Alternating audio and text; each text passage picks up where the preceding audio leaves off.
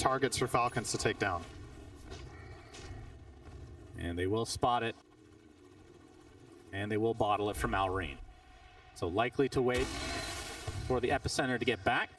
You got the Dazoon blood right, by the way. I'm not sure if you mentioned that. So luckily for you, I did not. An extra AoE for Malrine. Probably the best tier 4 possible for this hero. I think in this game it's the second best. I think the best one is Outworld Staff. Yeah, maybe, actually. You can't have in general, yes. This is the best. Alright, well, no one. Yeah, definitely holding on to his money for this buyback, for this eventual push, this next 3 minutes that Falcons have to work with. He got his 25 as well. Pvision, despite being 27k down, are starting to have a lot of damage, as a matter of fact. So now Jug is almost 6 slotted. The Storm 25 is a massive improvement. You got 2 Supernovas. The main problem is that your supports offer so little. I mean, look at the pitiful net worths in this breakdown. It's kind of unreal just how far behind they are compared to the counterparts. So they don't offer that much. The cores, even with this deficit, I feel like can put up a fight, but can you protect the supports? If they die first, the game might just end. 25 there it is. On a Mar. There it is. Aghanim Scepter for no one. Blue hole ready to go. He has 2,500 in the bank, so buyback still intact. Skater now. They have the one lane. He's going to take the electric board. Has a lot of damage, actually. He's dead. That's life number 1. Falcons need to be ready. Rolling Thunder coming. Malrine misses the burrow strike. Gets the epicenter off, though. Satanic easily be able to clear. It's a beautiful egg just in time. No one, they kill off the egg. Double kill for Skeeter. And now the pressure applied to Satanic. He gets off a big Omni Slash. Actually kills off Malrine on the other side of the screen. Somehow, and a huge blue hole onto 2. And somehow Pvision is defending. Snakey goes down to the blade form as Amar, the last remaining member of Falcons, will TP out. Some way, somehow, Pvision defends. There's your damage. That bounce on the Omni Slash was absurd. He doesn't have a blink dagger, so I thought for a second that he blinked after Omni Slashing. That was very fortuitous for Satanic. I think seeing that, maybe no one should buy his shard too. Like just full on, you know, jump in, pop everything, just blast them before they can even react. That's scary stuff. I mean, look at this first kill. Yeah, they kill him so fast. This is without using Swift Flash. It's just attacks. I think Falcons just did not expect the damage to come out, so that Malrine is stunning heroes that aren't in the game there. They did kill off the egg really quickly, but the buyback obviously helping out big time. Look at this jump. Look at this jump. On all the creeps, they're fortified. That is crazy. And the blue hole to finish the job. I will say, though, in this situation, Falcons did actually not use their Outworld Staffs all that well. Malrine used it outside of the Omnislash, and then when it came toward him in the end, he had it on cooldown. Trying to use it in anticipation, perhaps, of Satanic going for him, you have to hold it. You have to wait and try to clutch it up. But there's so much to keep track of in these fights. Gotta be careful you don't waste it. But what a hold. Pvision. Now Satanic is going to get that refresher soon. He has the gold for it. Might just send his Ags first into a blessing. How much is he missing for that and buyback? It can't be more than like 2,000, which sounds like a lot, but really isn't at 48 minutes. It's quick to farm.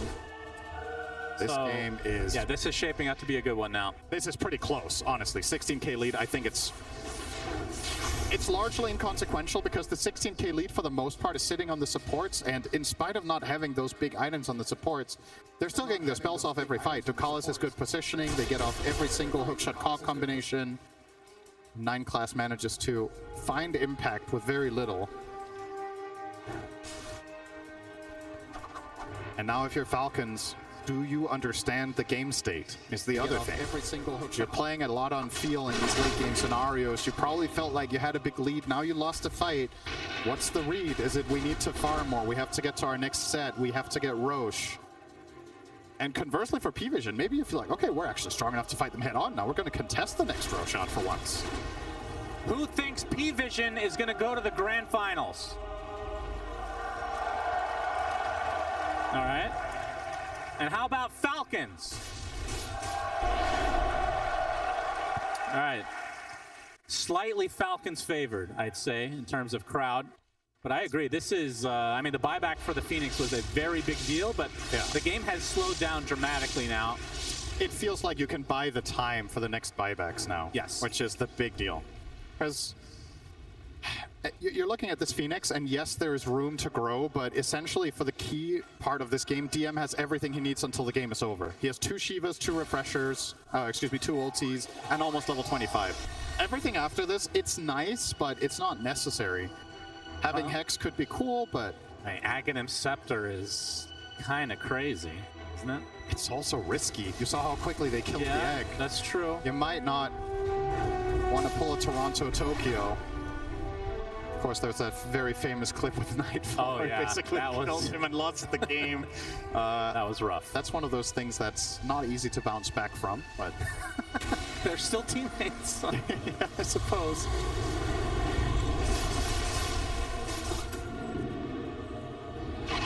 All right, so looking at Skeeter, I mean, I don't even know what you can do here. You replace your boots, I suppose. He looks like he's going for Manta style, so to try to mitigate a little bit of the Omni Slash. Generate more targets for Jug.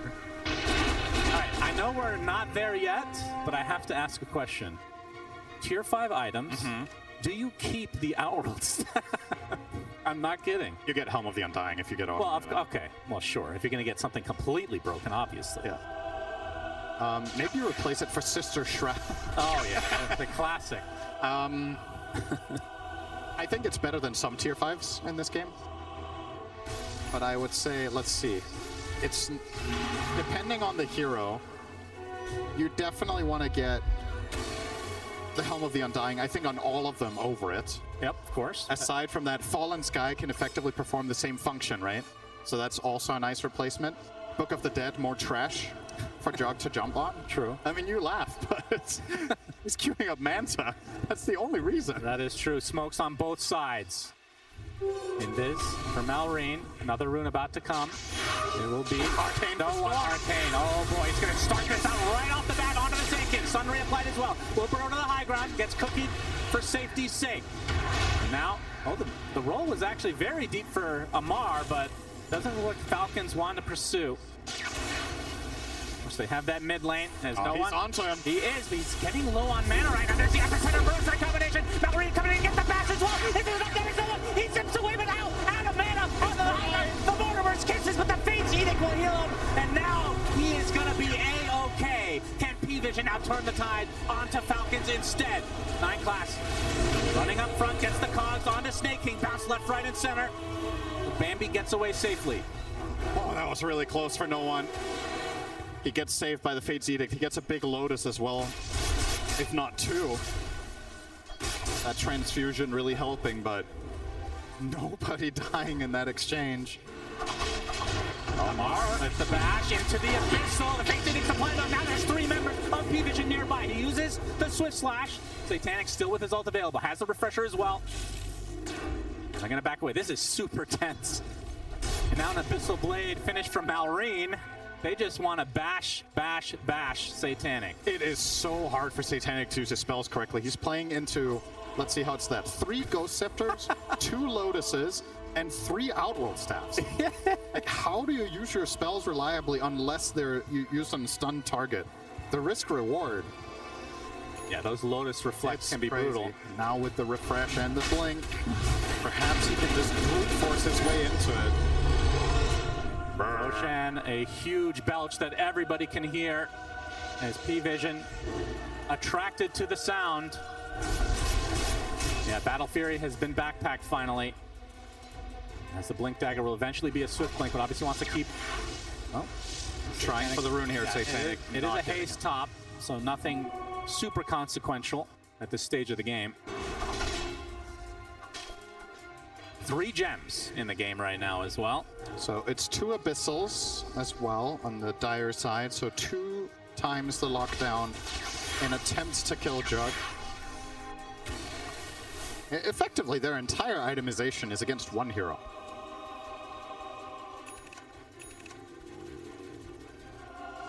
That's true. They have Oracle, Cinder. They know the runes.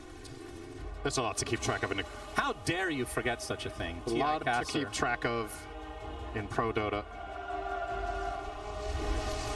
Well, you say, how did I forget? It was Jug who went for it. Yeah, no, I know. That's the ironic part. How did he forget? 55 minutes in, smoke from Pvision.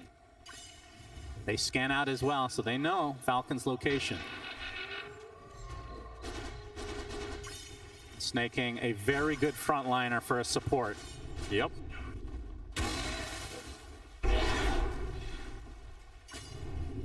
Feels like an item that we could have seen in this game was Wind Waker.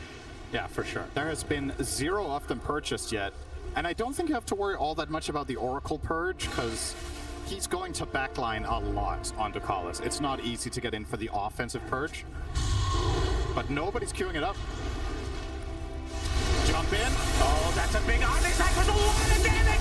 Down goes Skeeter. Buys back with empty display now onto something. They have to bash him again. No one is dead to Mallory now. Amar doing so much work in this fight. They're not going to buy back on their Skeeter. Satanic in quite a bit of trouble. Will pop the Blade Fury, getting healed up. He'll be able to get out of dodge as a result. They lose 2, buyback on 1. That was a huge kill on a Skeeter. Obviously has buyback available, but doesn't want to expend it unless he needs to. Can Pvision try to force a fight? Crit. Honestly, be spotted high ground. I see Veins not buying back there. A really tense moment. I feel like a lot of players just insta-click the buyback and take the fight, but stays patient. However, Pvision actually get this. Yes. If it's scouted by Falcons, does Skeeter buy back? It's already at half health. They're running out of time here. There's a lot of shit inside Roche. Yeah. Line class, known to be some vision.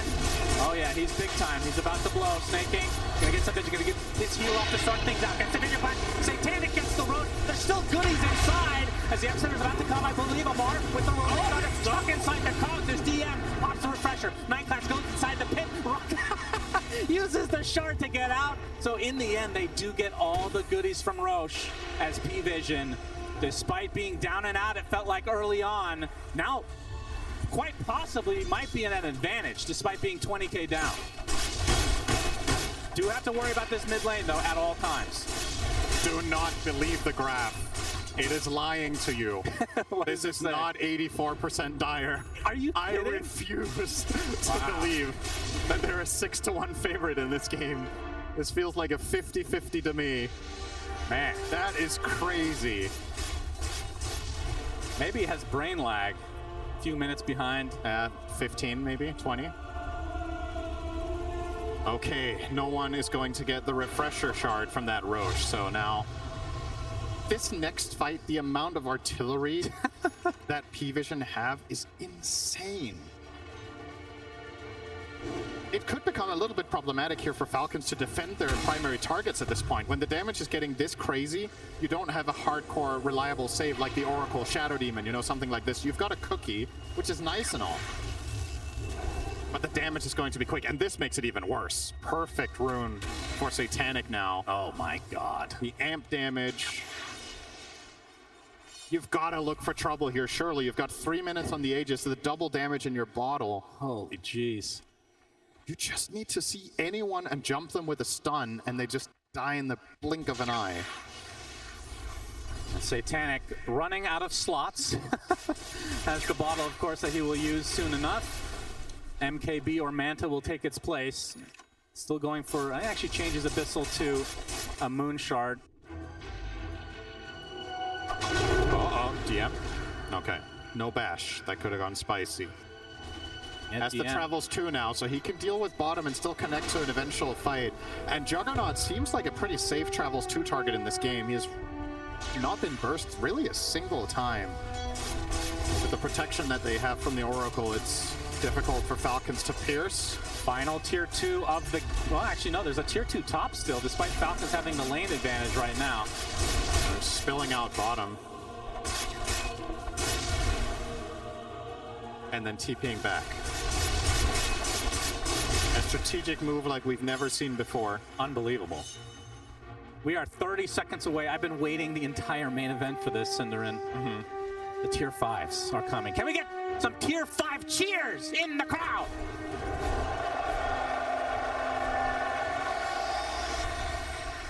Who loves Sister Shroud?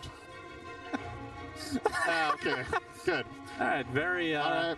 very educated crowd That's here. all I wanted to hear. That's great. Cinderin will not be happy with that until it is literally deleted. I know you. That's the thing about Dota players, though. Everybody hates or dislikes something. Skeeter, 'Cause the game has everything. yeah. Skeeter buys the Midas so he can get a guaranteed neutral. But fortunately, we love way more. Isn't that right, Shannon? That's right. We love the cart. Oh man, let's And talk the about love, Centaur the cart love right is now. bigger than anything you would dislike. Grab ally and the cart, Yep, and that's right. neither of those heroes in this game, of course. That doesn't matter. All right, how many Helm of the Undyings are we gonna see? Oh yeah, that's honestly, that might be the story of this late game. It's so good for both teams, shockingly. Yes, it is good. Oh my But god. against Jog. Satanic gets Helm. Yeah, but what do you He's thinking pick, about though? it. Oh, he goes for Stygian. Okay, very, very confident young man. Audacious Stygian is a lot of damage. It is. It is a lot. Unrelenting Eye. Oh, interesting. Fallen Sky for DM. So more status resist for every enemy hero within 600 units, just trying to not get comboed, I suppose, on the Storm. Yeah, I think Unrelenting Eye is definitely an underrated tier 5. It doesn't sound all that sexy, but it's gotta be good. It's just Helm of the Undying though. It's super crazy. Okay, who can craft? Ench, Gyro, Sand King. Okay, all 5 of them on Falcons have crafts ready. Do they keep the Outworld staff? Another Stygian. So Skeeter Malrine and as well. Malrine go Stygian. Okay. Very interesting. Amar cannot choose. He cannot choose the helm. We see the book on Snap. Helm of the Undying on Ench. All right. Arguably, maybe the least impactful one they can get because the spells that Snaking offers after dying are. Yeah, another Helm of the Less Undying critical. for 9 class. So 2 supports have it. This is a game where recrafting could become a real thing, though. Oh, full smoke from Falcons. They have 5 out of 5 tier 5s.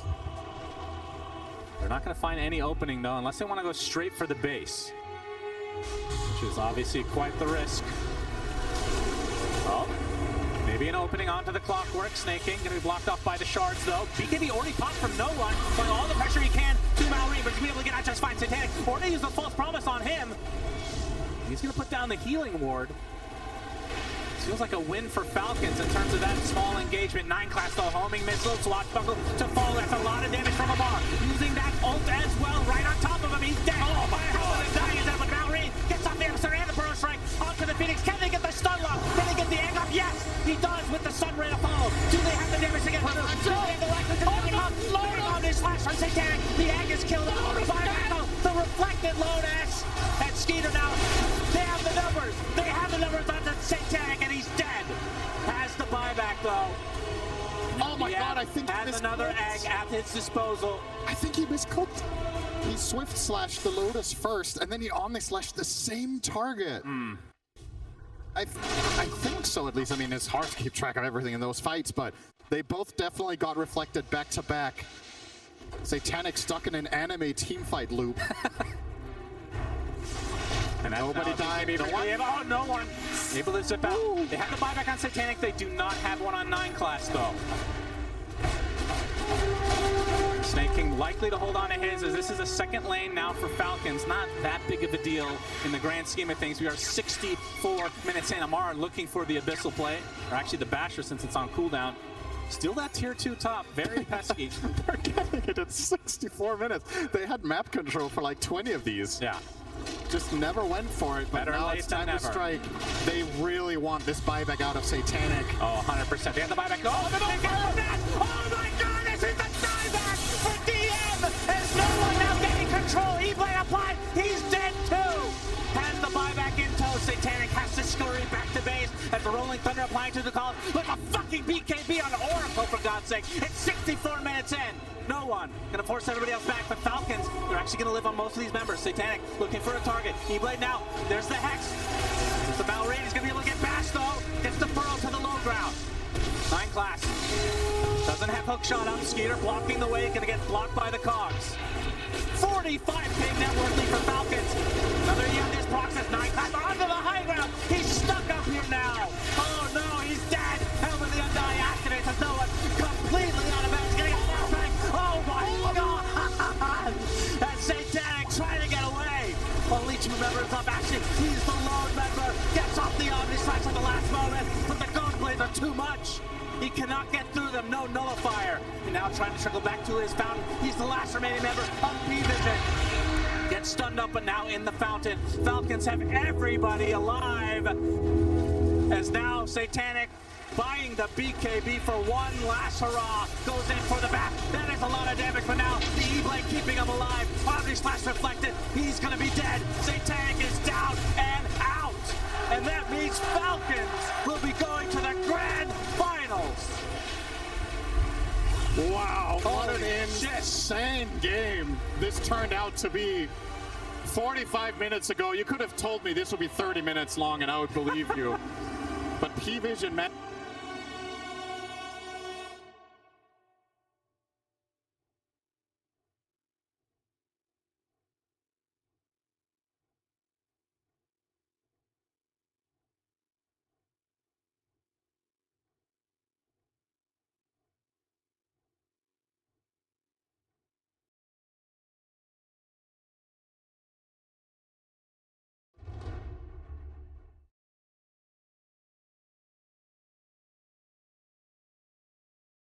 Coming series is Falcons clearly figured something out here today. This game was really hard, but they did get it done.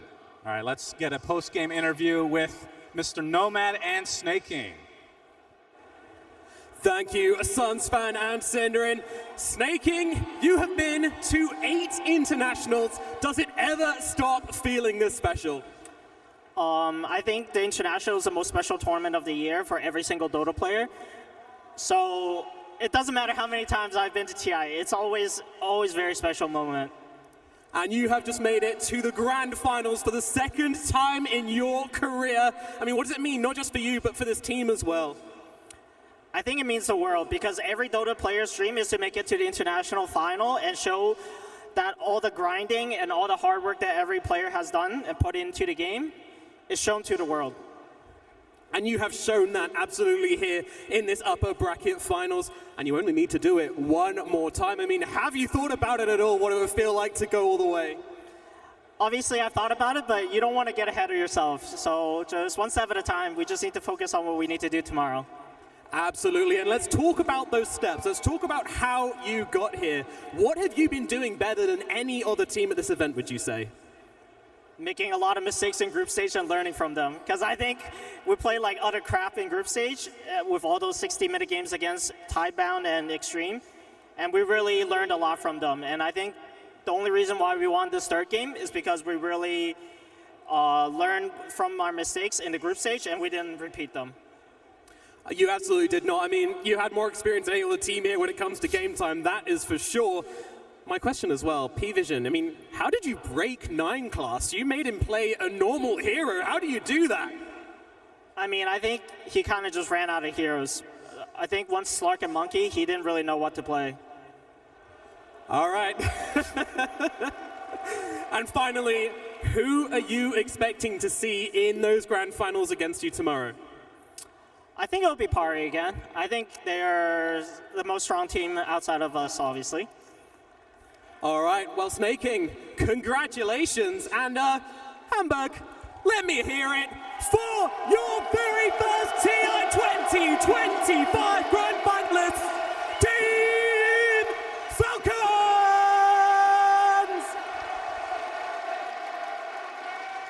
Congratulations are in order indeed. Falcons, your first team in that grand finals. And with that, of course, it also means that we still have 2 players in the running to being that 2-time TI champion. And 3 times. If you count Coach E.O.E, who has already won as a player and a coach, and potentially twice as a coach. Depends on who they're facing, though. At first, let us break this game down, because this was a long one, and we thought it might be a long one, T-Gov. It was maybe a little bit different than we were expecting, because it was not very back and forth. It was mostly forth. I mean, it was just a beautiful game, right? Because Pvision, sorry, they had their backs against the wall, they were stuck in their base, and then you have this epic moment where Satanic's hitting like these epic like, swift slashes, omni slashes, and no one on the Storm Spirit hitting these hits. Like, it is the perfect like recipe for a beautiful game 3. But Falcons, the itemization, the team fight, they're helping each other out. Like, we're looking at the end game. You've got there's 3 E-Blades, 2 Ghost Scepters, 2 Lotus Orbs, a single nullifier available for Pvision, but just dragging out the game, kiting out the fights. You just couldn't ask for a better game 3. I'm still like very impressed with what Pvision were able to do in this game, because they were down so much. At minute 20, I was like, all right, pack it up. In 8 minutes, we're gonna be on the panel talking about this game. But they were like, no, like they're so good at holding the map, playing these side lanes, trying to force Falcons back in and making these clutch plays that we're talking about, where you're this far behind, but they know what they're playing for. But the problem is, it's Prime Falcons. Their early game is good. They got the heroes they want. And all these games that Snake King talked about, it's so much experience on what you want to build in the late game. What's your itemization? What do you need to do? Like, this team, so deserving of being in the grand finals. They really are. I mean, we heard it from Snake King. They leveled up from their group stage. They learned all these valuable lessons from their very long games. So they go into long games like this, and you see that discipline come out of them. Mostly towards the end of the game, it was just about kiting those Omni Slashes, waiting for those Lotuses. You know, those Outworld staffs really came in clutch at some point, but they didn't falter when it looked like Pvision hit this really strong timing. They got that pickoff on Phoenix when he dove in with no buyback, instant Abyssal Blade, and they sealed the deal there. And when they took the Aegis, right, for Skidder to die, and when no one died, Skidder didn't like rush buyback, they didn't panic over the Snowshan. The game breathed, the game developed, and they identified the next move, and it is great to see the emotion. And you know, I fully echo what Snake was saying. You know how important the international is and how much it means. You know, you could see that in the game. Falcons, they made sure that every move they made was so that they could punch their ticket into the grand final. You have to be so happy for them. Like, first of all, Crit hasn't made it to a TI Grand Finals before. You have Malrine and Amar who've played together for so long. Yeah, they've won LANs, they've won other events, but this is something absolutely different. So the fact that, you know, of course they need to celebrate. They're also playing out of their minds. Their itemization, what they're doing. Yeah, I can only sing praises for this team. Yeah, Malrine in particular really stepped up these last 2 games. That game in his Pango was excellent. This one in his Sand King, he got his bread and butter. Their idea of camping mid with the Oracle and the Storm Spirit did not work out. He hit his timings and he was a menace on that map. You pair him up with Amar on his Pango, and they were like causing chaos in this mid game. It was so hard for Pvision to take these fights. They were constantly on the hunt.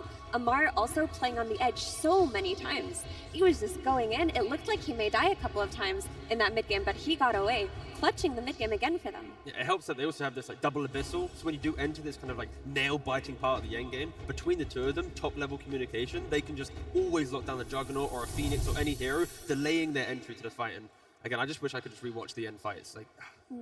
They are always very special and very spectacular. I think the Lotus or Omni Slash with Gyro and the obviously Juggernaut Omni Slashing each other, as in not, then it's just beautiful to watch. You want to have moments like these on the main stage. They don't always happen, because I do think that there might be mistakes in mind, because you don't want to Omni Slash a Lotus Orb target. Let that be a lesson. Now, you also don't want games to go that long. Why did it go this long?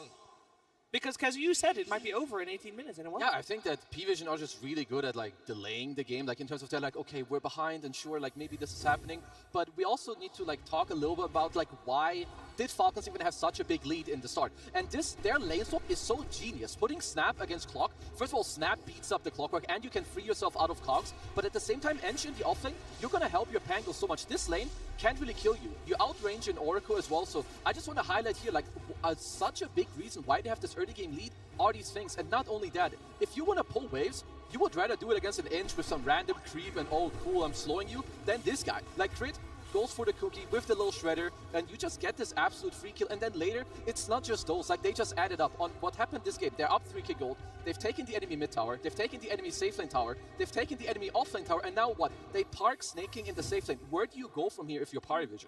That's why I feel it's even more impressive. They that they could hold onto this game as long as they did. Yeah, and to answer your question, Chiefs, about why it took so long for Falcons to close it out, it was satanic. I mean, that kid channeled so much resilience today. Him and Ducalis, they positioned themselves in the map such that he was always ready to tank smokes for him, ulti him if he ever got caught. They farmed the edges of the map for as long as they could, and Satanic really showed discipline with his Omni Slashes too. He didn't join any bad early game fights. He didn't Omni Slash when it looked potentially good. For example, near their triangle when Pango rolled in, he was like, nope, I'm out of here. And he waited for his opportunity until the very end where he got that really cool Omni Slash with the Vortex. Unfortunately, it just wasn't enough, but it was awesome to see.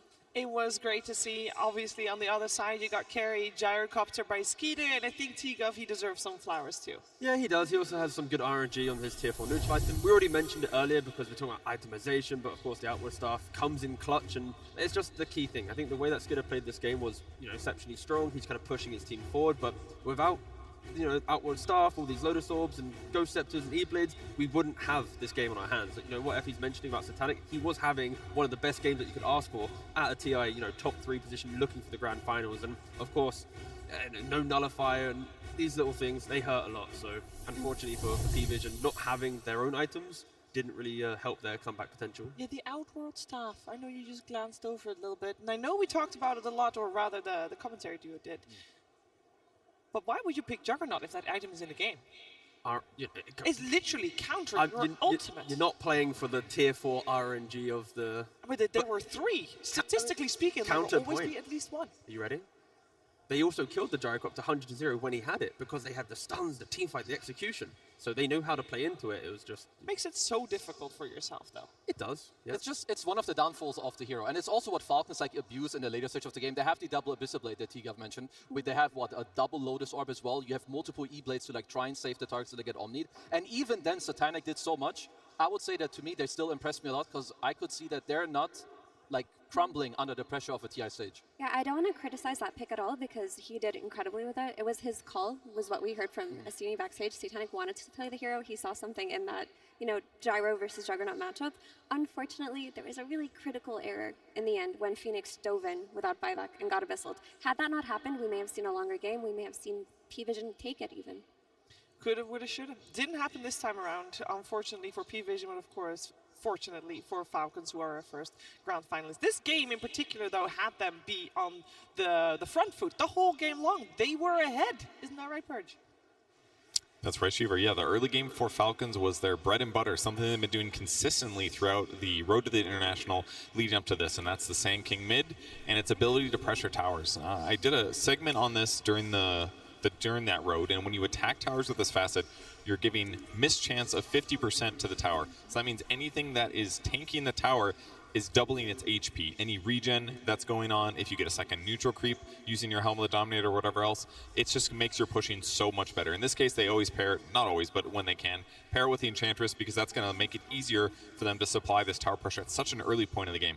And then Mallory instantly shifts to the bot lane because his opponents had reacted decently with the defense, and they do the same thing here. This one creep wave, they basically traded a tower for a single melee creep, which is insane, but very, very valuable. And then what Mallory does is he goes back to the mid lane, because he says, I need to play for this rune, and watch what 9 class does. Does a great job with his cogs here to cause some disruption, and this one especially, he's going to shoot this cog right over the rune the exact same time that it spawns.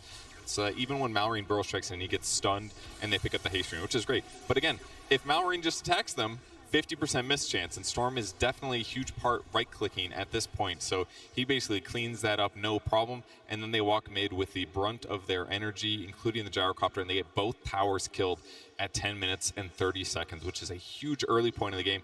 They go on to defend their safe lane, have a nice big gold advantage, and that is why the game got so hard for Pvision, because they could not slow down this tower pressure.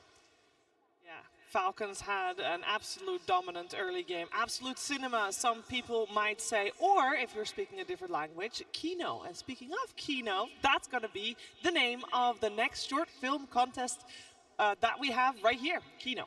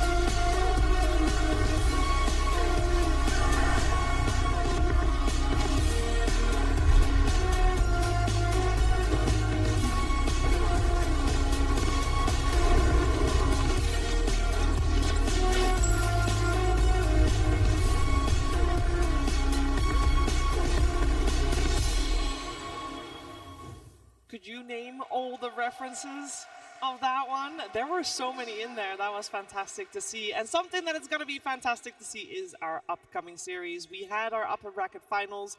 It was great. It's time to do the thing that's necessary, eliminate one more team, because there's only space for 3 teams on the final day. We already got Falcons in those grand finals. We got Pvision in the lower bracket finals. We can take a look at the bracket to see where we stand, because 2 more teams got to play today to see who has the honor on playing on Championship Sunday, Kezu. Yeah, and we're going to have to just wait to find out, because also the lower bracket, it's really, I mean, I would say, you know, you have the winner bracket and you lose. This is where it makes or breaks the team. So you drop down below and you have to make it work. You don't have a secondary life, but both these teams that we're seeing in the next match, I've seen them both level up a lot. Both BB Team and especially Extreme Gaming, after the, I would say, really devastating loss they received by Extreme Gaming, they've leveled up a lot. They really have, especially BB Team. Like, they've just flipped the narrative on its head of how we perceive this team. Like, in the past, you look at this team as early game dominance, strong laners, aggressive hyper carry who's always owning. This entire game, this entire tournament, they've been like losing lanes, struggling, making big comebacks, and winning off of that. So they're on their TI anime journey right now. They really are. And with these top 4 teams that we have here in Germany, it does also mean we got a unique situation, T. Yeah, I did a little bit of a deep dive across the last 14 internationals that we had. You know, when you get to the top 4, you're like, we're at the international. What is the regional split, right? Looking at TI1, we had 4 different regions at the international. But then when you progress through the years, you know, TI2, TI3, TI4, TI5, China was so dominant. But look across the screen, you just don't see Eastern Europe anywhere dominating the top 4 until this TI. With both Pvision and BB breaking into the top 4, it's the first time ever the region holds a majority at an international. Yeah, I feel like usually we have, like, you know, you have your team spirit at the top. Of course, they didn't make it this far. But BB Team, they're always like in the contention. They kind of make it, but then it's like top 5, top 6, you know, they kind of fall short. But this time around, through the lower bracket, they're coming back, they're powering up, so could even see them go further. Yeah, we could definitely see them go further. Of course, Extreme Gaming is in the way of BB Team. But let's focus our attention on BB Team. And in particular, let's focus our attention on the mid laner GPK, Kezu. Yeah, this guy has been, I don't know what he did or what happened to him, but this guy's performances are really incredible. Like the way and the things that he just does, he plays with such conviction, confidence, and with like the correct heroes too. So we should take a look at kind of his stats, his KDA, because this guy, I would say out of any other mid player that we have, I don't see this guy lose his lanes like ever. Like every time that we see him play, he just destroys. So these are the heroes that he plays, and we touched on it like the other days too, right? The spirits aren't as much in favor, but his Earthshaker and the odd times where he does play the Void Spirit or the Puck or the DK, like this guy's stats and the heroes he can play, he can take over a game. He can play make, he can make it happen for his team. And I believe we also have a clip because I want to show that this guy just has the confidence. This is from today's game. You are down, like your aim is that the enemy team's rushing. You just respawn, double step into the pit like a freak, and he steals the Aegis. This was just after Heroic bought back Yuma himself to kill them to now take the Aegis. The moment that GPK goes for this play and steals the Aegis, the game actually just ended. He's been playing out of his mind. Like, we talk about all of these comebacks that BB Team showed, but the core of these comebacks were GPK and Save. He has been so stable throughout this entire tournament, and without his top performances, BB Team would not have made it this far. Yeah, I mean, if at any point Pure fixes his laning phase, this team can level up even further. The fact that they're not all operating at 100% is scary. The fact they're top 4, based on Miro or Save or GPK, you know, dominating the, these mid portions of the game, it is just a scary prospect. At any minute, when they fully wake up, then they can make this, the true run to the finals. Yeah, and I will say, we heard earlier from Snake King on stage that they learned a lot by having a really long road in the group stage and playing all these long games. I feel like BB Team has kind of adopted their strategy because every single series they played right here on the main stage, it went to 3 games. Surely that would have helped them move further and adapt. It did. I mean, it's not the 3-game series we're used to seeing from them. Like I mentioned, they've had to make so many comebacks, but I think the really cool thing about their long journey here is that Pure has learned a lot of humility. Like, he's gotten his ass handed to him in a lot of these lanes. And today, with his gyrocopter in that Game 3 versus Heroic, it felt like despite all of the negative emotions, he was able to pull through and clutch for his team. So maybe that momentum from that really cool win will push them forward here. Yeah, and speaking of pulling through, Extreme Gaming on the main stage as well. They did have a rough time in that upper bracket, but since getting dropped down this morning, because they looked very good. Yeah, no, like they look absolutely different. I would say this morning, and Mira, I believe You wanted to show some pics? Yeah, I just wanted to show some of the individual heroes we've been seeing coming out of Extreme Gaming, because we talk about Pvision being the spicy team, but Extreme Gaming has been a little bit spicy for themselves. Today we saw Carry CK come out of Ame, the sniper that was an XM staple coming out. There's even been a Carry Omni Knight at some point. They also run a couple of supports that other teams don't. They run the ET from the 5. They also run the Mirana.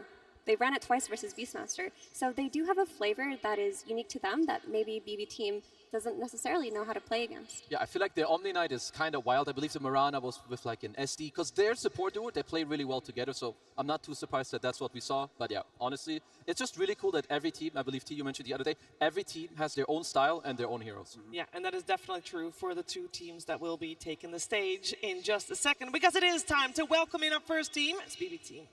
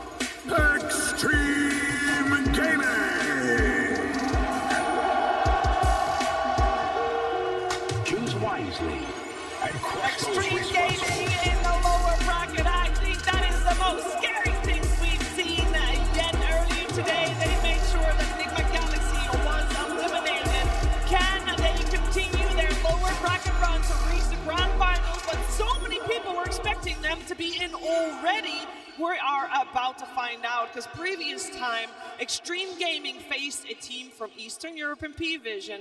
They got O2, and it looked rough, Kezu. No, it looked real bad, I'm not gonna lie. But since then, of course, some time has passed, and I heard that they thought, some of the item builds weren't as good. They got a little bit exploited when it comes to the map play. So this is absolutely a team that I can see, they take a beating and they level it up. You have Xiao as your coach. You have very experienced players. If anyone can do it, it has got to be them as well. Yeah, even in that second game versus Pvision, where they lost, they made really big adaptations in that game too from that game 1. So they were already halfway there on that path of dealing with this meta of map play, of split push, of these Helm of Dominator creeps. And I think Xiao's cooked some stuff up from yesterday to today. I mean, we already saw the CK come out today. We already saw the mid sniper. It depends on how Xiao wants to approach this draft. Does he want to look at the tempo coming from GPK on the mid lane or Mira on the off lane? Depending on which one they navigate, they could try and deal with in the draft, maybe some bans. I think that's when they have a game on their hand, right? Realistically, is BB as quick as a team as, let's say, Pvision, right? I don't think they are. So I think the game should last a lot longer. We should see the real depth of both teams kind of shine. Looking forward to seeing that. And if we're talking about the depths of both teams, one thing that is not really deep for both teams is the Mars. It's quite on the surface, actually, Tigo.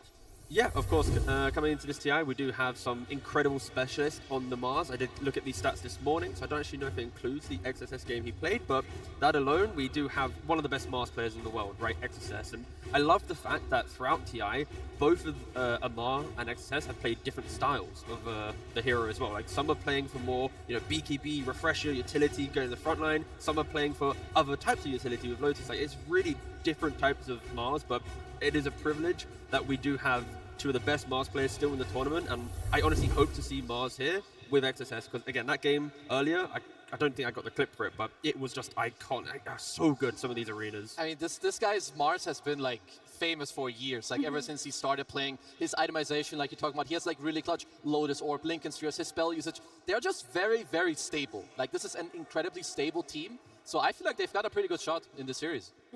And Extreme Gaming are very team fight heavy as well. Unlike other teams in this tournament, they haven't really been winning by, split pushing and Helm of the Dominator. They've been winning by making it to late game, winning off of Amezbach, getting these clutch team fights.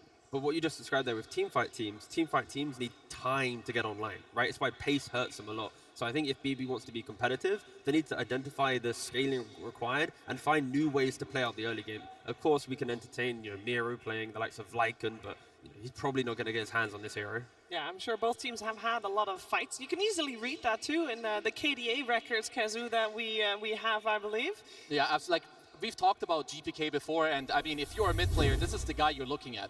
Because this guy, he's on this, like, his KDA is kind of out of this world. Like, you look at the other guys, Yuba, Rip, not here anymore, but his KDA is out of this world too. But GPK, I feel like he's really the one that has held his team together in, like, the toughest games. Sometimes, and a lot of the times too, you have Save and Meru who, like, join in. But GPK, to me, he has been the standout player. So if BB team fans out there want to see them do well, they've got to put their eyes on GPK and hope that he can perform like he did in the other games.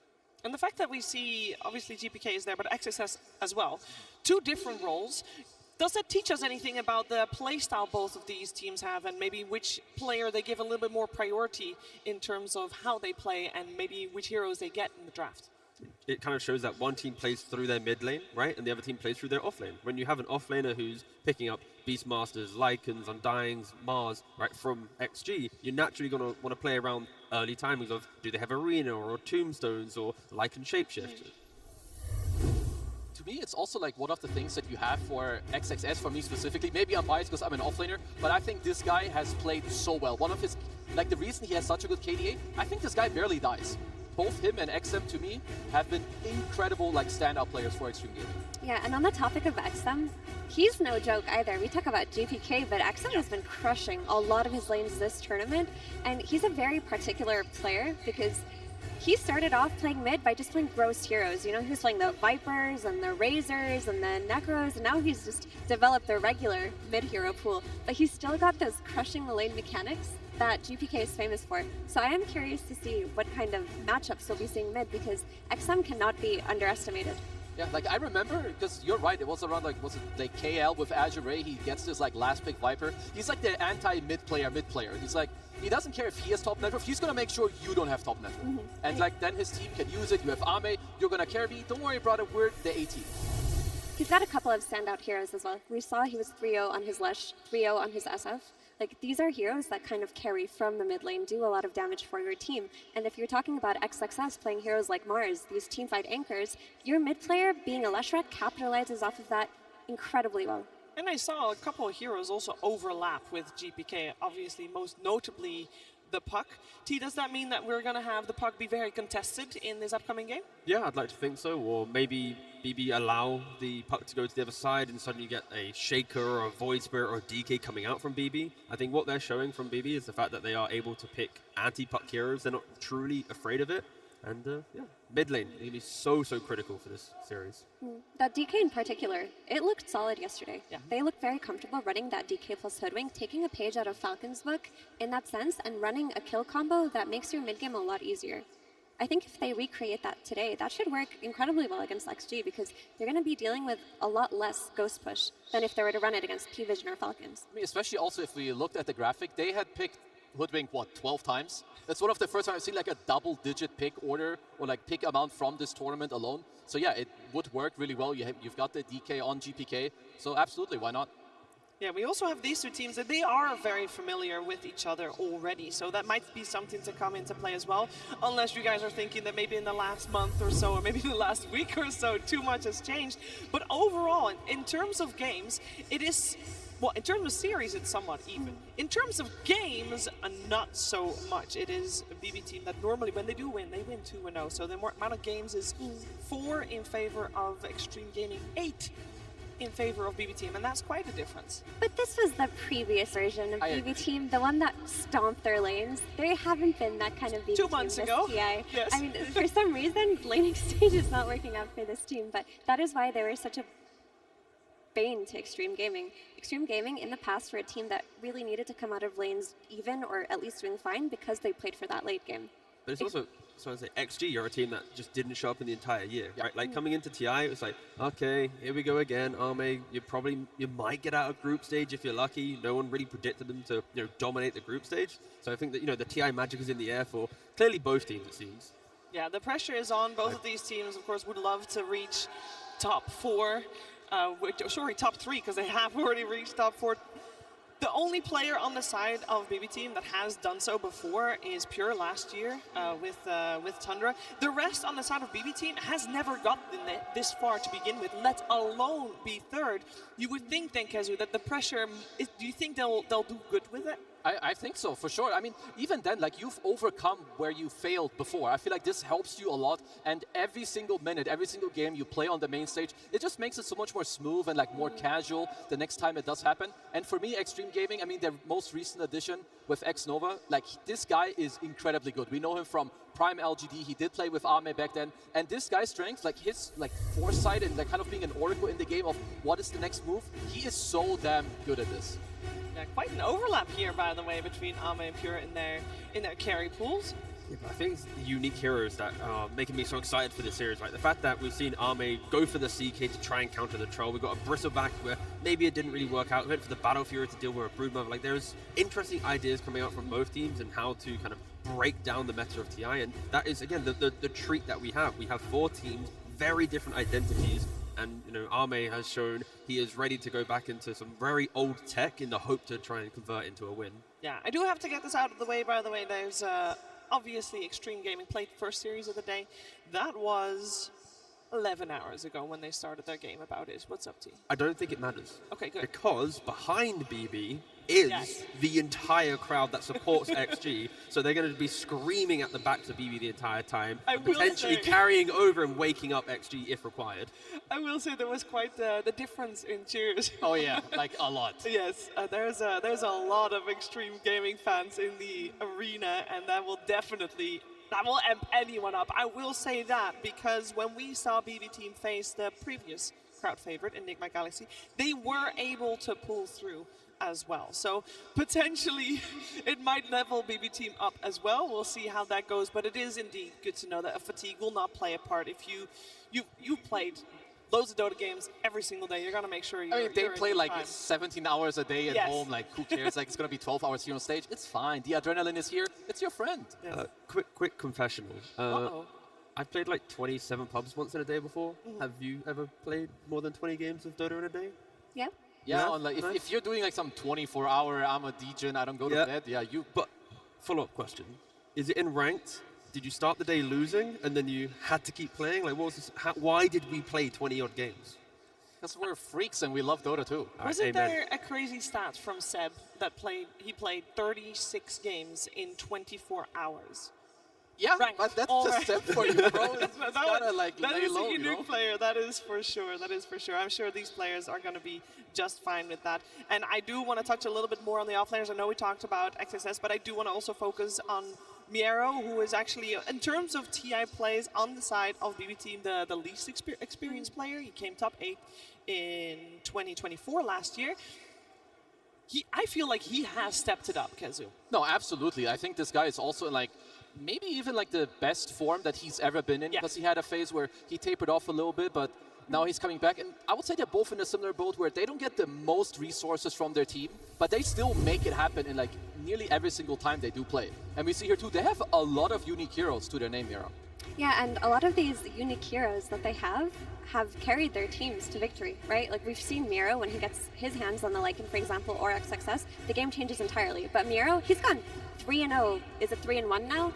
Or 4-1? I think he won another game on this Bristleback, but he carries when he gets his hero. You look at XXS, he'll play that offlane Undying sometimes. He'll be like that big bad that his team rallies around really early on, then transitioning into utility where he can unsave Ame. They are very individual in this sense, but you are very right. They take a lot less resources than the rest of their team.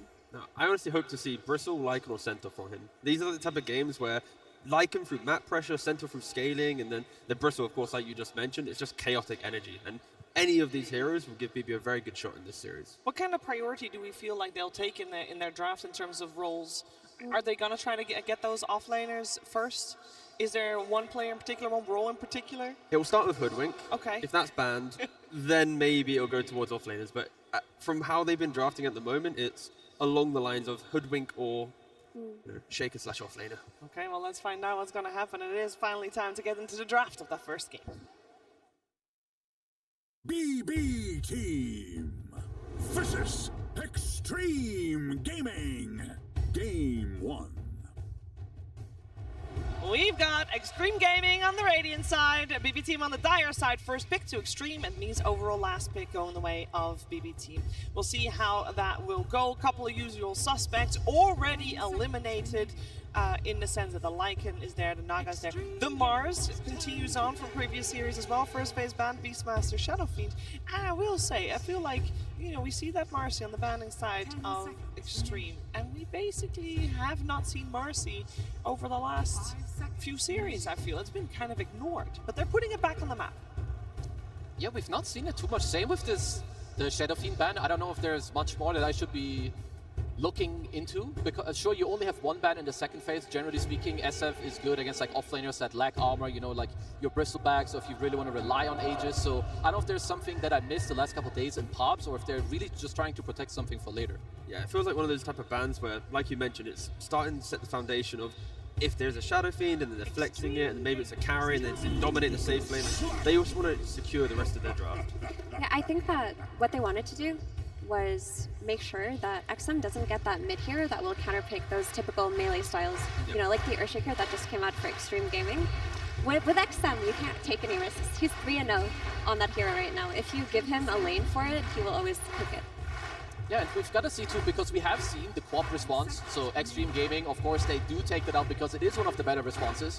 So I also kind of want to see where BB Team do take it. They're not the most notorious Monkey King team, so maybe they'll just be like, sure, you farm, I'll pick something where I farm, so maybe they don't care as much about like the counter pick within the lane. Yeah, I just want to make sure for XG that they continue down this line of make sure Shaker isn't just fully rotated on, right? And I don't think BB will do it as well as other teams that we saw, at least in that previous series.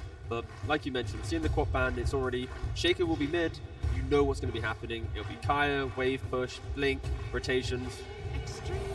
And they did flex Shaker to offlane earlier today. There is a chance that if they see something even better for the mid lane, they might just throw that Earthshaker, give it to XXS. Yeah, I'm not gonna lie. XXS, when it comes to like spell casting, backliners, and like you enable your team to like play the fight that they want, he excels on all of these heroes. 10 seconds remaining. This is an unusual opening from BB Team, I want to say. The Templar Assassin, this early. Based on the flex to Shaker to offlane, I don't mind the TA because it can, because your second pick, you'll have last pick in the draft, you can now follow the Shaker the entire time, and be it mid or carry TA, you're going to be able to bully the Shaker, right? We don't see mid TA that much, but it is a GPK specialty, and if you can get it through, you will do it. Yeah, the flex is always everywhere, but I wonder if there's an element of, let's just make our safe lane have an easier time than it has been having. Let's just pick a very stable laner for Pure, one of his signatures, and make sure that he doesn't get his heroes banned out later on. That is a step in a very helpful direction for Pure, at least. I mean, I like the safe lane TA a little bit more than mid, because I do think like when you, sure, it's a very good hero, it farms a lot, it does very well in those lanes, but you don't help your team very much. And I think BB Team, they rely on GPK to open up the map, or at least be able to help you defend the areas that you need to play in. The only time that you could put the TA mid is your carry becomes very sacrificial. Like, the only, realistically, you need like a Skidder style carry in that safe lane. Well, no surprise in the safe Hoodwink. I'm sure that XG knew this was coming. BB Team are very happy that they do get their hands on it as well. Now you just need your Hoodwink kill combos, right? You know, your Centaurs, your DKs from mid, anything that can set up to take advantage of this hero's early game impact. So for XG, we're most likely just looking at their double support, something that they've played a lot, so they'll go with the Bane. I wanted to mention that they play a lot of ET, which would have been available in this moment. but you get the Bane Snap. Two heroes that honestly can do quite a lot on the map, whether it is set up to be your 1+1 or the follow-up damage into the Shaker, and two different saves. And when you want to look at like the regional differences from our top teams that we have left, XG always wants stuns. They always want ways to take fights. And like you just mentioned, that layering, you've got the Cookie for a save, you've got Nightmare for a save, you then have Cookie for a stun, you have Grip, you have Slam. There's so many ways for them to save, kite, and prolong engagements that if BB mis-execute, TA can be quite a volatile hero. When you blink in, if you don't have the pike and ways to disengage, if you're getting locked down, you can just get 100-0. Yeah, Pre-BKB, of course. By including Vayne so early in your draft, you're making it an anti-carry draft as well. You're making sure that this TA that goes picked first does not go unpunished.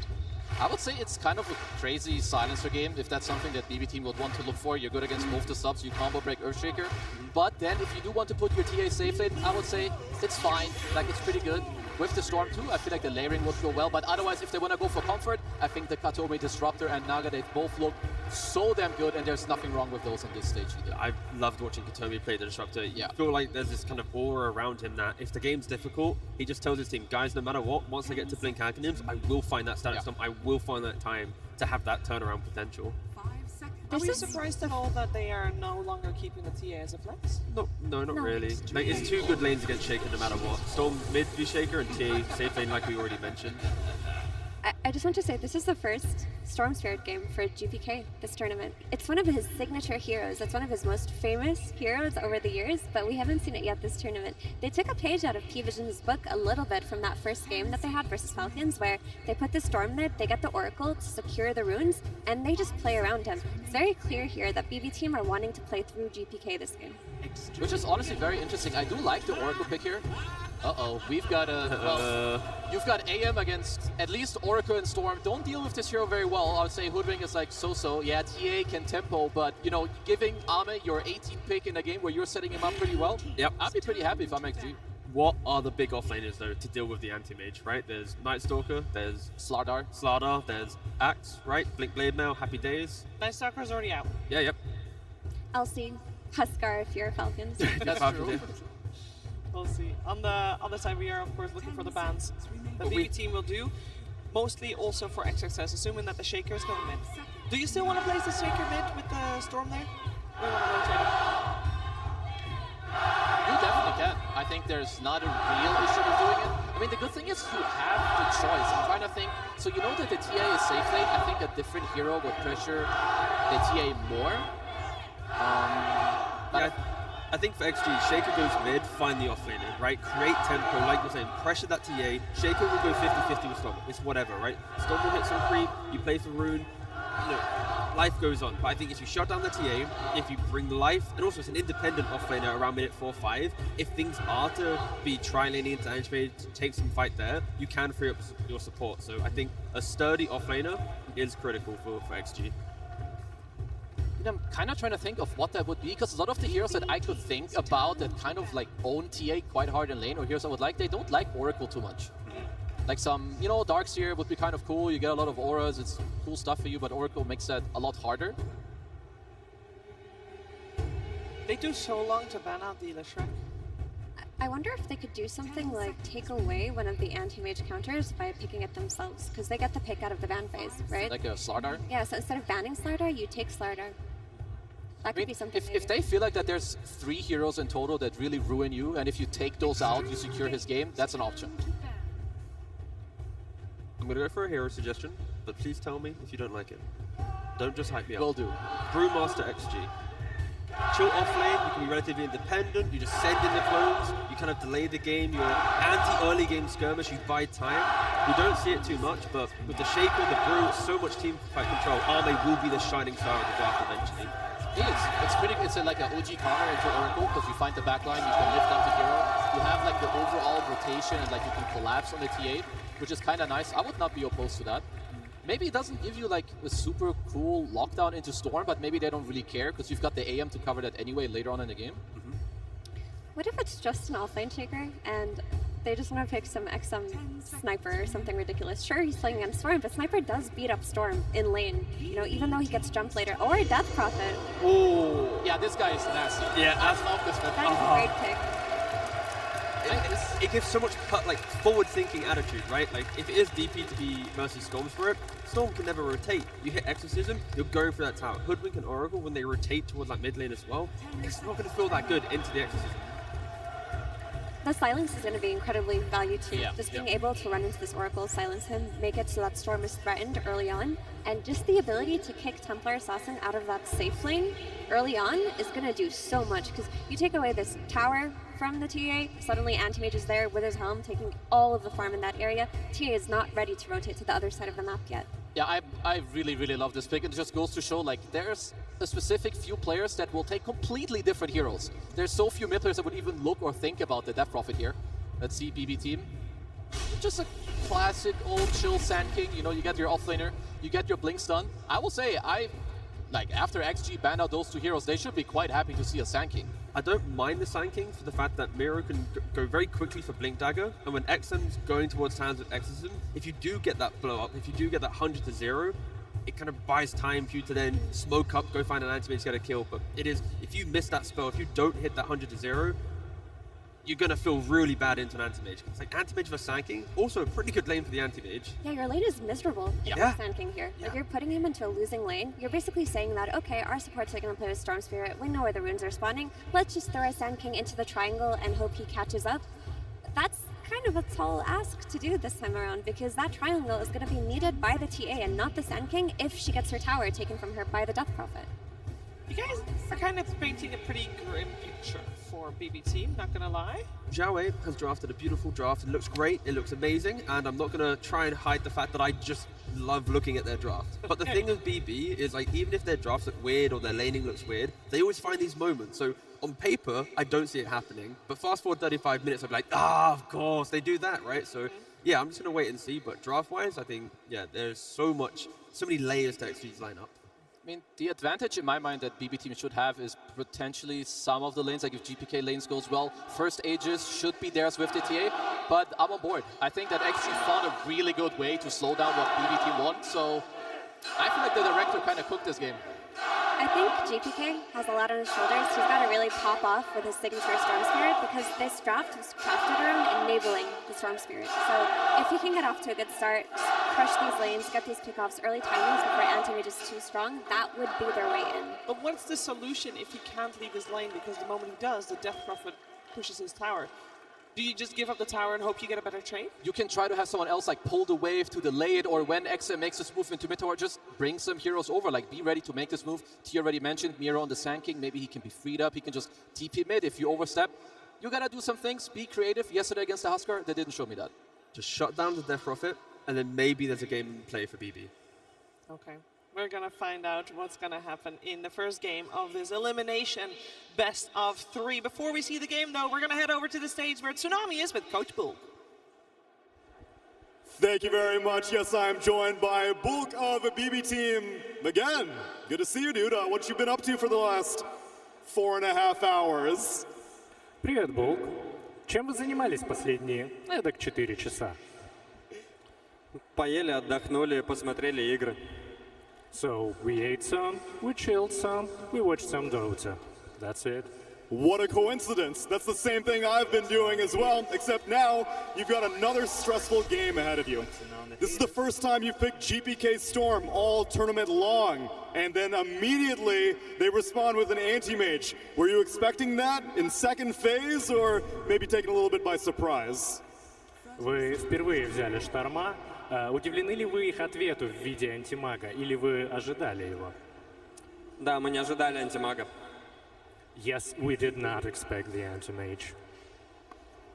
Now tell me, is he being serious? I feel like I'm sensing a bit of sarcasm here. There is some sass in there. Не услышал. Он спрашивает. Я не слышу нифига. Вопрос в том, насколько серьезен был твой ответ. Полностью серьезно. Мы не ждали антимага. Well, I gotta trust you then, and if you two were taken by surprise, let's see if your players were not. Bulk, let's see how you do in the second elimination series, and we pass it over to our casters for game number 1. Thank you so much, Tsunami, and of course the lovely translations. Love to hear it. I cannot freaking wait for this series. It's top 4, man. We're here. Yeah, we've been waiting. We got some game 3s. Oh, it's been a great day so far. I would like some more. Can we get another game 3, please? Keep going, Ed. Yeah, let's just do that. I think that this is also one of the times when I'm watching these games and I'm out there and I think about, man, these guys have been here for a while. Like, we just did the interview, obviously, with Bulk. They were sitting and staying. But the other thing that I heard was that XG, throughout the entire duration of this time that they were hanging out here, after their series, they didn't leave. So they've just been waiting all day to see who their opponent's going to be. Yeah, keep an eye on the game, see how everyone's doing, and you know, there were definitely some questions heading into some of those games. For quite a while there, I wasn't sure who they were going to be facing either. Oh no.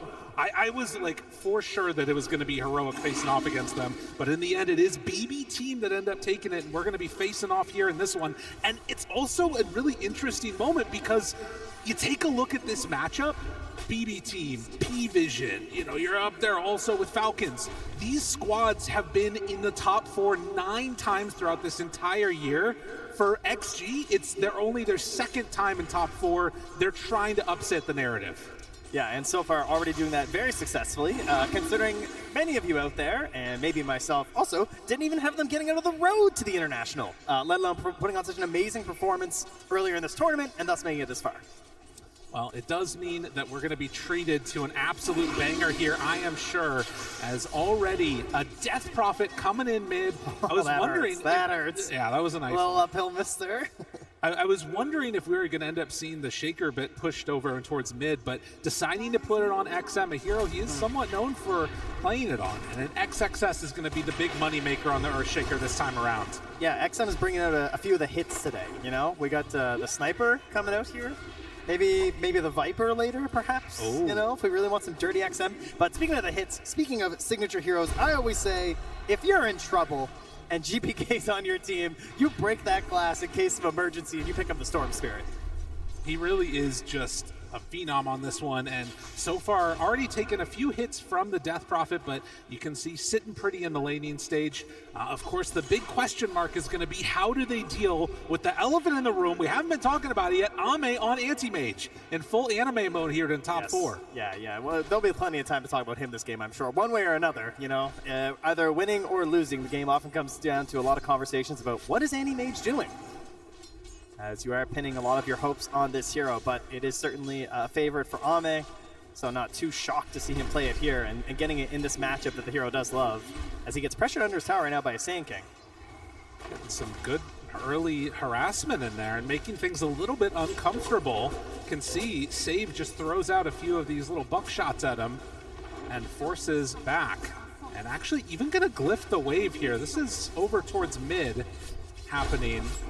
Ame is somebody that's a little bit vulnerable on that Anti-Mage here in the early levels. Yeah, you can see GPK getting in a little bit of trouble there with the Siphon coming out, but had the distance. And yeah, I mean, Death Prophet, like you said, a hero that XM certainly has played before, but not a hero we've seen a lot this tournament. Definitely, I think the first time we've been casting it, so it'll be interesting to see just, you know, the classic is just how much are you getting out of each exorcism. And that was a big one. Pure's Courier goes down. Was a very tough situation there. Or was that Ame? No, Ame's just coming on out to him. He's going to be fine. I think for me, speaking of someone else we haven't talked about this game, one of the best individual performances of today was XinQ on Snapfire earlier this morning. I feel like he absolutely dominated in one of those matches, so I'm sure he's feeling very good being back on this. And likewise, I mean, it was XXS as well, right, when he was playing on the Shaker. So they've already kind of warmed this up and are feeling very good about this. Right. Well, and that's going to be the other thing to watch for is obviously when, you know, XG was playing before, they had that tough series against Pvision and able to come together and put some solid results in this morning. But BB Team, a very different type of opponent to be playing up against, and want to see if they can sort of push this to the more late game scenarios. Obviously going to have really strong team fight around this Sand King too if Miero can get off to a hot start, and already you can see across the lanes they're eking out just a little bit of an advantage. Yeah, I think this morning XXS had a 10-minute blink. It was like right around the 10-minute mark. He busted it on the off lane, which is just crazy. You can't really assume that you're going to get that again. XinQ also just had an insane amount of kills that game, so not off to such an explosive start in this one. Well, still 0-0 at 5 minutes. And not a whole ton of roaming around. You got a freaking Oracle support here. The benefit, of course, is it does mean that more likely to be able to set up your Storm Spirit for good runes with that prognosticate. Yes, very important thing to point out there. That innate is just crazy good on Storm Spirit. We're always talking about how runes run the Spirit heroes, and I would say that Storm Spirit is the most susceptible to losing runes and having a really bad early game. But here it is, the first Exorcism forcing down this tower. They've got supports on each side. Save's trying to pull this off here, but like GPK's in the jungle doing stacks. He now returns, but this is oh my god, a lot of damage. I mean, it's a siege wave, and yeah, 6 minutes, and XinQ making that move over to get the little shredder debuff on the minus armor, and look at that, a 6-minute mid tower gone. Really, the only good news is that it was a shield room that they couldn't contest during the Exorcism, so GPK can take a slight Pyrrhic victory in that at the very least. But that is going to really open up the map. And I think the biggest thing also that this Death Prophet is going to give you as we see those camps blocked out is this sort of like countdown easy timer to take buildings consistently, right? Every single time that ulti's up, going to be trying to make some moves with it. Yeah, and one of the more important things too, as you heard the panel mention, was this idea of the Sand King relying on stacks this game. Already you can see not having an incredible lane, obviously, versus the Anti-Mage. It's hard to really bully a whole lot. Like, you're doing okay, but you know, you're not this dominating Sand King. You're hoping to get these stacks there. You might contest with Exorcisms. Does have boots on XinQ and making his way over. Is he going to be able to get there in time? Oh, just barely. And Katomi going to be shut down from that one as he will be eventually brought down. There it is. First blood drawn by XXS. Oh man, if that body block had have worked, that would have been awesome. Oh yeah. Not quite able to do it there. Dude, this crowd right now, chomping at the bit to just get going. Honestly, I feel like they are prepared for this game to go wild in a few. They're very organized. They have tools over there already, as you were mentioning. I know, I saw that. Yeah. It's like a little brass plate they were hitting. Getting the chanting organized here. Well, there is no agreement this time for 0 helms or anything, obviously, as it is finished up here for Ame, our go-to build on this Anti-Mage this tournament. As has happened time and again, and XM does not get the benefit of knowing where the rune is, so Storm bottles up the haste, and XM realizing it's going to be gone, but does have ulti ready. I want to see what XM decides to do with this. Is he going to play for more farming-oriented gameplay, or is he going to try and sort of bully down these lanes? I mean, it would be nice to just move towards your Shaker, I would think, you know? Try and take that top tower, make things a little bit more difficult up there for Pure. On the other hand, you could just say, hey, the lanes are going well. You're already just kind of chilling on the wave right now as a success. Could wait to respond instead and just keep controlling mid. But the Ghost is starting to meander a little bit towards the north. GPK. X-Nova's coming through the Twin Gate. All right, we got a plan for me here, perhaps. But this is the other thing, that you do have to be concerned about. A haste rune with the Storm Spirit could turn stuff south pretty quickly. And Yeah. X-Nova XM actually just goes straight back. He's like, there's waves coming in. That's not full commit, and X-Nova just goes right back through the gate. I mean, they have this trap on there, which is really nice, of course, to keep an eye on these support rotations. Strike the helm, tries to do some damage. Nice. Was not able to get there in time to take over another one, so the gold is handed over. And while this is happening, while the Ancients were blocked, GPK was able to take out 2 triple stacks over in the jungle. So he is building up his own net worth to try and contend right now with that Death Prophet. Yeah, unfortunately, though, you know, trying to get your Galvanized going, those do come from kills alongside levels, and not able to get one with the haste rune is a little painful. Nero is calling for a defense here. And thinking about it, this is a dangerous move to make with level 6 there. The cookie, they got Oracle that's the stun, but it is going to be Bane in trouble. Now the turn on to Nero, but the save is there. Oh, false promise doing some work, but XM does have the ulti ready and just has to TP out with one. Now Ame gonna chase down Katomi, find that finish, and will move immediately into the tower. Yeah, not what they're really hoping for. You don't get a good initiation there. You get the save from the Oracle, very nicely done, at least to get Miro out, but There's no conversion there from GPK. They still get the tower knocked down, and now that's the mid-tier 1, the bottom tier 1 gone, and the classic Ame getting so much space. Yeah, and on a hero that will make good use of it as well. Only 1 point up right now in that counterspell and ready to start working his way through the bottom of the map farming. And this is what you want to see for XXS. Will manage to do a nice little chunk of damage there and does have his Blink Dagger now done. Man, this guy is crushing on Shaker today. Actually ridiculous how fast he's getting these. Alright, so at the very least, because he's farming up with the Echo Slam, of course, there's not going to be this like immediate movement. But when it's back up, I mean, you know, you got 4 points Aftershock. You're very happy to start making maneuvers across this map. And you've got to imagine Pure is the prime target. Or, I guess, ending GBK's life would also be great here to try and start working on these Galvanized charges, as he is going to get smoked up now by Save. Only has an Illusion Rune to work with this time. Scan does connect, though. But I know that Ame is here. You know? I guess if Miro's here, too. Okay. Gonna try and make something happen. Sees Miro. Now Ame realizes that the jig is up. Yeah, the Spidey senses are tingling. Do you really get caught? No. Blinks away. Ame, never in doubt. Does he lose the other creep, though? He might just. XXS finishes off that camp and is going to head back home before getting ready for a smoke play, most likely. So, just about the 12-minute mark as we hear the crowd picking up again, trying to instill some hope. The team they're hoping is going to come away with the victory in this. Again, another rune secured thanks to Oracle's passive. Or innate, rather, I should say. And maybe looking for another go here onto Ame, but he is already backed away. Heading off to the other side, leaves his creep behind. I mean, they're just, this is what I love about Death Prophet. I always love this hero because it just gives you such clear direction for your team. Oh, yeah. Like, the enemy team knows what you're going to do, sure, but it's so powerful that they have to be ready at the exact moment. And they are not ready at all. Pure, in a world of hurt, will get saved for the moment with the false promise. And Katomi able to get there in time. Are they going to try and translate this into anything else, though? XM has Exorcism going, but having already used Kisses in the jump from XXS feels a little shaky. I mean, there is still Echo, you know? That's true. They have to really fully commit for this. And, okay, they are. Miro's coming through. He has his Blink Dagger. This could be a mistake from XG if they try and force this.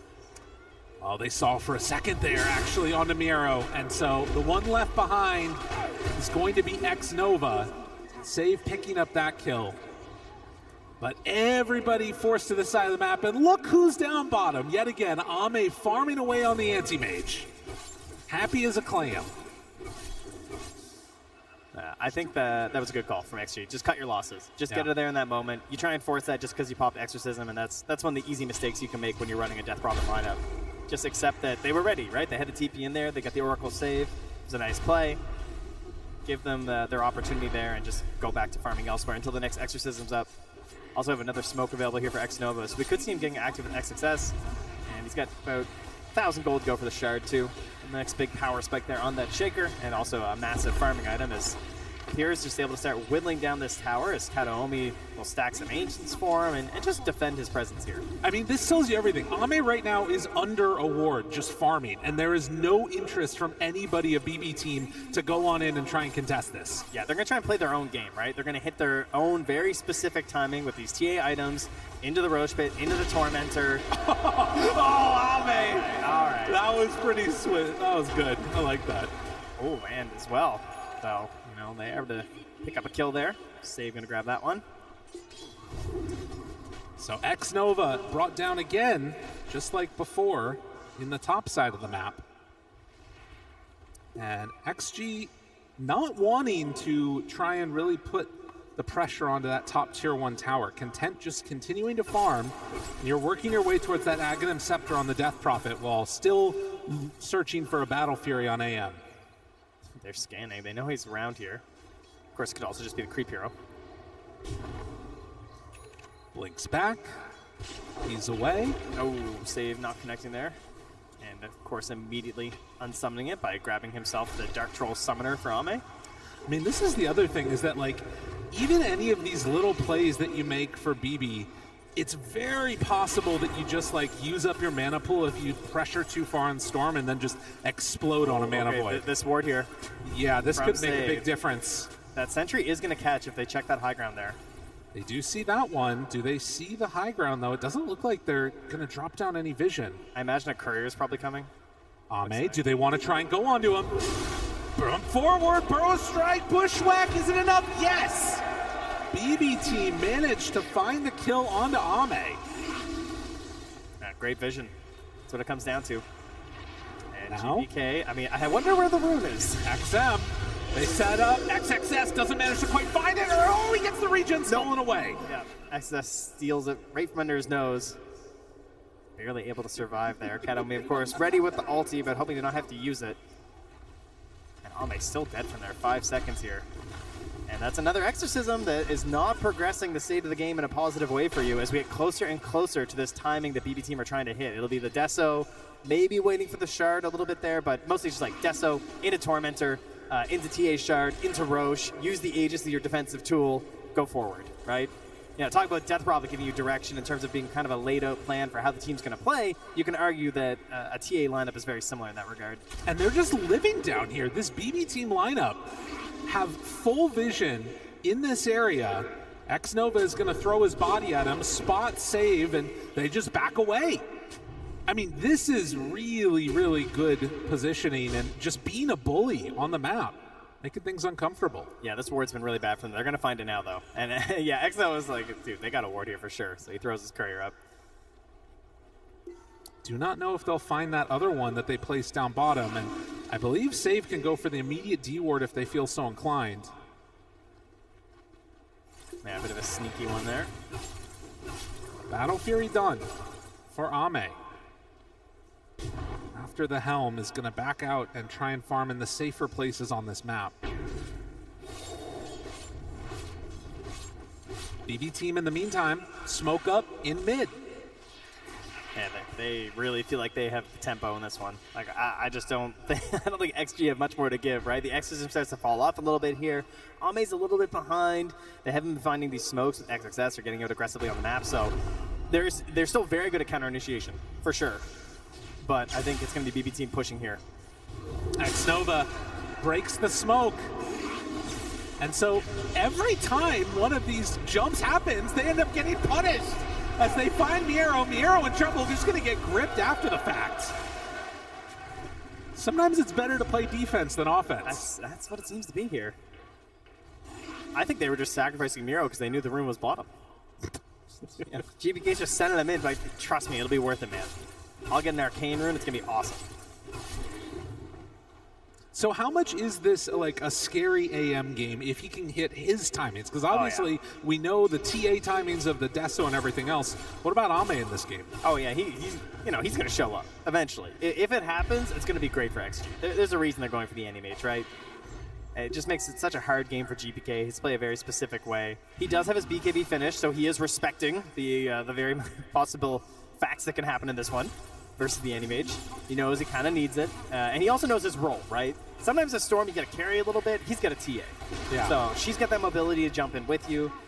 You just need to make sure that you're getting the grabs and you're able to get multiple moves through the fight to give this good vision for the TA to perform the task that she's trying to do.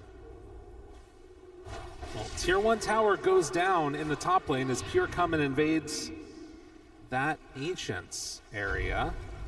But are they going to try and get mid before they get Tormentor? It looks like it might be happening. Yeah.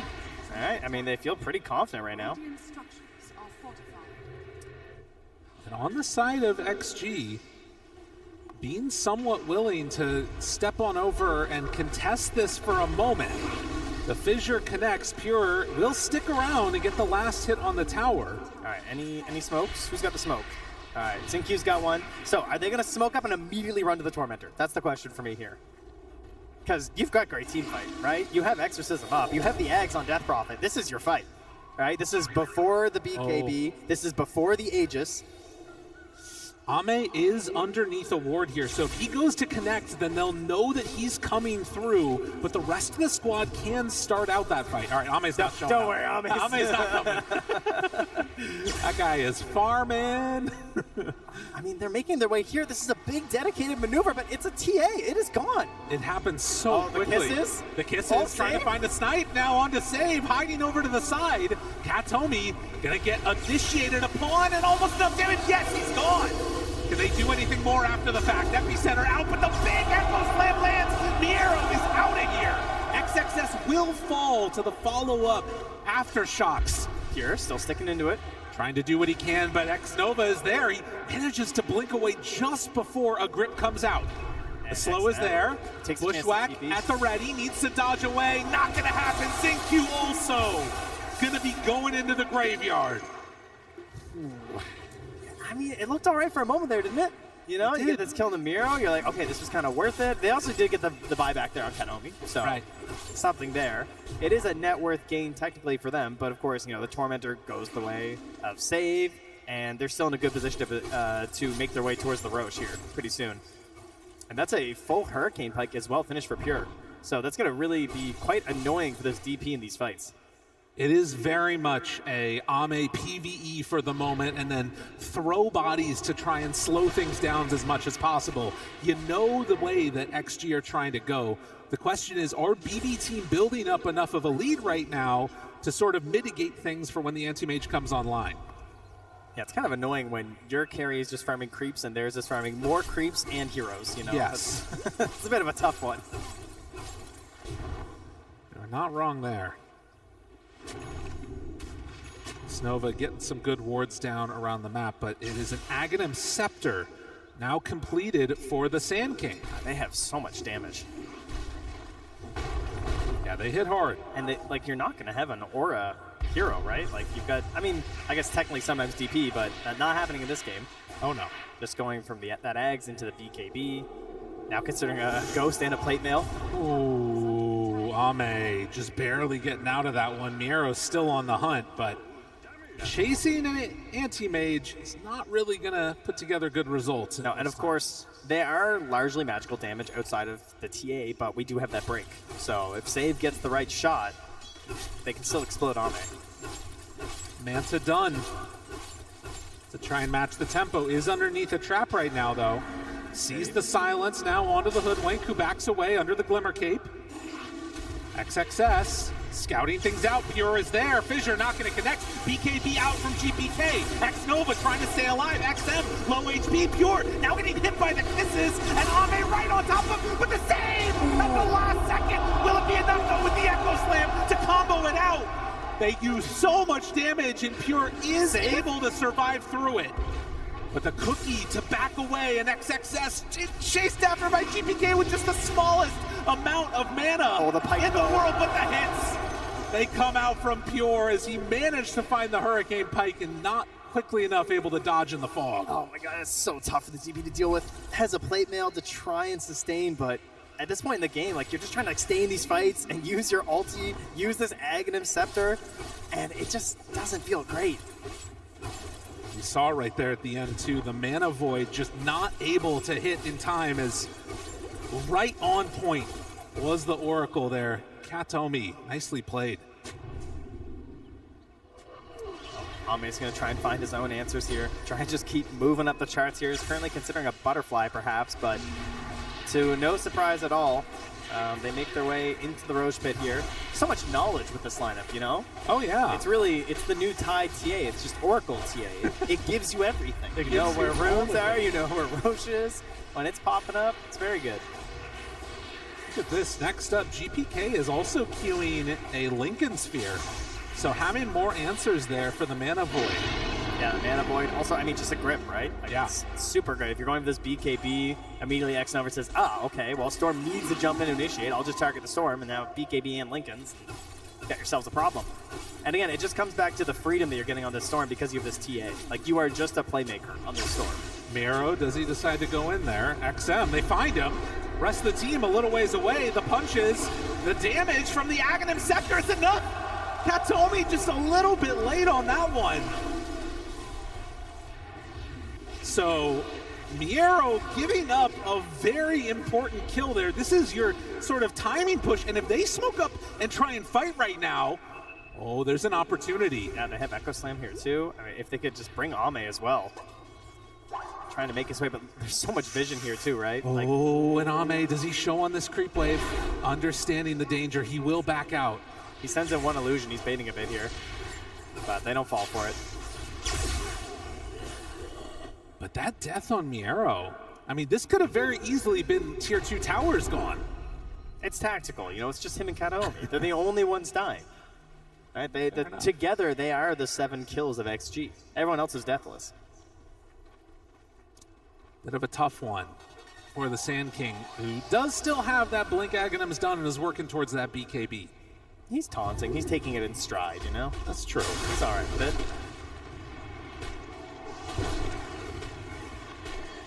So now, with still 3.5 minutes left on Aegis, you got to imagine that BB Team will still try and take advantage of this window to put the pressure on.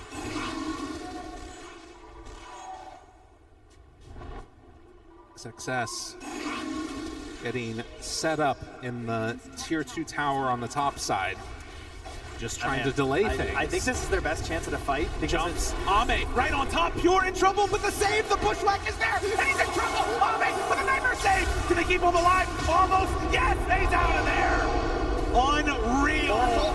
It took every single thing to keep him alive, but they did it.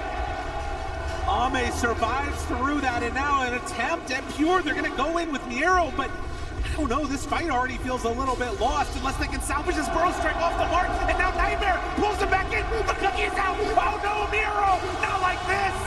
The false promise is there, but he's already taking so much damage. They lose the Oracle. They're going to lose the Sand King, maybe? No, wait, for now. He's trying to get out of there. Miero glimmer caped. Ame's still on the hunt. They hide off to the side and, well, see the Sandstorm fissure out. Miero in trouble and gone. Sentry, the spot you try to flee to. He does notice it thanks to his own sentry that's down, but it's not going to help him now as he's certifiably dead. And what I was about to say, as they jumped in there, that was the best time to fight because he was just a couple hundred gold away from that Blink Dagger on Oracle. And if you have that Blink Dagger there, it breaks that whole initiation. Such a big moment in this game. You go from Aegis wanting to push tier 2 towers, Sand King dies mid, then you try and push top, they all die there too. And that's, I mean, it's such an important Aegis. That is supposed to be at least one tier 2, if not multiple, with that Aegis on this lineup. That is certainly the goal. But XG, they just spot a little weakness there, noticing that, you know, I don't think they're quite tight enough right now. I don't think they have the defense for this pure TA at the moment, and they just quickly jump on him. A great TP in from Ame to start that off. Working towards that butterfly. 28 minutes in, the Wisdoms are around. And for BB Team, I mean, you still have an incredibly farmed TA. She's top net worth by 3,000 over this anti-mage. You still have so much physical damage that, as we saw right before that, he can have trouble dealing with. But do you feel confident enough now to try and make some solid move? Because its damage is nothing on the AM. That's probably going to change soon. Yeah, he's certainly hoping so. I mean, Ame is almost into the butterfly. It'll be a bit of a small window before the MKB appears, but if he's forced to go over this MKB first on Pure, that also means he's still not getting in towards a BKB. Right. Which, I mean, there is a lot of just random magic damage and control in these fights, so it's a pretty hazardous game to not have a BKB, but of course that's because he is an Oracle, so he's counting on Kataomi to make up for the fact that he does not want to buy this BKB. Kataomi going to be the one to watch for. And now with the Blink Dagger, like you mentioned, most fights, Pure is going to be able to be saved. Yeah, you got to turn into a bit of a tree and protector when you're an Oracle with the Blink, right? Just become one with the trees, okay? You got to know all your little nooks and crannies that hide the vision, where your opponents can't see you, and you're not going to get randomly fissured into Enchant Totem and Chain Stun into a kill or something. The one thing that is a little bit concerning, though, is that if you do manage to burn all of TA's mana, that's where you can run into some serious issues. That's true. She does rely on that for a lot of her shenanigans, doesn't she? So if Kataomi is a little bit late to get in there in time, could be an issue for Pure, but we will see. as XG still feeling comfortable, not really risking much in this game. They're farming out waves, shoving them out when they need to, and trying to take it to the late game. Yeah, I was concerned about the lack of auras that could be coming out here, but as we get later and later, you know, XM gets over that hill, can get into the Shiva's Guard. Great item on this hero, very helpful against everything that you've seen on the side of BB team. That'll be a very good helper, and then of course we start getting into this refresher shaker, which has just looked so nasty at the main event. It's been nuts. Well, and you can see now also XG at this 30-minute mark, they're going to head on up and try and find a Tormentor of their own. And at the moment, BB are not in the area to come and contest this. So this one should be a freebie. Although, I wonder if they feel a little bit scared of taking it, not seeing anybody. They're just going to go right at it. So Tormentor for X-Nova. Yeah, they scan around them just to see if they're safe and feeling all right.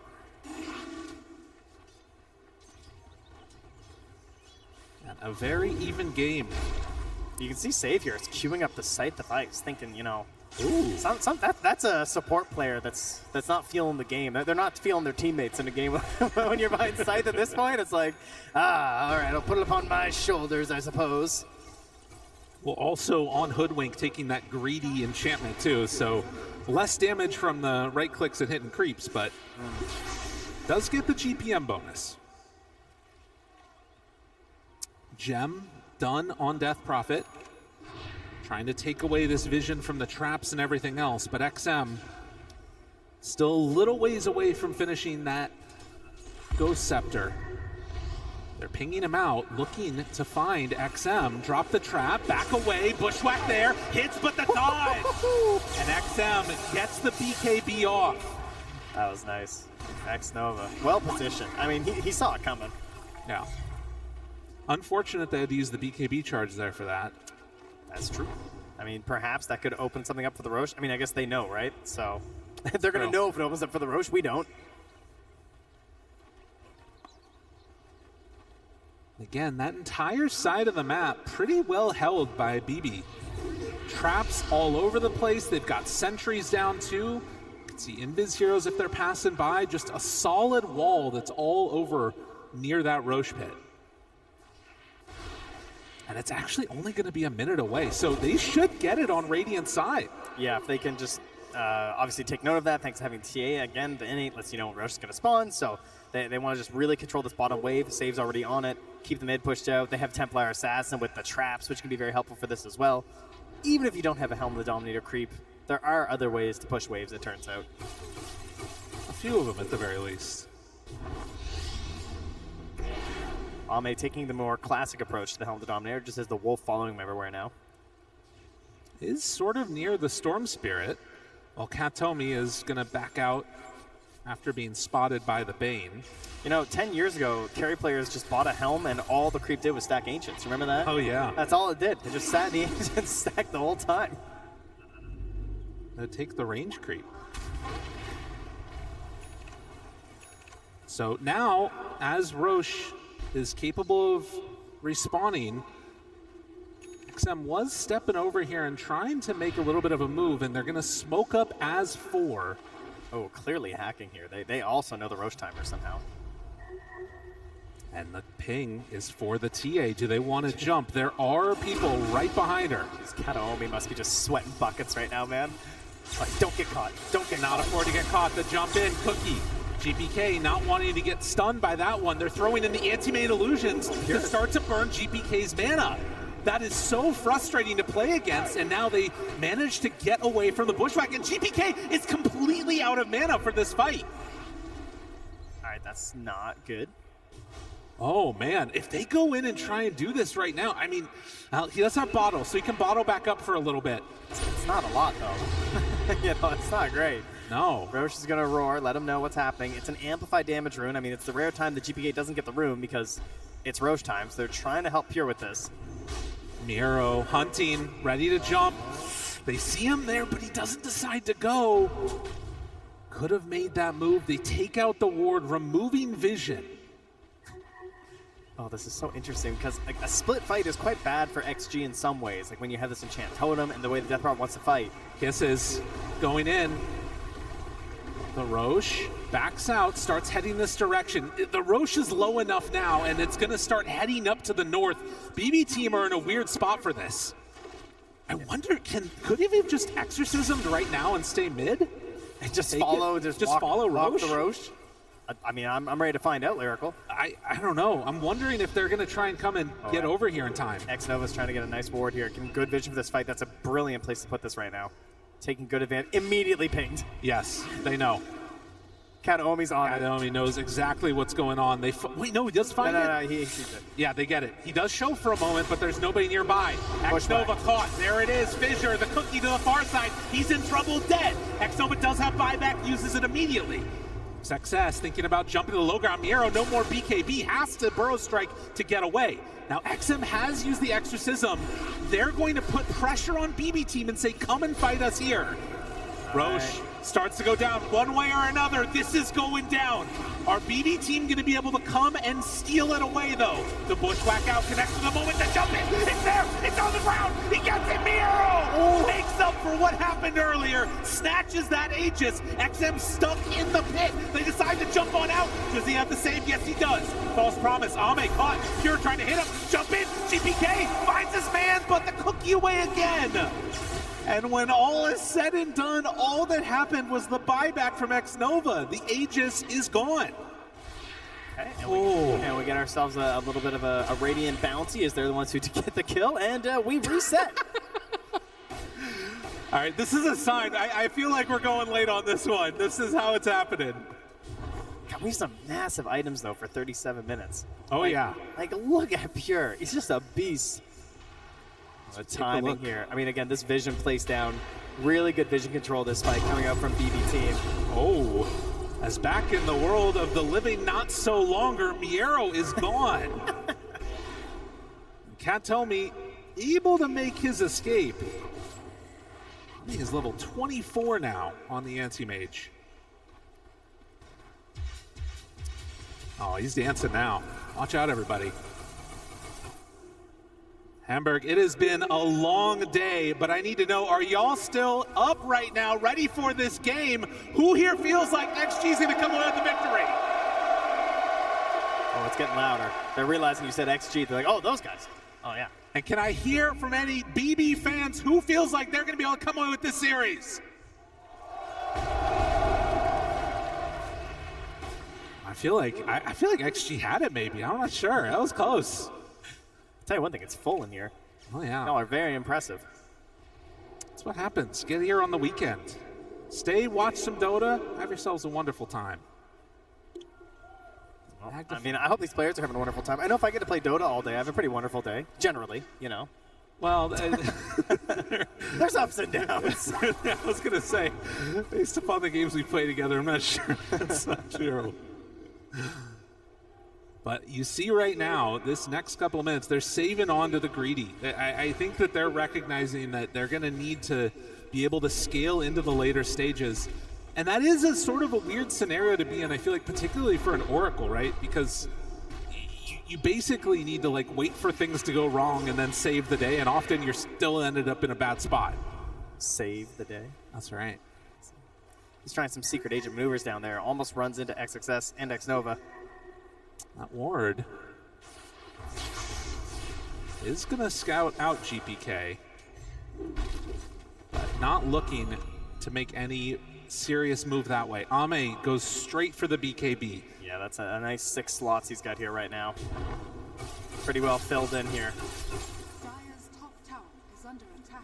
Should be noted, though, that TA still a real monster, and having gone for the meld hit bash talent at 25. With a Swift Blink to get into these fights, hoping to replace the treads with the BKB as well. I mean, Pierre's hitting critical mass as well soon. That's going to be one thing to watch for. Like, Ame can just explode. He's relatively tanky now with this Scotty, has 2,800 HP, but physical damage is still an issue.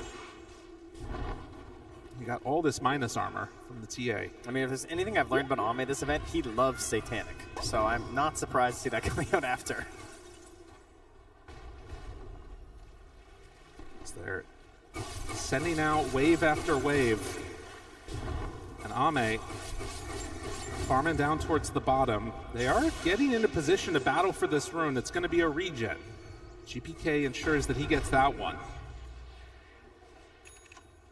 And these later game scenarios can make all the difference in the world if you can find the right rune and be ready for a fight.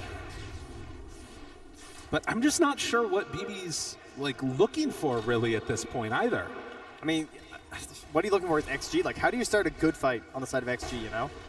It feels like it really does come down to looking for the objectives that BB team are going to try and play around and then going into those. Like, trying to find them grouped up, having this refresher now, and the shaker is big, of course, but like, what does the first jump look like? They're so much stronger on counter initiation. For both teams. Yeah, maybe actually. You're not wrong, because like you have Oracle on one side. I mean, you just have this like ability for the shaker to just blow things up if you have a slightly poor initiation. I would really like to see the Agnums this game from XinQ, but he doesn't seem to have it on the mind right now. But I feel like having a little bit of a save of their own would be really nice. And we've seen with these just like ridiculous cast ranges in the late game, how powerful that Agnums can be. I think also because all of the fights have sort of revolved around Roche and then Aegis basically expended and gone really quickly, we're in this weird situation where we're 41 minutes in and only one tier 2 tower has gone down. They're both kind of just chilling, waiting for them to get 6 slotted. Yeah, we've talked about this before with a lot of the teams, and we heard 3-3 mention in the interview, this idea of just like risk. Yeah. People don't like risk very much through a lot of this event. If they don't feel super safe doing something, they don't want to do it, and a lot of times that comes down to having the Aegis, having the cheese, having the refresher shard. And if you don't have those things, they don't want to really go for anything too aggressive. Well, and this also has been like a classic BB team scenario. I feel like at multiple TIs, we've had them get pretty far and, you know, look towards making it to the finals and just sort of push the game later and later and later and think they're going to be able to outskill their opponents. The question is, will they be able to do that here? And Pure, getting a little bit antsy, decides to step forward, hit the tier 2 tower, and make some moves, get objectives. Yeah, kind of out of position because they took the Tormentor, so they jump on that as a bit of an advantage there for BB team. And the Shard going to XF I think is great, just because, you know, he's getting tankier, it's going to become more relevant, BKB timers are getting lower and lower. If he had gotten it earlier in the game, it doesn't really feel like there would have been a great moment to actually make good use of the fear, but the way these fights are going to start to break down now, I think it could actually have an impact. Right, I mean, he's got massive armor now. Yeah. And they've also, you know, started to pick up some of these other things at Pvision for the Bane. Going to be working probably eventually towards the Solar Crest. But all grouped together, they have it done now. It's a smoke up with 5, and we'll see if XG can find their correct targets as well. Should notice there too a couple of greater healing Lotuses, have one on XinQ. Those are very important to keep an eye on. Either on being used by that hero or more importantly passed over to a core who's in trouble, right? A little bit of playing footsie here through the river. There is a ward which is going to be scouted, not taken out yet. XinQ decides to remove it and then immediately jumps away. Like that, if that doesn't tell you what's going on right now, I don't know what will. They're very afraid of each other. 40 seconds till Roche is capable of respawning. Yeah, there's another smoke down though. God, this is definitely... And I mean, you just think about like if you step out of position just one little bit, for both of these teams wanting to make it to play on the final day of TI is everything that you've ever dreamed of. Chance to have your fate in your hands. And could all be taken away by just random positioning. Is that why we're losing our games? That's the only reason. Oh, okay. It's just, we could be a TI too. Yeah, it's all just random, it turns out. All right, cool, thank you. I'm glad we finally figured it out here. Another Arcane Rune for GPK.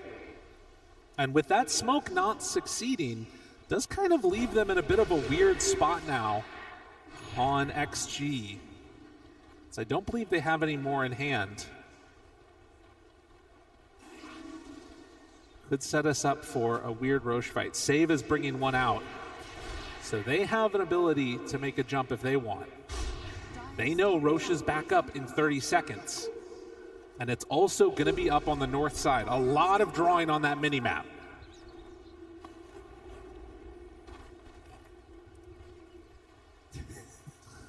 Dota, baby. XM.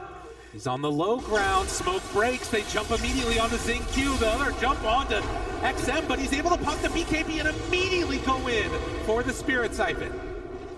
Healing kisses out. It was double BKBs used. Oh, that was exciting. We all pressed a bunch of items. We better get out of here. And Roche appears in the top pit. GBK still nearby, still has half an arcane rune. There's no exorcism. There's no BKB on this Death Prophet. There's a refresher shirt sitting in the Roche pit. How brave do you feel on the side of BB team? How well can you defend Kataomi? How quick will he assemble the Aeon Disc if he's in trouble? These are the questions we must ask. And a Butterfly now done too for Pure means it's not even an easy jump and kill for Anti-Mage. Well, no MKB yet. He does have the Abyssal though. Oh yeah, good call. So that'll be interesting. And buyback status at this pivotal point in this game, you only have it on DP, Snapfire, and Hoodwink. Most of the rest of it is for gold. XM throwing out silences, not connecting onto anybody. Oh, you know what? Save has got this Yules again. So he was eyeing up the Scythe for a long time, but he has the Yules and the Hoodwink, and this was something that was clutch in their earlier match versus Heroic. He saved the game. During that refresher black hole, he caught that Yules on the TA without the BKB and ensured that they were able to survive. 46 minutes. And I feel like that turning into a Wind Waker is a very likely thing that we might be seeing. You think? It's one of those games? Goes on. I mean, that's how it feels. I think you might be right, bud. No more smokes on either squad. And I think that, again, without a smoke, too, you're in a very strange position with this one. Snapfire also is going to be going for a full Holy Locket, which kind of has some cool synergies with the Healing Lotuses. Yeah. Oh, okay. Catch Push her back. Save, just being a nuisance. Okay, not gonna... Yeah, he was completely alone right there. Yeah, he's fine. Abyssal Blade Anti-Mage, no fears. They see that the ward is up on the high ground. And while all this has been happening, Death Prophet's been managed to farm up a full AC. So it's going to be really hard to kill DP in these fights. I can't believe I'm saying this. I kind of wish there was a Helm, because there's so much space on the map for a Helm right now to be doing creep shenanigans. You know? Yeah. Yeah, Ame sold his. He's done. He's got rid of his. Bottom lane is just at a stalemate down there. No one's able to make a push on it. We're all just playing top here. Is there no Helm in this game right now? No, he's not a single. Oh my goodness! Can we get an applause, everybody? They're already going. No Helm in this game. 47 minutes. Now we wish we had it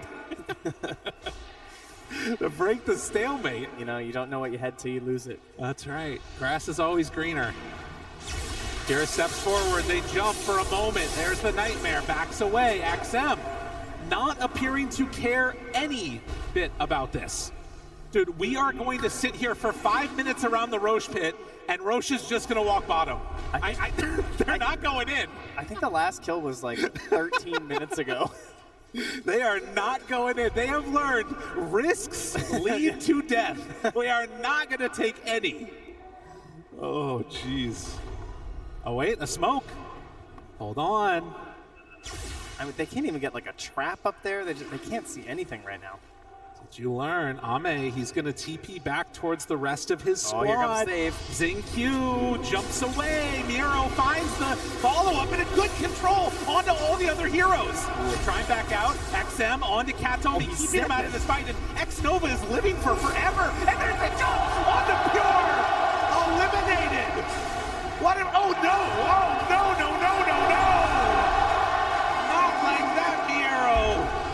As the Sand King gets brought down, GPK low on mana, hoping to escape from here. But they're going to take what they came for. XG onto the Roche. You know, these teams, they're hydrophobic. Don't cross the river. It goes very poorly for you, it turns out.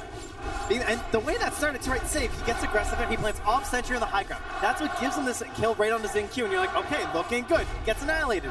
Double grab in the back by GPK. But look, where is it? Wait, where's my TA? Where's my Oracle? There's Kataomi. Just being walked down by XM. He can't get back in. He can't use False Promise. TA needs you. She's counting on you. Oh, and Miro just burrow strikes. That okay, it's better than it looked, but it looked really bad. I will say he burrow strike to the low ground, but he didn't get halfway across that little valley there and just ended up getting pushed back in. And you can see Pure right now just looking. Hand in his face, trying to figure out what do we do now. 30 seconds without this TA, and buildings starting to fall. XG, they were patient. They waited. They stood on their side of the river. And there is a tier 2 bottom. They knew. Save has pushed this out. They're not going to give up quite yet. You know, I don't think XG can get a dominant finish here yet. Oh, no. No, it's still not an easy go with TA respawning, but a lane of racks in the mid, I mean, it causes some issues. Oh, it certainly does. DOTA Plus still doesn't believe. 50-50. I don't know, guys. I can't figure this one out. All right, never initiate. Never. They thought they'd learned it. They forgot, and then that's what happened. It's a little jump there. Quite the swing.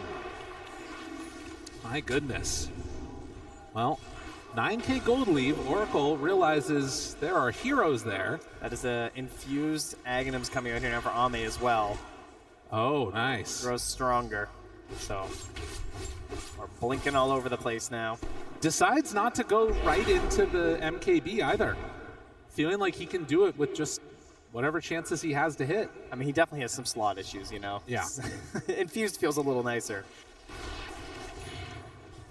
And Pure, understanding the job, has queued up a rapier. Yep. Yeah, you're definitely at that point. You were just trying to, again, you got to count on Kataomi. Sure, he got caught last time, but what's the chances he gets pushed and zoned out in 2 fights in a row, you know? True enough. Pure, the question is, I mean, if you're thinking about buying a rapier, you're probably not worth saving for buyback anyways. But it's a question of, does he actually need to do that? He's just flirting with the idea of it right now. But 52 minutes in, and still very much comfortable on XG. Sitting back. They have 2 minutes left on stage. Is Pure. They see him there. He jumps in. Echo Slam, refresher, combo. Ame's coming. Ame's coming. You're in trouble, Pure. That was 6 seconds of control. No chance to play the game. There is a reason that every year Earthshaker comes back when it's TI time. The crowd believing in what's going on right now as they are trying to will their team into a top 3 finish at the very least. All right, now Lyrical, did they go? Is it time? Are we going to send him in? Ame thinks so. They're thinking about it. The Bushwhack connects. There's the control. Miro out, trying to bring him down low dead. Okay, that's a good start. And you do it again.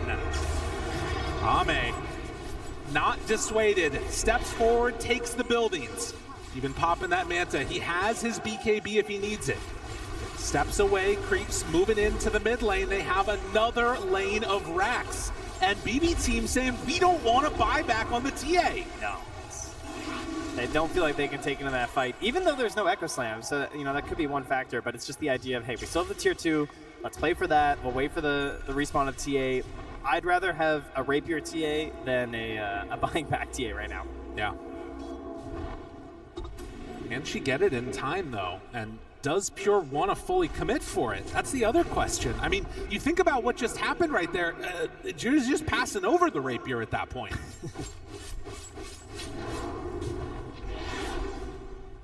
DOTA Plus moves slowly and steadily into the favor of XG as we get later and later into this one. And now we're trying to get some wild ideas here. An Abyssal Blade for the Sand King. Thinking ideas, plans. This was an Owen idea in the green room, and Fog yelled at him. It's true, he did. He's like, Abyssal Sand King. And Fog's like, yeah, until your Stinger procs it or something. You know, like, and then it goes on cooldown. That's a fair point. It is a fair point. You don't get your match. Wonder if we see it here. Also, I love Owen. I think that Miero and him probably should have different ideas about Dota, though, at this point. a bit worrying that they don't. Pure on the low ground. XM takes the tier 2 tower. One more tower and rack stand between XG and Megas. I feel like we've had a lot of these situations in this tournament where you're sitting on the high ground and you know it's coming soon and you're thinking, okay, are we going to buy the rapier? And then the fight comes and it feels like they never quit for the rapier, and then someone just gets blown up at the game ends. Yeah. You know? Well, they did go for a different route. You can see that Courier over there on the left side of the map is picking up a refresher for Storm. Okay, the double pull. So all right. GPK trying to be that one to help his team and push him over the edge here. And then we did see as well in that last series, the overload attack bounce is going a little bit crazy in the late game with the Shard. This refresher is bought. And, I mean, the other thing to keep in mind, XG got here by playing it safe, by dodging away from fights. Are they really now going to try and take that move up to high ground when Roche is capable of respawning in just a minute and a half? It feels like they're just sort of trying to block BB team in their base while everybody else farms whatever they can, build up more of a lead. I mean, Ame's almost level 30. You might as well, right? That's like, true. Come on. Moonshard in there too. He can start passing some around. They do see him on a trap. Does that signal it's time to go with Ame very far away from the rest of his squad? I mean, they have a smoke. This is a surprising maneuver with no smoke if they're going any further than the Wisdom. They at least feel like they can go for the Wisdom. Pure steps out a bit, hits the creep wave. Okay, there's the smoke. Pure backs out again. Yeah, a little bit of a strange one here, trying to make this move. They're maybe hoping to catch Ame up top. They're trying to fake that they're like going bottom or something, I think, and hoping to catch someone farming up here under the assumption that they're not moving on this part of the map. The creep wave is going to move into the base, though. Oh, they don't just go for it. I thought he might just jump XXS right there. Not opted to. There's creeps in the tier 4s. You've got to know this. They're moving in. They're going to find X-Nova here to the side. Oh, the blink. He gets away. And now that was a pure greed blink to go for the Wisdom, by the way. You know. X-Nova gets it. Bushwhack not going to connect. X-Nova is found. This is deep. This is not where you want to be. GPK might just need to run. They want to find something, anything here, but it's not going to happen. And so BB have to back away. They will lose save. Abort. And XG find themselves another pickoff. Yeah, GPK actually has no TP right now. He's grabbing these Lotuses, chomping them down. Got to get back home somehow. And in the meantime, a Roche, a quick spawn. It goes into their favor. Maxed out anti-mage now. Fully 6-slotted. Okay, so we already have a Shard on the DP. I mean, we already have Refresher Orbs in queue. Just thank you. I get to get myself a Refresher Shard. That's great. Dude, Pure, you got to buy it, man. I think it's time. He's got 10K gold. He's got 6K surplus. Like, come on. Oh. It's so risky, though. You know that, like... Isn't it better to have loved and lost than to have never loved at all, Gabe? I don't know. I've never been at the TI before. That's a tough one. 16-11, and Pure not going to pull the trigger on it. I mean, to be fair, it's really hard to run into that area now. You can't do it. No, that's true. And is going to be sending the Oracle Courier up along the north side of the map. I mean, all my reasoning is purely selfish. Oh, yeah. I will admit, I just want to see him buy one. I don't even know if it's good. Ame hitting the tier 3. They force out the glyph. The banner is down. I mean, the damage is just not quite there. Pure showing for a second. Starts to hit away. The jump in. The Abyssal is there. But the Yules save. Nicely done with that Wind Waker. Pure completely out of mana. Save, but can he really do the damage that's needed? The Mana Void is out. The Grip is still there. Pure, he's going down. He doesn't stand a chance. Tries to blink out and get back to the well. Will he survive? Yes. Maybe a chance here for a turnaround. GPK making big moves for his team. Do they have enough to kill him? Ame? No! Ame, he stays alive. Where's Pure? XM jumps in. Pure is back. Trying to hit on the XM there, but it's not enough damage. They take down the racks. They find their targets. Mega Freeze! Pure, you're out of here! Get gone, sir! there. A buyback, though. They need everything and a bit more at this moment. They will find 2 kills, but you gotta get more than that. BB team hoping to get the chase down onto Ame, but he's not quite there. Off to the side. They know which way he went. The silence is there. The jump from GPK, but he can't go. Mana Void is back up. He's out of juice. He can't keep going. Now Pierre's going to buy the rapier. He's decided it's time. Oh, they've got to do it now. I mean, it's way too much to deal with here, but they do have a rapier on the TA, but it is megas. 60 minutes as well, so they can take this time now to grab some neutrals. They have not had a lot of opportunities over the past while, being locked in their base. 21,000 gold lead for XG. Mega creeps. But it doesn't mean this game is over. With a rapier in hand, with the potential for more buybacks, it's not completely over. Because you still have buybacks on Storm, on Sand King, and on Hoodwink. Yeah, GBK is, of course, a very annoying hero when you're going high ground. If Storm buys back, just instantly right back into the fight with this big AoE pull. Just when the helms are gone, the Books of the Dead come back out. Yeah, perfect. Just what we need. Dude, are they going mass Book of the Dead? How many have they got? We got an Outworld staff. We got a couple so far. Yeah, another one that evolved for the Earthshaker. Oh, yeah. Oh, yeah, plus 40 strength. That's nice. Storm actually keeping the Whisper of the Dread and going for Timeless. So he's just looking for that max spell damage that he can possibly do. It's just the pull, Spider legs instead of Helm of the Undying for Pure. Okay, yeah. Trying to open up, obviously, the slot with the the Rapier's already there, and wants the Refresher, which he now has. So, a lot of pressure on that one. There is a Helm of the Undying, though, going over to the Bane. Snapfire picking up the Stygian along with the debuff. All right. GPK refilling the side of XG, moving up the mid lane behind some mega creeps. XS, he's lurking, baby. They've got all of theirs right now on XG. Still only 2 on the Dire. And a Refresher picked up now for Pure on top of everything else. Control onto GPK. GPK in trouble, save. Now the pullback. There's the Burrow Strike. How much do they have in the tank? He's gone. Ame, 1 life. GPK gonna go back to Fountain. That was a very good hold. XS is waiting, though. If they try again, the Shaker lurks. Save, picking up a Divine Regalia, so he's actually going to have some damage now, potentially. Okay. Coming out from that Sharpshooter. Is it enough to save their towers, though? They're going down quick. Yeah, they need to come back in. The Books of the Dead, Miero, very, very low as he killed off those creeps. They find him now on a Zinc but there's the jump. GPK able to back away. Roach low, but Pure. Oh, XS!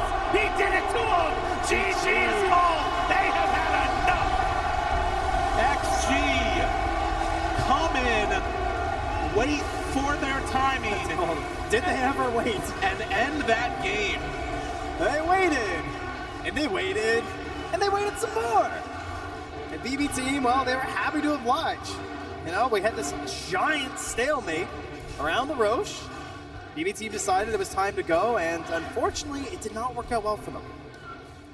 That one is one of those games that for BB, you gotta feel bad because it was like they got most of what they wanted. I do think that first Roche, that was a tough one. Miero had a rough game on Sand King, and that one death that he had when they were moving in towards that mid lane, it felt like that threw off so much of the tempo that was coming in. But the crowd appreciating what they said. Zinc tried to go out the wrong way. That's the problem with glass doors, It can be very confusing. It's like a bird over there trying to come on through a window, but Zinc able to get out. That was one of those matches where it felt so many times like they just could maybe pull it away, but that Aegis fight, oh man. Things broke down because we have 2 lineups that very clearly tell you what they want to do, right? Like we have these exorcisms that are just rolling from tower to objective to tower and going through, and you have a TA that's trying to go for this Tormentor into Roche, and when both teams know what they're doing, and we just stand around for a while, and both get solved, it's just like, what are we gonna do? What are we gonna do? We'll have to find out in game number 2, but before that, we're gonna head on back to the panel, let them break it all down. Thank you very much, gentlemen. There was a lot to break down in this game because there was a lot of things happening other than kills. That's what we're going to talk about because there weren't that many kills at the start of the game, but there were definitely a lot of moments that we should highlight that caused us to have a game like this, Kazum. Yeah, there was, so the early game was, I would say, even quite fast, right? You have a lot of towers being taken by XM. He's going around his DP, like helping stuff here and there, making space for Ame, kind of, you know, the recipe for what they always want. But we also had some really good Roshan fights, some Aegis steals, like such as this one. Because this game, it had very low kill score, but when the fights did break out, there was a lot of back and forth and very many small plays that made it that way. Man, it felt like BB team were so close in this game. Like, so many of these fights could have gone either way. Oftentimes they were going on AM or going on DP. They were getting them so low, but not low enough before some kind of save came up into a reset, into an incredible Echo Slam by XXS. But Extreme Gaming, they had patience. They had such a good formation around Ame. They knew how to protect him. They knew how to stall into the late game. They cooked here, team. Yeah, I feel like after some early game map mistakes from XG, they realized that if they were to be aggressive on the map, concede some additional space, then BB would just flood the game and just take over absolutely everything. So I think that's why they slowed it down. This was the third worst game in regards to kills per minute, by the way. Like, this was like one of the slowest games that we've seen so far at this international. But yeah, for XG, I do respect the fact that I think they self-identified these errors, and then, you know what, we'll put them on a timer, we'll make them come to us.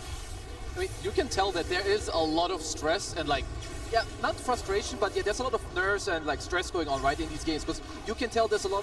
The players are being quite timid when it comes to the Roche. Can we commit? Do we need to stay back? But one thing that XG showed me over and over that they do so well is their team fighting and their spell casting. How they enable each other. Who's gonna go in for me? You're gonna help me get a good team fight. I'm gonna save you, and now you have a good team fight. So this is one thing to take away for the next game. That BB team, they kind of need to look at a little bit more. The saves, I do want to talk about that because there were fights where there wasn't anybody dying. Why was that? Was that just with the large amount of saves, or were people that careful? No, I mean, there were a lot of saves or a lot of clutch things coming out. You know, Ghost Scepter's Nightmares onto the Anti-Mages almost dead, XXS with his Echo Slams. I believe I have a couple of highlights to show you later on, but I need to get this off my chest. I have to praise this Earthshaker. XXS played incredibly. He put this game on his back. He was so clutch.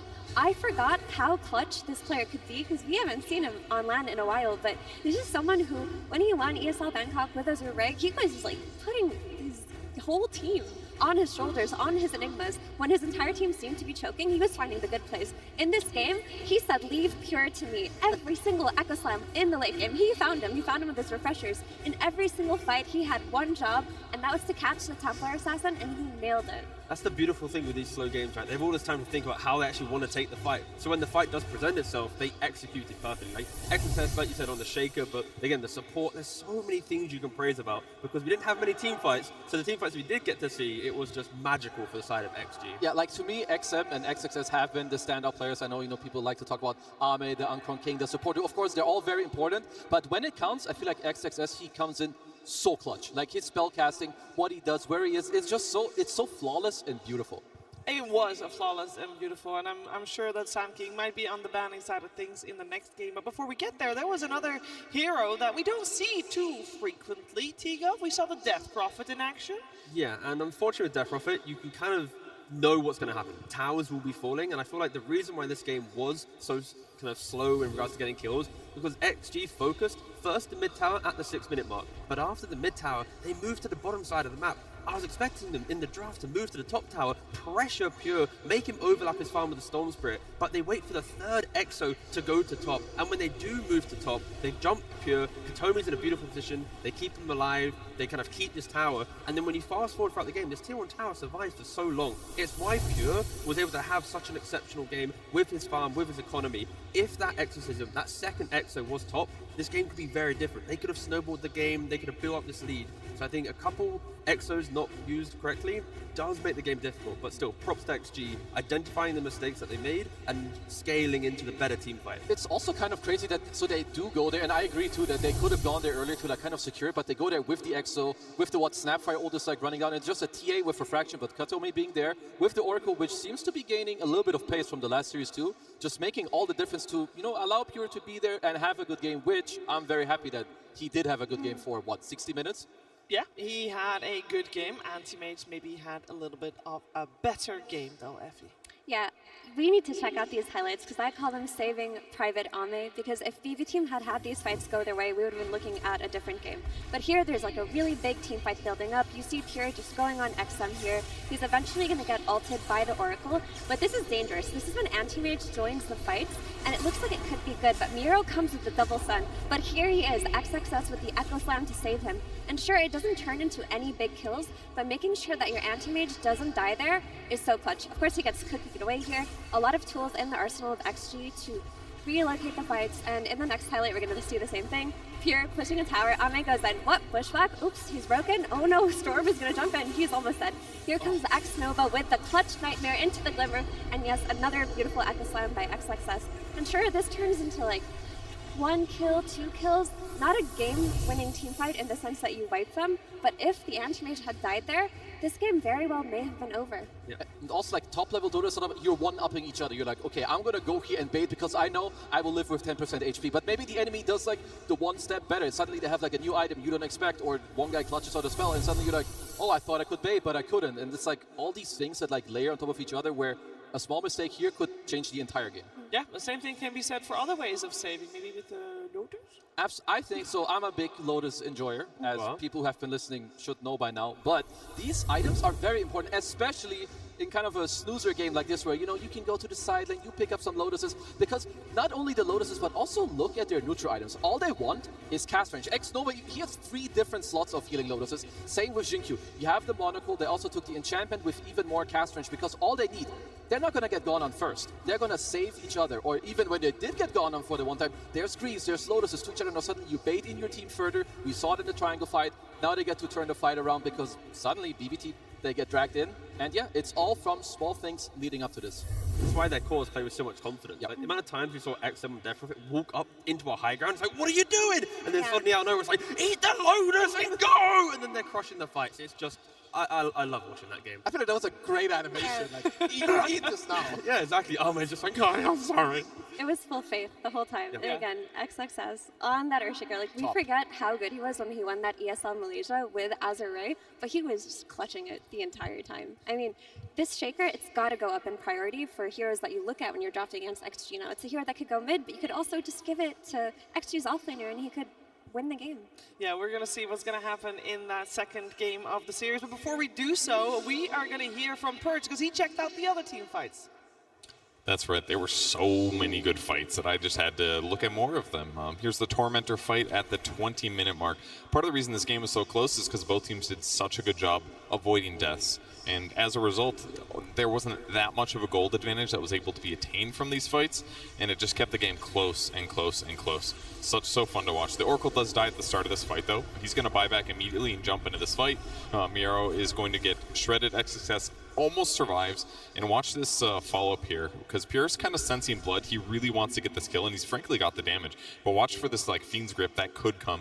At the exact same time, Kataomi, who did buy back, starts running to the right. So a dangerous moment here. And the fact that Pure uses his Blink Dagger to go into the trees here helps ensure that he is absolutely A-okay in this moment. He doesn't have to worry about getting ulted from the Oracle. Everyone else gets the semi-escape. Safe's going to grab the Hoodwink. Is going to grab the Snapfire on the left. So this was actually one of the most convincing fights that we had for a long part of the game. 35 minutes now, 15 minutes later, and they're actually just equal. Save uses his third skill, which does increase his cast range, just to plant a ward. Huge cast range for this, to put this here. They actually don't have a good frontline hero on their team. They're basically all squishy heroes. It makes their lineup very difficult to play, but they do have the Oracle to defend at least. But when they do get a good catch like this, they can kill the supports quite easily, but then they're going to resume kind of playing in a kite way, because they can't really find the good goes until they can clean up all of the backline. And in the meantime, the Aegis steal, they had Save just did like a random stun, ended up grabbing Vision, and this allowed them to actually snatch the Aegis, which further elongated the game. Not too many kills happen as a result of this. Miero gets saved as well. Everyone disengages. They maybe could have pressured Ame in this exact moment, but XXS had this great fissure into Aftershock, which delayed the TA even getting there to that nice vacuum. So the teams are just backing themselves up in incredible ways. And here's the last fight that I'll show you guys here. 48 minutes or so, we're going to see the same thing from Save. He's going to scurry forward, plant wards, get really good vision, and they get lucky and find the Snapfire right away. And she should be dying here. The TA throws a couple attacks, doesn't want to press BKB because it's just a support kill. And there's the Lotuses that end up coming out. They end up healing the Snapfire quite a lot. The Bane gets healed a bunch as well. He gets a brain sap off, and he elongates this fight here. He even tries to Fiend's Grip, but it gets blocked by a Lincoln Sphere. So huge moment as well with this Echo Slam. Watch the body of the TA fly here. It's going to go and hit the Oracle over here, who is trying to jump in and use his ultimate. Unfortunately, getting there just a little bit late and takes extra damage. So every fight was so stupidly close that it was hard for either team to get a big gold advantage. But after this fight, 49 minutes in, XG finally started compounding on this and getting a big gold advantage. And with that gold advantage, they took the game eventually. BB Team definitely made a strong stand still from their base. Some might even say it was their last stand, which leads us to our final submission for the short film contest, aptly named Last Stand.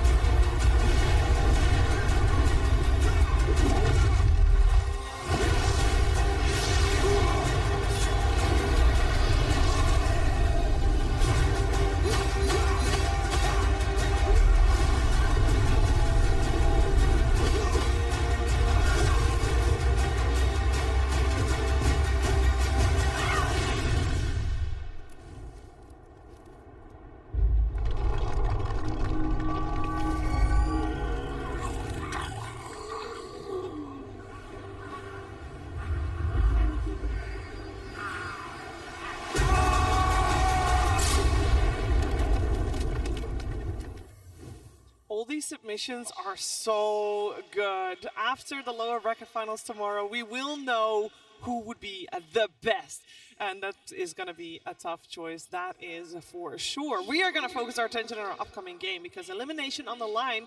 Extreme BB Team won potentially 2 more games in this series, and that first game was very close. It took very long because BB Team was able to hold on, because normally when you're semi-surprised by an anti-mate, I still don't know if they were surprised or not, it goes a little bit faster. This is not a fast game, and I'm sure that nobody's going to get caught off guard.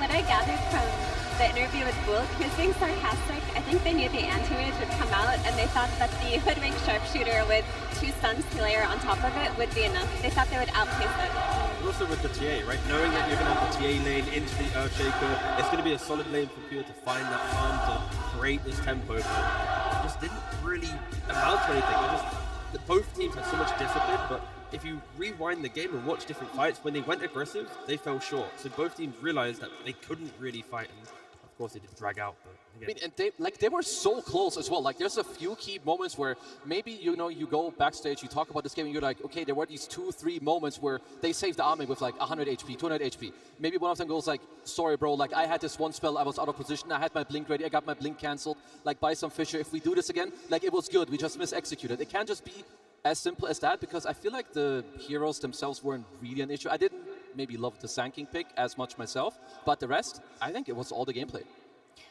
I'm just happy we got to say Pure on a game like that. I know that he didn't win the game, but his laning stage was strong. They first picked his hero. He was very stable, hit his timings, was making plays the way that we were used to seeing him, and honestly, it was quite a close game for a while there. I think Pure is finally feeling confident again, and maybe we're going to see that reflected in BB Team's next draft too, where they just early pick a hero for Pure, make sure he has a strong lane, and play off of that. Yeah, like even then, I saw GPK, he ended the game with 2, 1, and 7, like, you know, beautiful inventory, your refresher, your Ags, your shard, like whatever it is.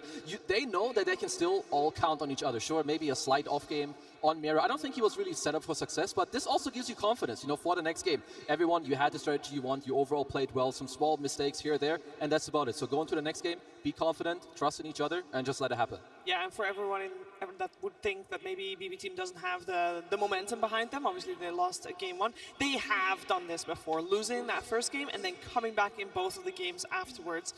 In particular, they did that against Nigma Galaxy, who also had a large crowd favoring them, just like Extreme here today. So potentially that will be an option for them here today as well. But I do think that game 1, the indication that it gives for this upcoming game number 2, I kind of feel like we're going to see a slower paced game T. Potentially. I think the main thing we're going to learn is, can GPK pick his hero as openly as he did, right? Like, he didn't know who he was playing against, he picks a Storm, they get the anti-mage, they get the Death Prophet. If he's going to do this again, XG probably have some of the counters in mind, because I think today we've seen XG counter extremely hard, right? There's a Troll Warlord in the series earlier, they go CK, get that jump, that explosive damage. You have a Storm Spirit, there's an anti-mage and a Death Prophet, so maybe BB's adjustment for this series is trying to hold a couple more cards closer to their chest, because Xiaowei is not afraid to just pick some of the big counters. I kind of like that, because also, like, not just that, like that they're open to doing it, but look at XM. If you expose yourself with whatever counter, like even if it's the most random hero that maybe no one else plays, he will play it. He's going to play Viper for like one of the first times on the main stage just to ruin your game. So maybe try to make it a little less hard for this guy to be as toxic as he is. We're going to find out what they have in store for each other, guys. It's time for game number 2.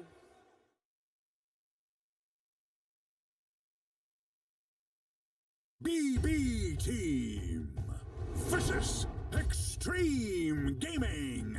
Game 2. Here we go, Extreme Gaming, Radiant side, BB Team, Dire side. First pick goes the way of BB Team. That means overall last pick for Extreme Gaming. Having that trump card at the end might prove important. And in terms of bans and change-ups, there are really not many, / any at this point. No, this is exactly the same. Wonderful. Yeah, was the pick order the same in game 1? No, Extreme had first pick that Okay, because I like that BBT go for this opening, because so XG, what they did, they're like, okay, we're gonna ban the co-op. We don't want GPK to get his hands on this, maybe indicating, you know, maybe they want like an Earthshaker later down the road, so BBT are like, sure, we're gonna take the Monkey King themselves, but it means that XG, they got their hands on the XM Lesh. And it feels like the same recipe as the previous game, right? With the Death Prophet, every EXO you make a move. With Leshrac, you activate through the runes, and then as soon as he gets Blink Dagger, it's go, go, go. Find heroes who are by themselves in the jungle. Anyone who's trying to make a sweeping map play, Lesh will follow you, Edict, and kill you off. So the aggression I'm expecting to see from XG is through the roof. He sees as a good matchup from the mid lane, because outside of Pvision, support Monkey King is not popular. Like, you see this here, you know it's picked for the mid laner, and they're comfortable enough to pick this now and build around it. Just get a stun or two from either a support or XXS plus a support, play with this Leshrac in the mid game, and go forward. Yeah, sorry, both Pure and GPK can play the Monkey King. So far at TI, it's only been carry. It's time to wake up, brother. Hey! He's back. Good morning. Yeah, I do wonder if Extreme Gaming want to try to corner BB Team here with this Monkey King, because you are first pick. It is not that easy for you to flex this hero around and like try to hide where it goes. Lesh against Monkey is already Leshrac favored. Now, if you're going to play it carry, there are a lot of options that you can put in the offlane that don't make it that nice for you either. And you've got Xiaowei. This guy knows what heroes want, what heroes don't want to see, and he's going to make it happen. Coming out of the phase, I'd really hope they go back for the Elder Titan, like more buff-up supports to throw into the mix. If you have ET spirits going around the fights, Leshrac as well, like all this damage is so hard to deal with. I just love XG with enabling supports. Yeah, and they also go for their own AM ban to protect the Lesh. Good call on the ET. Nova, he plays this hero incredibly well. Not just like the laning setup for Ame to like help him through the lane, but XM is always or nearly always like this magic damage abundance. So just throw the spirit on top, buff him up, and save each other. 10 seconds remaining. I do feel like with the opening, even though we only see 3 picks, it does feel like both teams are doing something completely different. So in terms of expecting a similar game to game number 1 is no longer the case. Yeah, I would say that this game is gonna be quite different, especially in the early game when you look at like what can happen. Disruptor wants to play aggressive, glimpse people back. Leshrac, he's all about running in, like run in early, level 4 Edict, you go, you get your blink, you go again. If you're BB team, I could look at maybe some Blade Mail heroes. It's like a huge counter to Leshrac. If your heroes inherently buy this item, well, he goes in, sure bro, here's my Blade Mail. You're gonna kill yourself. Gonna have to like try to rethink how you wanna take this fight. Nice. They go back for the Hoodwink, which is a hero that I love conceptually versus Leshrac as well. Usually the way you play against this hero is you fight him from a distance. You don't want heroes that get in his face and tank all of that magical AoE damage. Heroes like Hoodwink who can disable him from afar without dying, run away, build kite items, and provide you with the damage you need to kill him early on will be helpful. Still lacking a little bit of stuns on the side of BB team, but this is where the Miro hero comes in. Yeah, that logic works when you have a hero potentially from Miro to be able to at least stand up front. Right now, there's no hero to provide the information to have the correct positioning. I think if XG are playing on smokes in their own wards, they will, you jump a Disruptor, Hoodwink or Monkey King on Lesh, they're dying in the early game before they get the Force and the Glimmers and the BKBs. Of course, BKB going to way of the Monkey King. There's another thing I like that BB team did. You take out the Snapfire yourself, you take the Hoodwink, you're like kind of looking at the best post force that XG would very likely want on Jin-Q. Why not bring back the Shadow Demon for Jin-Q? Have another save. If you jump a hero, you have to disrupt against the potential Aghanims down the line from the Disruptor. You can purge off Monkey King. You also have the Shard to buff up your Leshrac. It really just pushes everyone forward. I like it. It's, ooh, okay, tying right now. I like this a lot. We went from like the 3rd least amount of kills per minute in a DOTA game to now just a full-on bloodbath. This is super, bro. And if you're a BB team, I am afraid for this Monkey King, like maybe try to put it off lane. You're going mid against the Lesh, and like other heroes are just some random avalanche, you get stomped here. If you lane against Bad Rider, good luck to you, my brother. This is like top 3 worst matchups that you can run into. But it's a really fun way to draft against. When you're trying to flex in this position, like you said, Monkey to mid, not a good lane. To carry, not a good lane. And they've already shown double support. So if they wanted to try and take a page out of Pvision's book, they couldn't because they've already revealed it. XG are really forcing this Monkey King to have a bad game. Yeah, I think the best option they have is just to put it mid. Honestly, it is a tougher matchup versus Leshrac, but I've seen a lot of players come out of that doing fine, so long as they get help from their supports as well. And the first few waves are really not bad at all. Monkey King should be okay. You could also buy Mage Slayer to weather the storm a bit, at least have some type of front line for your team, but yeah, still. Monkey King playing from the back foot. So BB team, they have to pick out of phase. So you need Purest Hero, which is 99% sure. If they do want to pick a new carry, you're going up against Tiny Bat. So Bat Rider is kind of in the, case where you don't want to pick too many types of carries against it. Ooh. So they're banning mid still because they don't think it. Covering their base. I was saying they're gonna go. I was thinking Lifestealer, but they ban it out. So I think Abaddon's too slow. We're like in lane against Bat Rider, sure it's okay, but I think the pacing of the game might hurt the Abot immensely. I would like maybe like a secondary or a semi-carry. I don't know if it's too much in like the house of what Pure wants to play, but I can see a hero like Weaver, just because he does well against Bad. I think you have an okay lane with Disruptor, you can buy Lincolns. I don't know if you guys see anything that he would like. Keep it more generic and go Gyrocopter, shove the wave, play for the fact that your team will have a cohesive lineup. Yeah, I was thinking of the Gyrocopter as well, because the issue is you're also playing against Leshrac. Your Centaur is going to be in the middle of the Leshrac, and so will your Monkey King. And you don't want your carry to be a hero like Faceless Void, who would be good on lane because he has a way to disengage from the toss back, but then he would suffer versus Leshrac. So it's really interesting how they've made it so that if you try to counterpick the offlane Bat Rider, you're going to lose to the mid lane Leshrac, and if you try to counterpick your carry versus a mid lane Leshrac, the Bat Rider will punish you. The archetype of heroes get punished by both lanes. They also have no damage. That's a big problem. So surviving the lane, like you're mentioning, is often low damage heroes. Their survivability, they're kiting. They're not bringing life to the mid game or any of the early map movement that you want to expect from Pure. I mean, I wonder if there's anything else, because I think at the end of the day, you have to accept that Monkey King won't have a good lane in one of the 2 lanes. So where do you feel like you can get the more valuable like pick out of it? Is there, I don't know if there is a GPK pick on mid where you feel like, yeah, I'm gonna take over the game, you just take the L in the safe lane with the Monkey King? Because I personally would also prefer if it's just the mid Monkey King itself. They went for the Faceless Void anyway. Yep.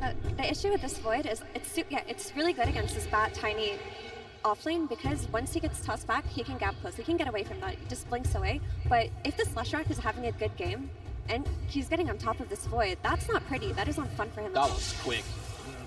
That's his fan. You have a lot of like go-in potential on XG. It faces Void, yeah, if you get there. We've seen it many times before. Void does very well with a couple of slots, but the first 4 picks of XG alone, it gets me like pumped. It gets me excited for the game, for what they can do. Now you have a Sven, high damage, you can jump in. And BB have done an incredible job at finding comebacks in games, and this is the type of game for it. How can GPK enter from all the aggression we expect to see from the first 4 heroes, activating Arme's farm? GPK needs to itemize to play for the fight. If he doesn't, Void will farm, Center will farm, Disruptor, Hoodwink, they need heroes to play into the game. So my eyes are on GPK bringing any life for this game for BB. Yeah. The thing is, Cure on his Faceless Void, if it gets to the ultra late game and he has his BKB and his items, he will carry this game. The issue is, of course, XM on the Slushrock can do a lot of damage. Like, he can really hurt this map. So if they can slow down the Slushrock a little bit, and if they can get Pure to that point of the game where he's strong enough, they've definitely got a shot. Yeah, I need BB team to do some miraculous things in this early game. I don't think it's an easy task, but they can do it. For me, XM Leshrac, I think he might go crazy this game. We do know that BB team has had a little bit of a track record for not being too strong in the old laning stage, but it hasn't really slowed them down because they still got to this point to begin with. Yeah, and that aside, it's been a tough kind of tournament for Pure, and I feel like if they are to get to game 3, it is because of Pure stepping up and finding his rhythm in the game and becoming like the true carry. So a lot of pressure on Pure, but if there's ever a time for him to step up, it has to be in this game. How long does a Faceless Void normally need? Too long. Oh. He needs, I would say before 25 minutes, he doesn't want to do too much. Like, you join with some Chronosphere, but after, if they can weather through like 25, 30 minutes with an okay net worth, they're going to be okay. I'm just afraid that early on, they're going to lose some map and it could get hard. Okay, it looks like Extreme Gaming has got a pretty good draft on their hands here. And I'm sure that Zhao8 does agree, and he is on stage right now with Tsunami.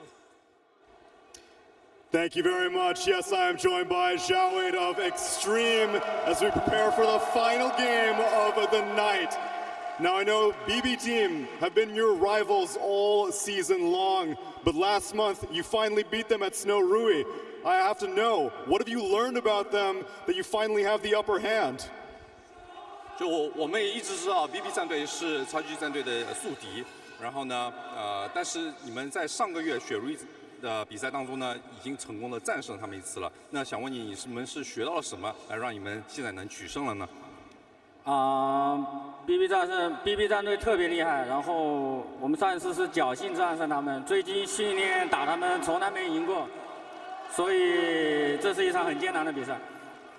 Well, BB team is a really, really strong team, and honestly, in all our scrims, we have never beaten them. So it is pure luck that's going on right now. And I mean, this is going to be a very, very fierce match as well. And we are going to have to give it all we got.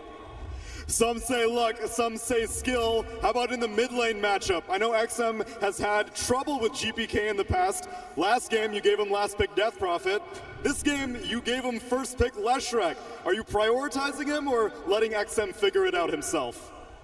那我们也知道 GPK 一直以来是毛哥的一个比较棘手的一个对手，然后呢，就看到你们上一把你们是最后一手才选了一个中单英雄给毛哥，然后这把呢，你们确实一手就选了这个拉希克给毛哥。那我想问你，现在就是这个中单的这个优先度是多少呢？你们是否会更加考虑这个毛哥的这个处境这个兑现呢？其实这2把。毛哥应该是把 GPK 拿捏了，2把英雄都是被我们读到了，而且是都被我们选到我们自己想要的英雄。I'm pretty confident that XM will be able to beat GPK for both these matches. Like last game, we predicted what they're going to pick for mid, and I think that our final pick countered them pretty well. And the same here as well. I think our Leshrac will do fairly well against the Monkey King. So I'm pretty confident that XM is going to shine in both games. Makes sense to me, and now real quick, I can hear the crowds are awake over here, but it's 5 a.m. in China. You got anything you'd like to say to all the Chinese fans who may have fallen asleep after last game to wake them up? 现场观众呢，我们都能听到他们都醒了，都在为你们欢呼。但是国内的观众呢，因为那边已经是凌晨5点钟了，可能有一些看你们前面一场太憋了，都已经睡着了。那有什么话来唤醒他们，来给你们来继续支持你们呢？我们会尽力冲上去的。We will continue winning and going further. Let's see it happen in the game then, as we get into game number 2. Thank you so much, Neil Jiawei. It's wonderful to hear that there is still a lot of life left in this arena. And I do have to mention as well, if you were looking there on the camera shots of the crowd, that entire section of Chinese fans are right behind the BB team play area. So a little bit of intimidation sitting in there behind them. Indeed, indeed, and intimidation here again with the XM Leshrac. Yes, a very frightening hero coming out in this one, and I don't know. The answer is that I'm feeling kind of what the panel was putting down there. It's looking a little tough in the early game here for BB Team. Well, luckily we don't have to worry about the early game because we're going to 60 minutes again, surely. Right. Okay. Well, that would be good news, I would say, for BB Team. I also do think that Ame on this Sven, it suits him really well with how the team has been playing, and he sort of has gone a little bit back and forth throughout this event in terms of being like full-on AFK, and then we had this morning when he played that Ursa game, and he rotated the mid when it was really good to try and go on Sumail, to try and shut down that Shadow Fiend. So I think Sven's an excellent hero because he's great at AFKing, but when you have those moments when it's time to join in, having that stun can make such a big difference for you. Well, it certainly can help out a lot in the laning stage too. Save hitting on a nice bushwhack there to get some separation, but Miero is going to be probably offering some pretty nice saves as this game goes on later and later. We've seen that cart just make like all the difference in the world. You can get to a good timing on the Ags. Well, I mean, I'm sure we know what's coming out first though. Oh yeah. All right, we got to get a Helm of the Dominator here. All right, we need to have one. It is tradition, and you know, it might not be the only one. Of course, Pure looking at one, and also XXS on the Batrider currently considering it as well. Yeah, I mean, I think that has continued to be just the thing that's going to keep coming up. I will say that when you've got a lot of potential here in this game for stacking, XG has a huge amount of potential to not just take their own stacks they build up, but also steal them if BB teams start to build a few. Between Sven, Lesh, Batrider, like it's all looking good. Yeah, I think they might want to take a page out of XG's book and not make too many stacks on BB Team because they don't have the best heroes to farm them. No. Like, at all. So I would not be looking to make those because I think you're right. I think they would simply be vulnerable to any aggressive maneuvers by XG. And the panel as well bringing this up, right? This Faceless Void, good in the lane, right? You can see it right there. He's able to time walk away. I mean, you're being pressured by this Batrider who doesn't even have Sticky at this point. It's just the idea that he could be stuck on top of you thanks to this toss and avalanche. If you don't have that, you're going to have a terrible time in the lane. But that mid game, it can be so awkward initiating on a Leshrac sometimes. I mean, I have seen a Void jump in Chrono and simply die to a Chrono Lesh, right? Yeah, no, for sure. And particularly if you like get to the later stages, you can get to the Nihilism, coming out with an Aghanim Scepter, you can maybe even save your own allies by turning them ethereal. There's a lot of potential ways that could go. And Lesh, one of the heroes coming into this tournament that people were talking about as just one of the strongest heroes out of the mid lane. Ame, not easy to come on up and contest these last hits at the moment, but does have the help of Xnova on the ET, a hero that we haven't seen a ton, but does still provide some great like objective control, good laning stage. I think almost all of his games have been in the main event, at least for me. Like, I feel like we didn't get to cast much from during the road to TI, but looking through a lot of these main event games, ET is starting to become more and more popular. And if the game goes anywhere like last game, he's a fantastic hero in stalemates, right? Scouting out situations, controlling objectives by just walking the Spirit around and having the threat of the stomp the entire time. Really excels in that. Pure backs away as the damage starts to rack up a little bit onto him. There is going to come a moment where XinQ and XXS could just go for the all-in play onto one of these heroes. But another one of these games where we're at the 5-minute mark and no first blood. Will that change here? Pure decides to start hitting XinQ a few times. Katomi keeps the pressure on, but not really any more mana here. An Avalanche, a toss back, XXS onto Katomi, but is going to get pushed away. And again, all that little action for nothing. Yeah, nothing doing up here. Mid lane going quite well for GPK. Of course, this is what you expect out of him, doing very well in his laning stage, but no threats of rotations with how busy these side lanes are. XinQ glimpsed back in, still standing fine, throws out the Avalanche of the toss, good damage, forcing out the time walk from Pure. Yeah, he'll do a little walk here, but it's at a good time. I mean, the wave's already dead. His is pushing into the tower, so there's plenty of time for him to run home right now. And XXS is actually still going to get the Lotus. XM, they are going to back out, and even dropping the Wukong's command, X-Nova will retreat out of this. All that for a bottom rune. His save moves down to secure it now. X-Nova not going to be able to make any serious play to stop this from happening. I guess you could go for a stomp here if you want, but no, the Katomi is just going to take the regen rune for himself. He needed a little bit more, you know, than GPK did. 32-31, very even, but with the deny advantage into the favor of the Monkey King.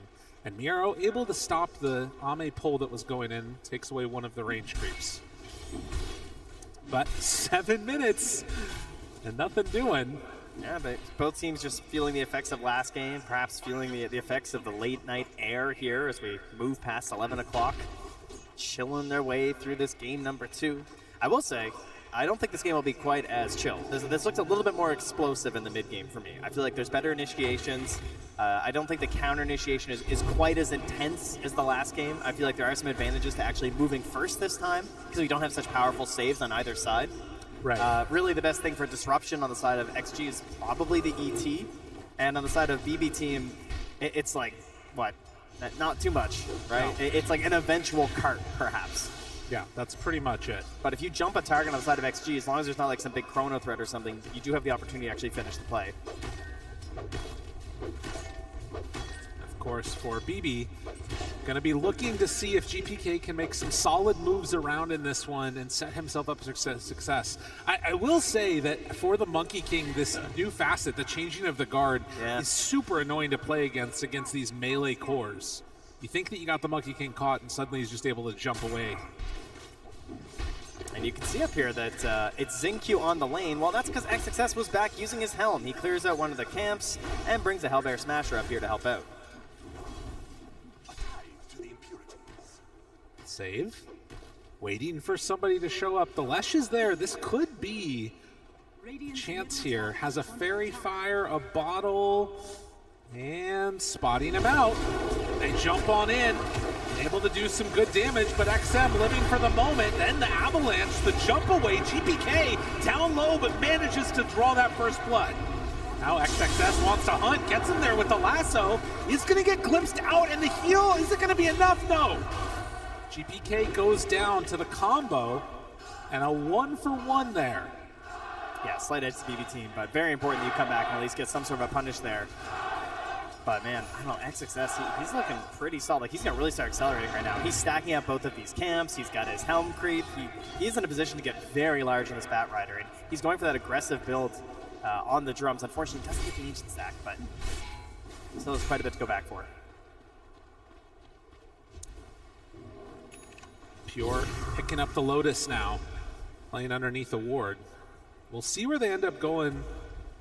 Also, if there's any attempt at trying to like pressure down the towers, it's a strange thing for BB team. Like, you've got the double helm creep, so there is some options there of trying to play aggressive, but the way that BB have tended to play, it's just sort of trying to maximize farm instead. And Miro actually sending in his creep on the bottom side is playing near X-Nova and the Lesh. I mean, I think that's the play. I think we're chilling, bud. You know, I will say, I was out in the arena, walking around. The chairs are comfortable. Oh, yeah. So that's great news for all of you fine folks out there. Because it's been a long day, and I don't think it's ending anytime soon. The way that things have gone so far, it doesn't seem to be. Haster claimed for the Lesh. And, of course, we'll use that time to run back and farm up some more creeps. Has the option to move in. But why do that when there's creeps to hit? Of course. I mean, creeps are worth a lot of gold. Absolutely. Right? That's something I've learned watching a couple thousand games of Dota. Well, that's kind of cool, though. Miro just going to go straight for the Blade Mail. I mean, this is going to be an issue in this game. Like, if you get into that Blade Mail for the Centaur, the Lesh will just blow himself up. And XM is going more for the initiation type of build, taking that blink, as opposed to trying to stand tall in a fight. This is I need some Lotus's build. Yeah. I need a little bit of help. As God, I have to agree with Kezu. T-Gub's animation was fantastic. Oh yeah. That's exactly what it looks like when you're shoving. Like that's how I envision it when I'm just shoving the Lotuses down my core's throat. Like, live, damn it, live! You know. You can tell that T is. It really hurt him going on that big MMR grind. You know. You can tell there's some trauma there. There's always some left over. The core just won't do what you want them to do. Absolutely. Got to do it yourself. Ame back along the bottom. XXS. Do you think that's why the core players are building so many helms? It's like a support that just listens to you. Yeah. It's like you can actually just control your support and tell them, go stack this. Oh, hey, could you go catch that wave? And you get all the gold. Okay, exactly. This all makes a lot of sense. Now I'm understanding the meta's true meaning. As soon as they saw that creep hero, they were like, okay, we got another hero. We're ready. Success taking full advantage. Lose a tower, don't care. E-farm Ancients. Yeah. Oh, yeah. Diffusal Blade done. XM might be in some trouble there. Drops the chrono down. Pure kind of killing himself, but it's not going to be enough. Ame. Stun. The combo. The toss. Oh, he gets out just barely. Now Kanomi able to live. Ah! They take down XM. X-Nova is way deep right now.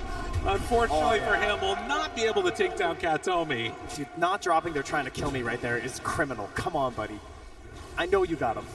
They're ready. Man, I feel like this is now also what we were kind of hoping to see. Helm creeps running down lanes. Okay, do not say that. Oh, that's what we were hoping to see. Helm creeps running down lanes. Well, that's what I was hoping at least. It was either that or them farming, one or the other. Yeah, you're right. I guess we don't really have a great option here, do we? Ame unbothered, getting towards that echo. And you can see that ping down lane. It does feel like GPK wants to head on in and start hunting. Okay. I mean, he's got his Diffusal Blade. It's a good aggressive option here. Harder to hunt on this version of the Monkey King, though, right? As you were pointing out before, he doesn't go for the Tree Dance facet, which has lost a lot of its luster with the nerfs. I guess with this combination and Static Storm up in a second, Save Katomi could, combo together to take down Ame, maybe even themselves.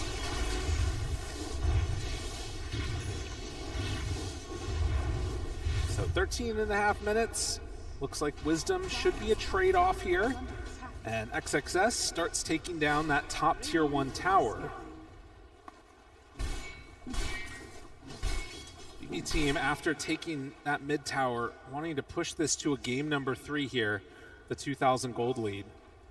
Yeah, I think that's going to come down to them understanding and preparing for this timing that's going to come from XG. I'd say it's very similar to the last match. Last time it was BB team who had this more of like 20-minute timing was theirs.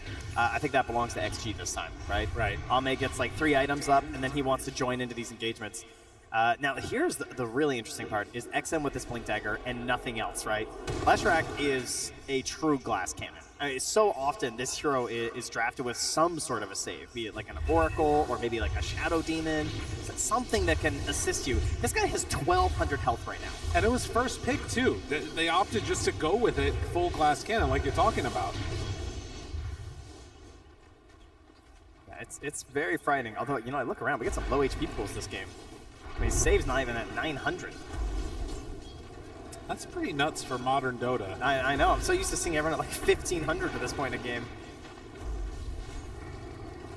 Well, a smoke up with 3. There is a Blink Dagger just now completed for the Centaur on top of the Blade Mail. And finding a kill on XXS would be a really big boon for them there. I mean, they're looking for XM right now because Miro sees him here. Starting to look. But his smoke pops. Oh, Sync Q. Yeah. That is not the kill they wanted, but they will be happy getting something at the very least. And so this is why he was standing here. Yeah. Right? He knew this was a possibility. A turnaround, Static Storm, XM onto Katomi, hits him, but gets glimpsed away. XXS still alive. Well, Pure finds the Chronosphere, but XM looking for the stomp, forced to jump away from that one for the moment. Ame now hitting into Miero. They try to back away, but the control is there. XXS, he lived through that. Wait, save. He's going in. Save, tries to find the snipe. It's not quite enough damage. XXS lives on 1 HP. Oh, just burning down with the stoked. He's fine. He's okay. Whew. Real. Just when you thought it was starting to keep going in the favor of BB Team, they lose their heroes like that. You know, it looks a lot like last game. Just thinking that you can go in there and get something done. And he did all that before the Maelstrom was finished. Now a jump, an avalanche to cover. XM still in trouble, but the Lotus, the heal, it's not enough. Nice. Good pushback there with the Hurricane. GPK taking damage from the Diabolic Edict, and well, now the Bat Rider here with Ame in tow, it'll be enough to take that kill. All right, that was now not worth it. Getting the kill on XM, because that's going to put Ame into your tier 1 tower here with 30 seconds to go until the lasso is back up. You're at this point now where you're actually quite tanky on XXS, right? I mean, you saw it in that chrono. He survives for so long that he eventually gets the lasso on the Pure, but he can just use this Boots of Barrier to just kind of force himself in alongside his Helm Creep and grab these lassos that you kind of expect a blink to be needed for. Well, and if they keep up this type of momentum, I mean, Sven's going to be getting to a Blink Dagger and a BKB pretty soon. That can make all the difference in the world. Pure is still a long way away from having the damage that he's going to need. And they really don't have that much to throw into the chrono either. It's like you kind of need to get a Wukong's command down, and if you commit all that, you better have caught everybody. And again, we don't have this save. So what's going to happen is that you have a Blink Dagger now on top of Ame. He's going to blink in, he's going to stun his target. While they're stunned, you're going to have this Boots of Bearing XSS run in and lasso them. This continuous stun is going to be giving the Vanquisher bonus the whole time to the Sven. And during that, you can't really stop it, right? Unless a chrono comes out or something.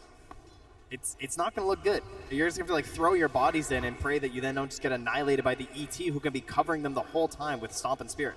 And that was another one of those instances where in this game, BB Team, they make the aggressive move, XG, they absorb that contact, and then they counterattack.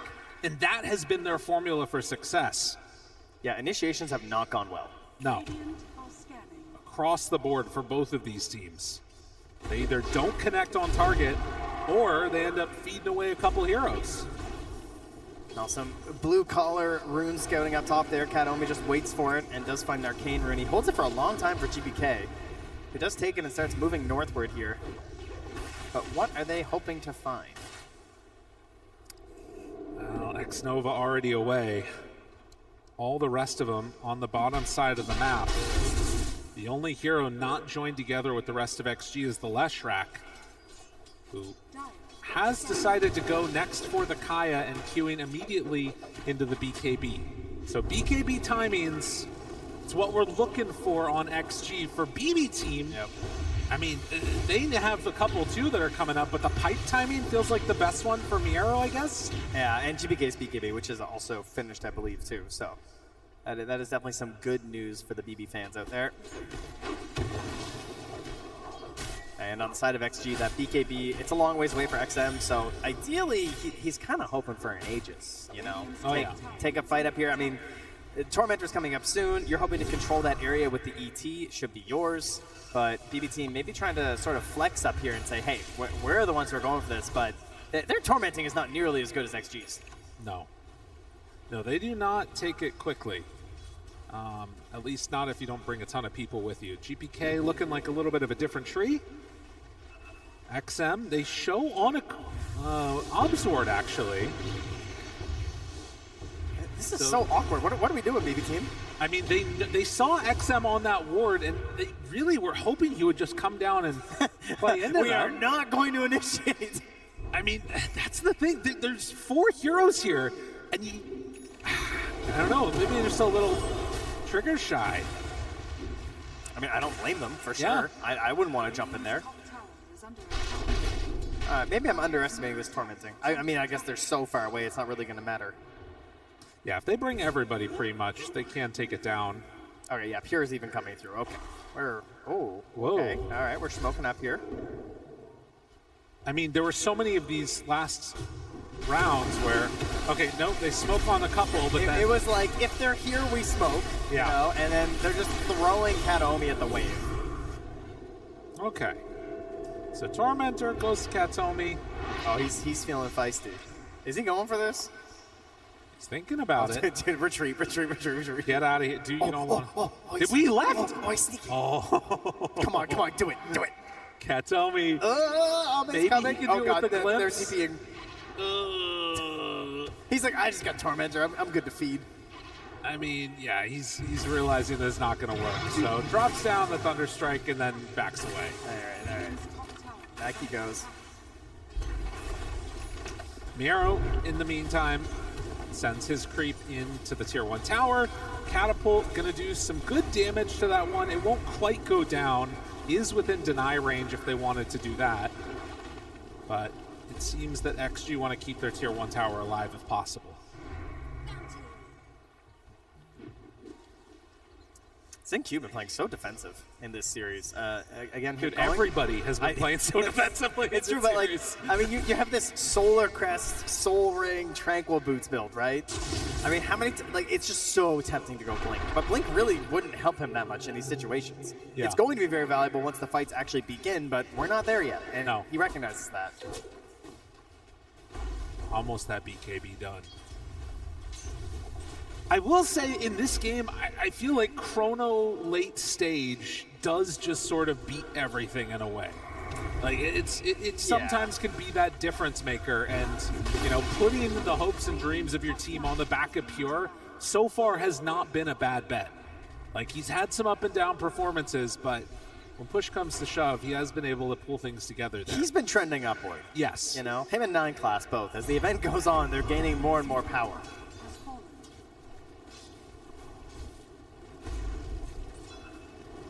Now, together, 4 heroes again, a BB in the mid lane, not smoking yet.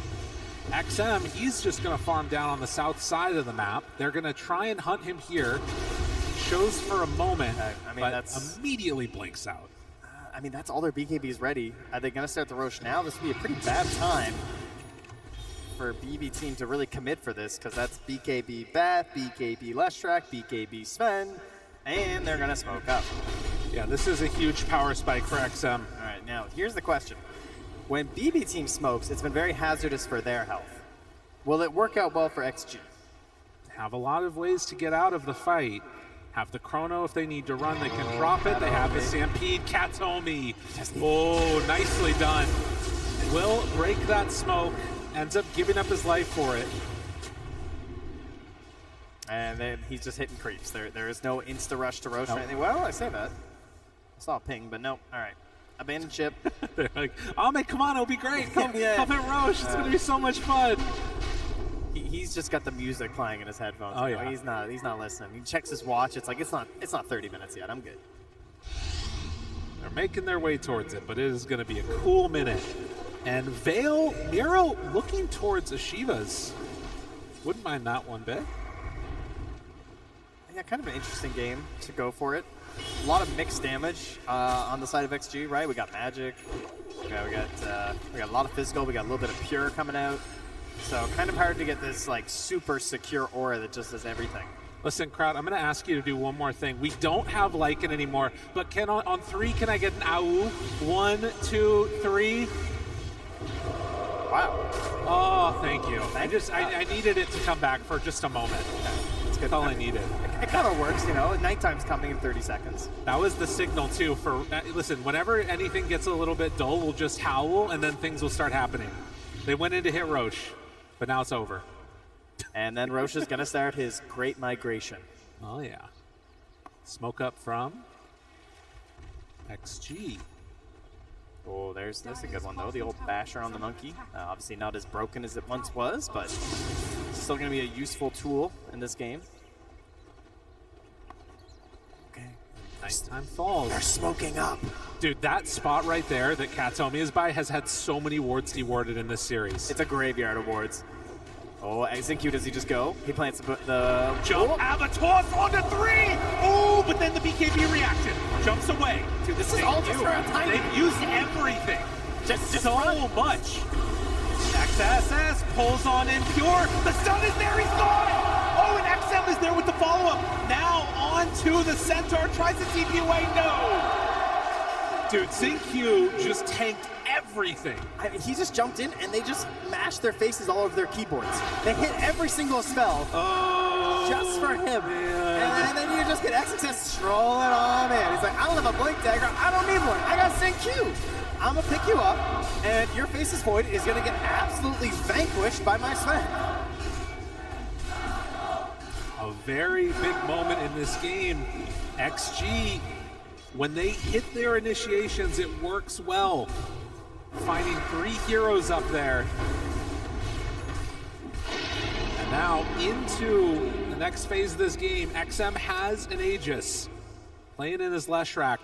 BB team, if they want to stay in this tournament, they gotta find some way to outlast that and then scale into the late game. Because the early game pressure that was, if it was ever possible, is gone now. Yeah, and this is the dream, right? Pushing in at this part of the game with a Leshrac, with an Aegis, feels so powerful, level 18. And you unfortunately have Chronosphere on your team, and one of the best counters to Chrono in the game is the Aegis. Just makes it incredibly awkward for Faceless Void to play his game. He wants that one and done perfect spell that just secures the fight for his team, and he just can't get that versus the Aegis. This is going to be a tough one. Actually going for that Glimmer, kind of a cool pickup, but you sort of wonder. There's been a couple of times at this tournament where we've seen carry players or whoever else off to the side trying to farm while your high ground is getting slammed into. XG, do they want to try and take it to the late game, keep farming, or are they going to try and take this early advantage that they've built up? I mean, right now they're just hunting Helms, and the Greedies are coming out on both sides. Bat, Tiny, and Disruptor picking it up, so they know the name of the game. Oh, as well for Xnova. Greedy, greedy, greedy. Katomi, forced staff to get away, does have Glimpse, uses it now, and immediate TP away. He's burning, he's burning, he's burning, he's gone. Jeez, from downtown, that Avalanche. Ame manages to clean up and get the last touch there, taking the top spot now here at the denies the tower with his Helm Creep. Very good. Getting whatever they possibly can. The Greedy there for Xnova too, as you can see. I mean, this is one other nice part, at least, is the Faceless Void will start to scale into some more damage with the levels. Took the level 15 time lock damage and is getting close to that 20. Yeah, that would be a big moment for him. I mean, likewise, it would be nice if they could get some more levels on their Monkey King too, who's just level 16 right now. Kind of struggling. Yeah, but Ame gets the Daedalus. That one can hurt. Oh man, this Vanquish is just, it's so much damage. Crowd feeling it right now. Oh man, I don't blame them. Everything's been going their way. It's looking good. I mean, the score line just says 8-6, but the important kills have certainly been on the side of XG. Oh yeah.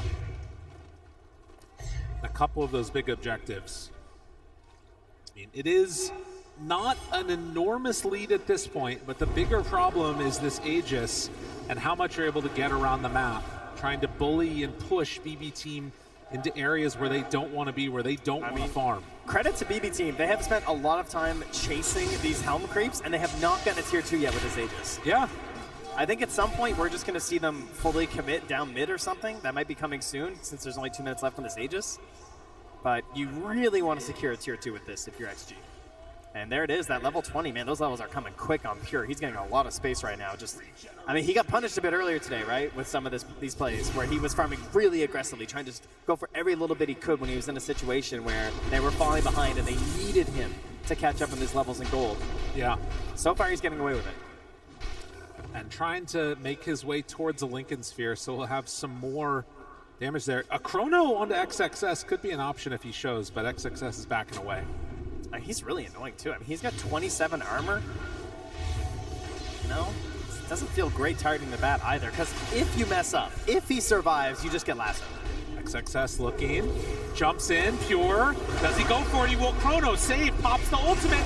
Did he have enough damage? No! He is going to go for the control! No, you see, like that. It looks like that. Oh, jeez. Thank you for the demonstration. I really appreciate it, XXS. Oh, wow. One stun, one hit, 1100 crit, and save is out of there. Oh man, it's always so tough, the decision. Do you go in, do you try and fight, do you just run away? And that time, BB Team chose poorly. I mean, do you even get away there? Look at ZinQ, he's just chucking the creep forward to hurry things up. You know? Oh yeah. Let's go. 8,000 gold lead now. XG wanting to rewrite the script. How many times has it been BB Team, Pvision, Falcons in the grand finals on the last day? XG, they've only made it 2 times. They want to make it to that last day themselves and give Ame another shot at the title. I see Kataomi. He's running around here with this shard. He's throwing down these Thunder Strikes. He's trying to get to that Eggs. That is certainly a massive turnaround item that he could go for here. He gets a glimpse back here on XM, who pops his PKB late. Yeah, all right. And gets out. Tormentor time here. XG takes this one down for themselves, and it's going to be X-Nova that gets the shard. Okay. Oh, that actually is really scary with the Sven. Yeah. So it allows you to put an alt cast on where you can appear where you stomp. So if you have this really secure stun and disable, typically you're playing the back line, and that doesn't give you the physical reduction. You're not able to remove their armor. But in theory, versus someone like this Faceless Void who has 20 base armor, if you were to alt cast in on top of him while he's stunned, he's already getting obliterated by Sven, but he's really gonna get obliterated by Sven. He will go to no armor. Yeah, he'll just get. It's actually gonna show the hero get cut in half. I guess he does have the helm. There's the Kobold. People love that Kobold. In absence of Howls, we will take Kobold. Yes, although we do need him to take a big drink for everyone in the crowd. That is the key to the Kobold can. Get hydration. Yes, very hydration important. Hydration is happiness. Smoke up, 10K ahead. BB Team, do they have an answer to this? XXS is looking. Running away or sacrificing Kataomi? Kataomi? Is that an answer? Well, it's not a great one, but it is an answer. Pure jumps back. Oh, they find him right away. Oh, but there's the Chrono, the turnaround, the TP out. Can he escape the damage? Oh, it's close, but he gets out just barely. All right. Okay, so, you know, not the best to have to do that, but he lives. He lives. The only thing worse is dying while doing that, and boy, that was close. But he's out, he survives. That does mean no Chrono here for 2 minutes, though. And that is also when Roche may be respawning here. Yeah, if you are a BB Team fan, you want a Roche spawn of at least a minute after this 40-second mark. And for XG, instant would be very nice for them. And it's just Chrono. I mean, you look at these fights, right? And you see the triple BKBs on the cores. And you think, like, how do you stop them? There's just nothing else they have that's going to delay that, of course, except for Kataomi, who is getting there. Yes. He will be the key, which, I mean, he was also the key last game, right? There was this massive pressure on him. Ame, not even God strength, forces out a lot. Miro will stampede. Oh, XXS? Hold on. Oh, if Miro gets caught there, no. It's a different Centaur. He still doesn't have Blink. Yeah. So. Killed my brother. Kataomi drops the Static Storm. XM does not appear to care. Yeah, he's not going to waste it this time. He's just Gale guarding and walking it off. Yeah. But we're almost there on Disruptor. Has just about the amount of gold that he needs to finish it off. Okay, so this morning, Pure was playing Nature's Prophet, and he got punished many times doing this exact thing, right? They had these defensive wards down here, knowing that's how Pure was going to farm to try and recover in a game like this. Currently, XG, they don't have those wards. They don't have the vision down here, so he's going to get away with it for now. On the other side, GPK, while Ame takes this tower, is going to go for a bit of a sneaky play trying to get the Wisdom. ZinQ is like so ready for this. And yeah, GPK realizing what's going on is just going to TP out. Oh my god, and not a second too soon. Yeah. That could have been a bit hazardous for his health, so he'll get out, and XSS is going to grab the other. So double Shrines of Wisdom and activate an amplified damage rune as well for XM. Things are looking all up for XG as Roche will appear in the northern pit. So the one other thing about this is Katome did not show any of the pieces of his Aghanims. That's true, he's been hiding it this whole time in his courier. And has a smoke, so there is a decent chance that they will not be expecting this on the side of XG. If you are BB fan, this is the biggest hope that they got. They have a really greedy ward here. Xnova immediately finds it. Like, this is just the greediest ward that you can go for. Because they know they got to win this Roche fight. They want to catch them off guard here with the Ag Scepter. And they managed to take it there. That's the Blink Dagger done for the Bat now, too. Okay, so Katome, the pressure was on him. And unfortunately, he was not able to rise to the occasion in several of those very pivotal engagements last game. His Oracle had some issues, didn't get his Blinks off, got chased down by the opponents, couldn't save his cores. Now he has the most important item in this game on the Aghanim Scepter, this Disruptor. He is their chance to turn this game around right now. Don't let it get to you, you know. Oh, no. No, of course not. They jump away after the smoke breaks. It was on a tree. GPK the one showing. Miero shoves out that mid wave. Bottom is pressuring in a little bit. There isn't a creep to continue that movement down south. And it looks like Ame is actually just going to go back to deal with it. Let's decide to go for the Pyrrhic Cloak. So if BKB is down... Oh, wow. Yeah. Really falling on his sword down here. Oh, okay, I'll go clear the wave, guys. You know what? Don't mind me. Very nice for him. It's a big sword to fall on.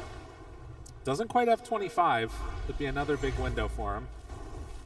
But the Giant Small for Pure, and still a ways away from a Scotty. It's about 4,000 gold behind the Sven. Crippling Crossbow maybe could make the difference. Xnova has drawn a wraparound play here. He's got big ideas. I think Katome is still not shown this Aghanim Scepter. It's being very sneaky. And they'll go for another smoke play now. He does have another one after as well, in case this one doesn't work out. They've been saving them. That's a swift blink on Ame, my goodness. Miero sends out his creeps first. Vision is really good for XG here. They break on Vision, jump forward, stomp, not going to connect. Do they have anything else? Xnova backs away, XXS jumps in, lasso out, the sleep is there. Pulling him out of position, Ame, he goes in, immediately caught there. Oh no, it's XM. Yeah, they got Chrono to dead. Now trying to back out, they've used Chrono, they've used Static Storm. Ame's still pretty far back. He can't get in. So there you go. They had to double drop it onto XM, but it did secure the kill. He does also have buyback on XM. And the cooldown's not that bad, right? Like, by the time Leshrack's back, you've got Static Storm again. This is not Chrono, right? So even if the Chrono's not back, at least you're going to have that Static Storm available. And they don't have the confidence to go and control this Roche pit without the Leshrack. That's going to delay things to the point where it might move down south. Yeah, they're already starting to send themselves down to the bottom side of the map. GPK farms up a bit. He's working towards a nullifier. They're going to see Ame here. No one's going to join him, though. It's just Pure and Miro's creep. I do think if they catch wind of this on XG, I would like to see these bottom wards. Because like, it was so pivotal in the earlier match for BBT that I think it's something they should be thinking about. Finding those catches down here south. Yeah, like you know Pure's going to greed for these. In fact, there's even a ping from Ame. He's like, hey. You take care of that. Help me out here, please. So I think this is going to be full Scotty done. Okay, you know, I didn't know if he'd get there. He's almost, you know, he's level 24 now, too. Trying to find another Chronosphere after this by going for a refresher. Another one of these games with low kills going late. Both sides very afraid of just making one step incorrect and throwing away whatever advantage they might have. Interesting choice here from Xingqiu. He's gone for the Wind Waker. So he's probably going to need a cast range assistance, right? It's a little tight, depending on the spacing of the Chrono. He might not be able to get the save that he's envisioning if it's layered over top of the Static Storm again, right? Yeah, that is an issue. And then the other problem, I feel like we almost always see backtrack get taken for the faceless voids nowadays, but I wonder if there's any world where, because you've got like such weird positioning and save, that you take the bigger chronosphere. It's hard to imagine. It's just like if you just dodge one Sven hit, though, it's there's just too much value. That's true. And again, every minute that goes by, I feel like this is into the favor a little bit of BB team. They're getting into this next tier right now. They will find a lasso, but the stomp is there for the counter initiation, and XXS is in trouble. XXS is gone. XingQ, he might be next. Do they have any way to get XingQ out of here? Under control, Wind Waker to try and back out. BKB, Miero with the reaction to GPK. Oh, the chrono, it's perfect. It catches Ame off to the side. XM is very far away. Ame down, Ame down. That is 3 dead, huge kills, and BB team finding their way back into this game here have just gotten a team wipe. Okay, Miero struggled in that last game. He did not have a good time. That was a sick BKB. Oh, perfect play. Like, perfectly in time, and have completely brought down this lead. They want to push this to a game number 3. 8,000 gold swing off the back of that fight. You know how that started too? Is that we had this scouting by the creep there of XXS. He's running his purge creep through, and they're all smoked up there on BB team. And he kind of scouts out. And he's like, yeah, this looks like a free route. I think I'll go and take this route. It was not free. In fact, it was incredibly costly. It's a full-on wipe. Unreal. I mean, and we just said it, right? As this game goes later, BB team have some answers. And particularly when the fights slow down, you get all your big ultimates again. Let's watch it again. Oh, this is, like, and then he just spots GPK. He's like, oh, I can grab this guy.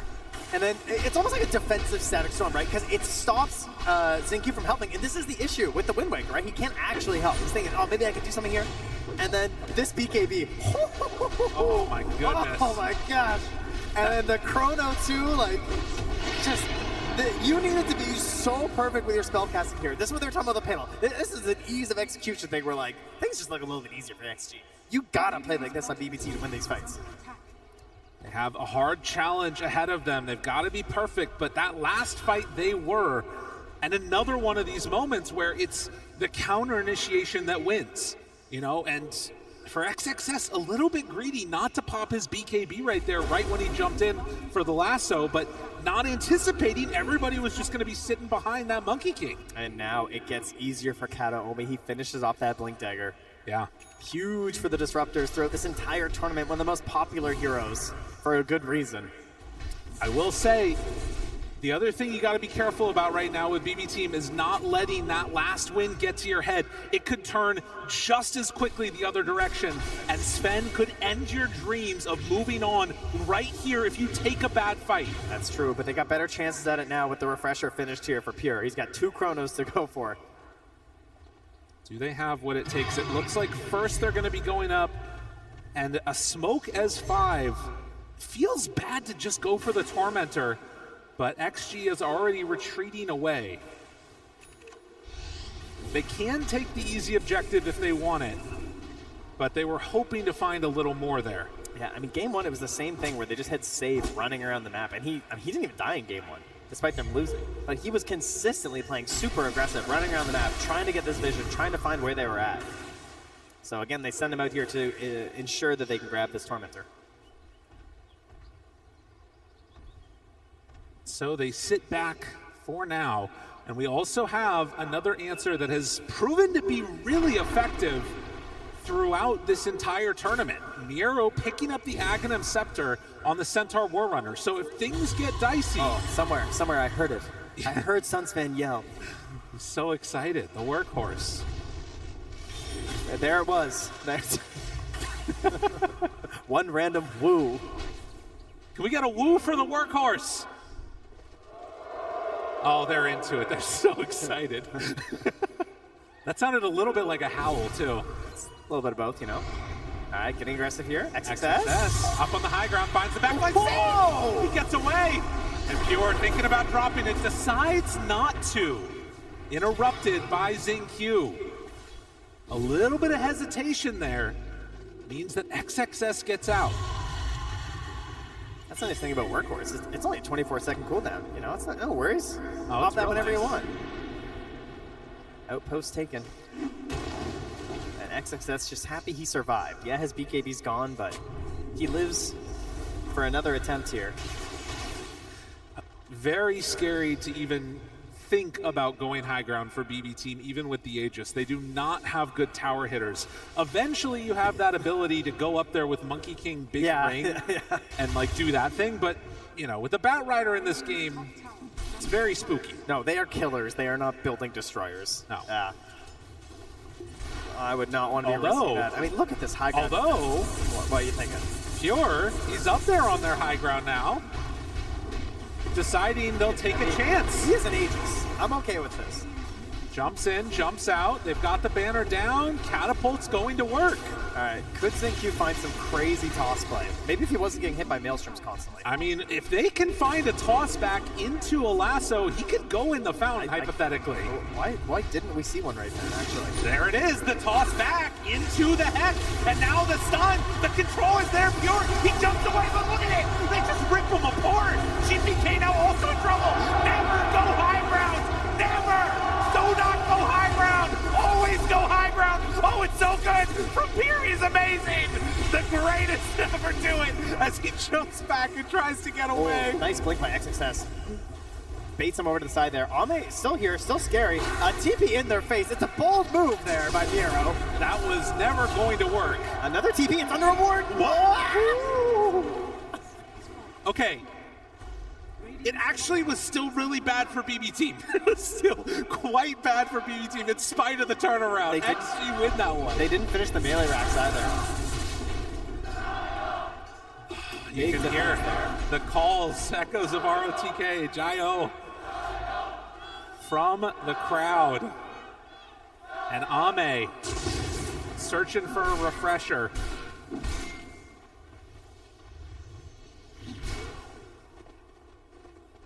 Ooh, and a lasso Aghanims, too. Yeah, interesting, eh? All right, everybody, come on, take a deep breath now with me. Whew. A little woosah, calm yourselves down. Yeah, that's what the players are doing too, you know, obviously. That's right. Need to stretch, get yourselves ready, because I have a feeling we're going to get a bit of a banger coming towards the end of this one. I mean, that is the beauty of giant team fight spells here. Oh, yeah. Yeah, Aghanim Scepter on the bat. Very interesting. I mean, there's so many items you can go for in the situation. But this one can really clutch things up, you know? It's always an interesting one, though, because it relies on your opponent's positioning.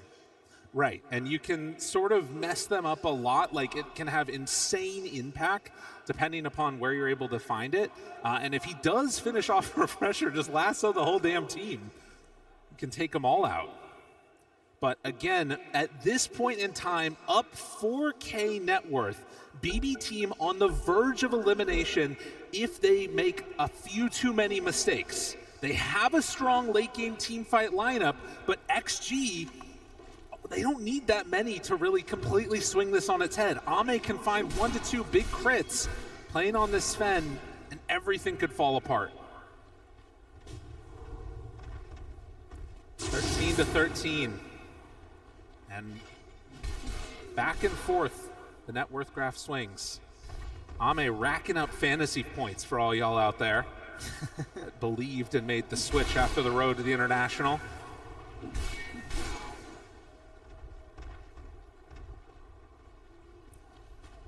But a smoke up happens now.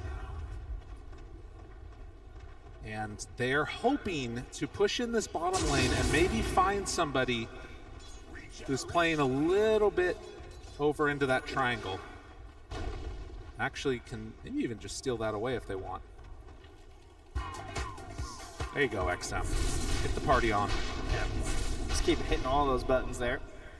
Did go for the backtrack on the Faceless Void, as anticipated. Geez, that's a tough one to keep note of in these chaotic engagements, isn't it? I mean, I can't believe how long he lived there. I thought he was going to die. Yeah. As you said, he was dead. He's alive. Does have the additional ring. Also keep in mind, these teams have been here playing Dota all day. That is true. XG's first game was at 10 a.m. It is now approaching midnight. BB team also playing in the second series. They are putting on a hell of a show out here for all you in the arena and watching at home. Thankfully, Dota players are very used to this. You know? Oh, yeah. They actually probably played less games than usual today. So Just hey, one more right. game. Just last game before bed. Just one more game. Don't worry. It is feeling like those kind of games for sure. Both of these matches so far here. And of course, after going for an eggs on the bat, he's going to take for the refresher, a refresher on the Centaur as well. We're going to have a lot of refreshers this game. Everyone's just going refresher. Oh, I'm excited. This is going to be good. Things are going to be crazy.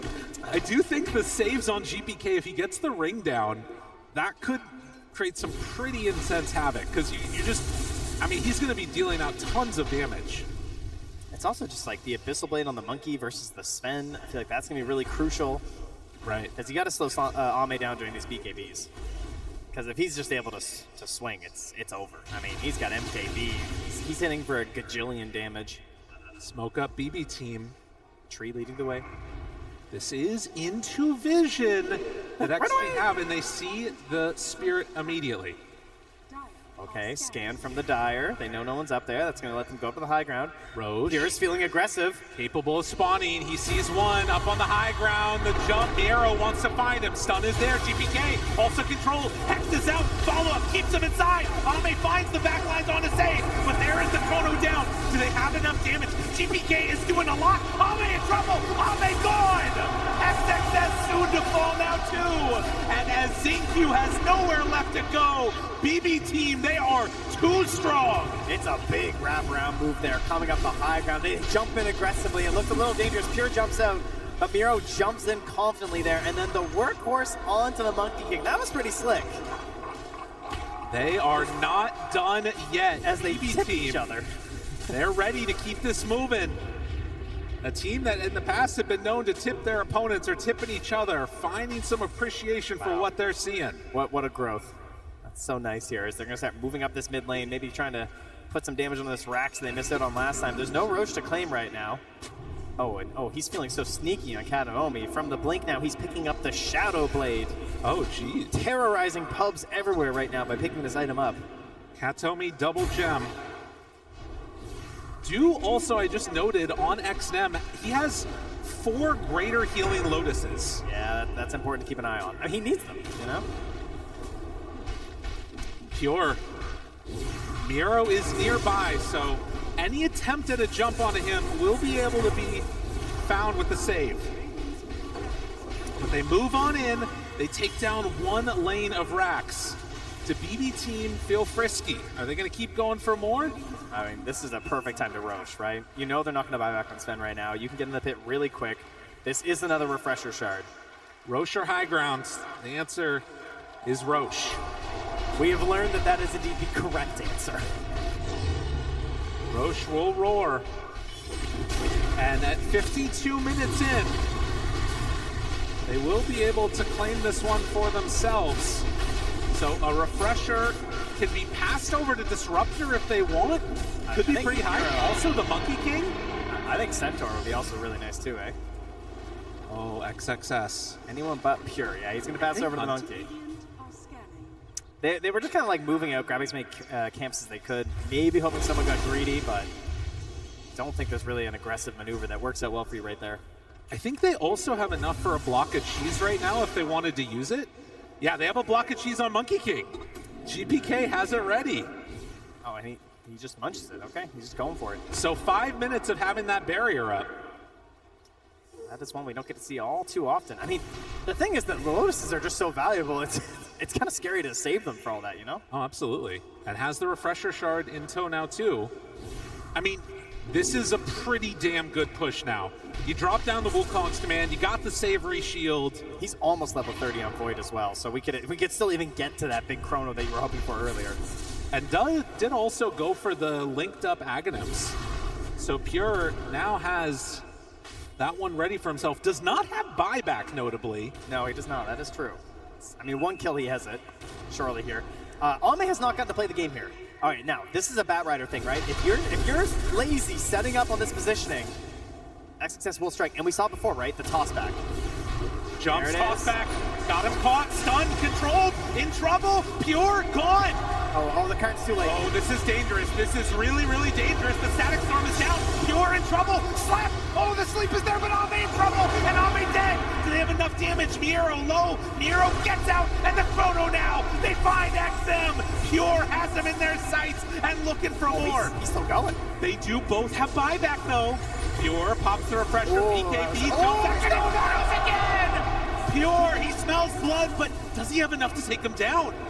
Oh, he's still in pretty far. And now ZingQ looking again for the toss back. They get the Hex now onto the Monkey King. Pure, no more chronos ready. XM, he's doing a lot of damage. Is it enough with Ame there? Yes, it is. Ame, he ends his life.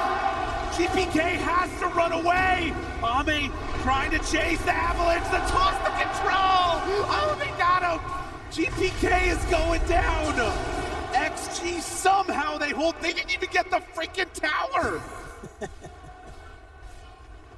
They went for it all. They tried to end the game right there. That's what that play is, right? That's just, I'm done. I don't want to go late again. I'm finished this match. But XG, they say no. We will drag this on. You're coming with us, and we are going to get some 60-minute items whether you like it or not. It is also going to set up a win condition now. It's very a much buyback from Lesh. Ame does not have buyback. But they burned through everything. The Scrumptious Shield is gone. Oh, that might be still around for another couple minutes. It comes back, don't worry. But no more refresher. The Aegis is out. It was this right here. Yes. Because he's like, I'm swag. Refresher BKB. And then suddenly, there's more heroes that you don't really want to deal with. Yeah. Oh, good play by GPK to catch XM over there, but it didn't end up mattering. All this damage from the last track too, just standing. And of course able to pure dodge a bunch of it, but then Ame came in for the finish. And we're back sort of at a weird standstill in our actual game. Yeah, it's an idea now in terms of like how aggressive are you willing to be on the side of BB team? Because you've got to punish these buybacks, right? Surely. Sure. There are no buybacks on XG now. They are all gone. 56 minutes and 17K net worth lead for BB team. And we've got ourselves a refresher coming back in 40 seconds for Pure. That's really the only thing they're waiting for. He's got these giant chronospheres. I can imagine he's ready to end this game. You've just got to find a way to survive through the double chrono. And it's fine, right? Simply Charlie.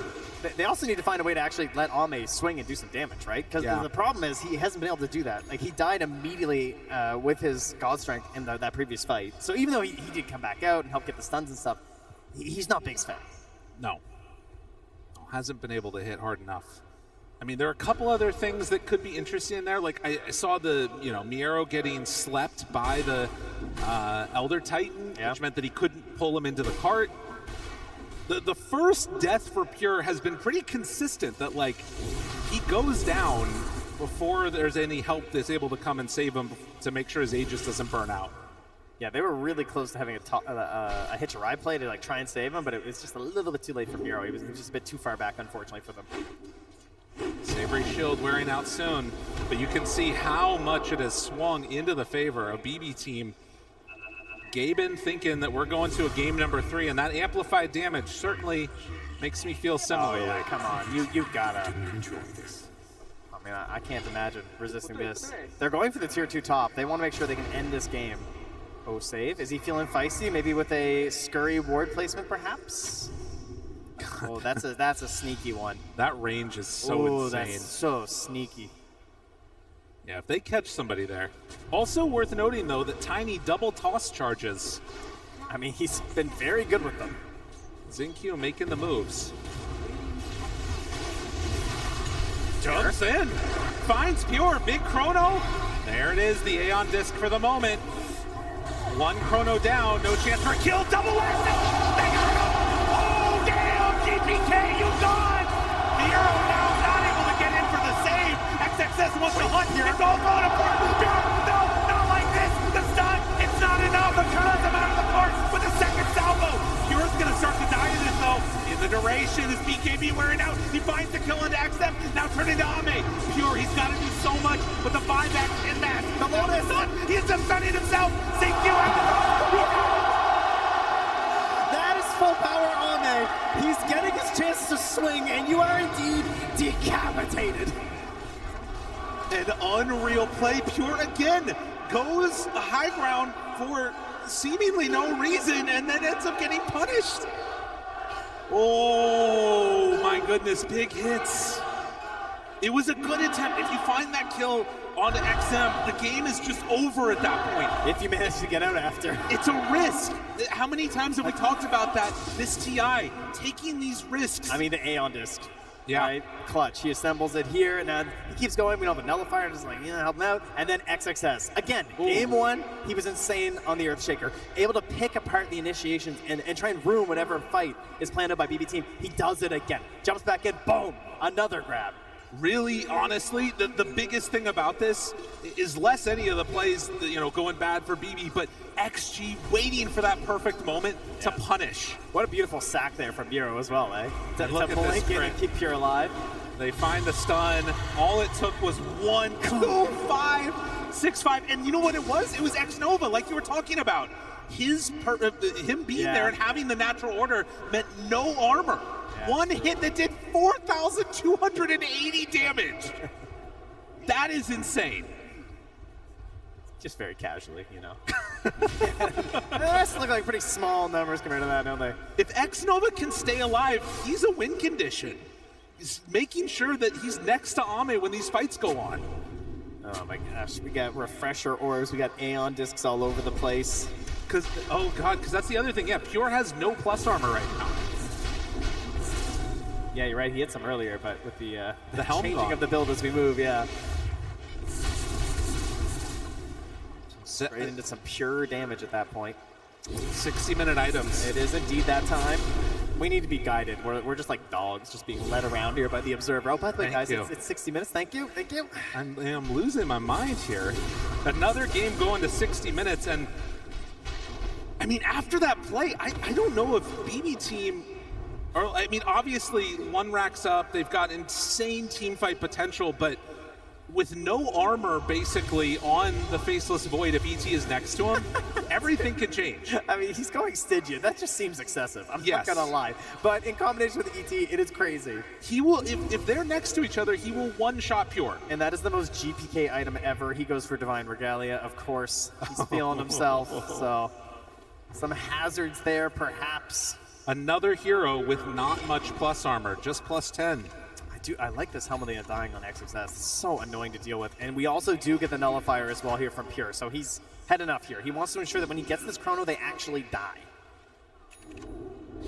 The fact that both of the main damage-dealing cores on BB Team will have no armor when ET is nearby, I feel like is a potentially game-ending issue for them. Yeah, one could say that's probably not good.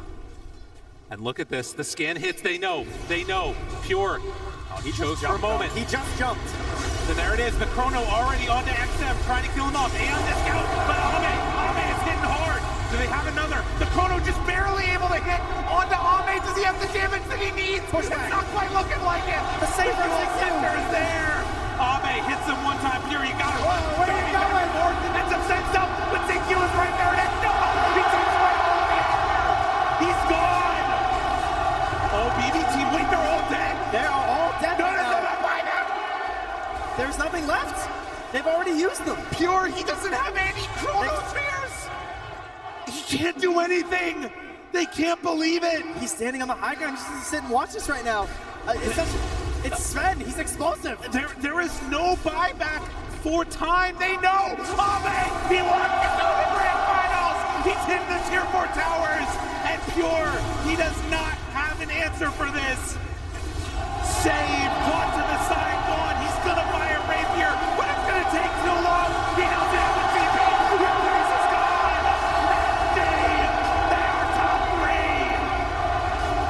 How many fights in a row can you win as BB Team? And every time it's not good enough. There's that little defensive high ground next to you. The crowd goes wild. And then you're like, oh, but BB Team still have it. And they go high ground again. And they defend and the crowd goes wild. And eventually eventually it is enough. They find their way back out on this map for XG, and they find the winning fight they were hunting for so long.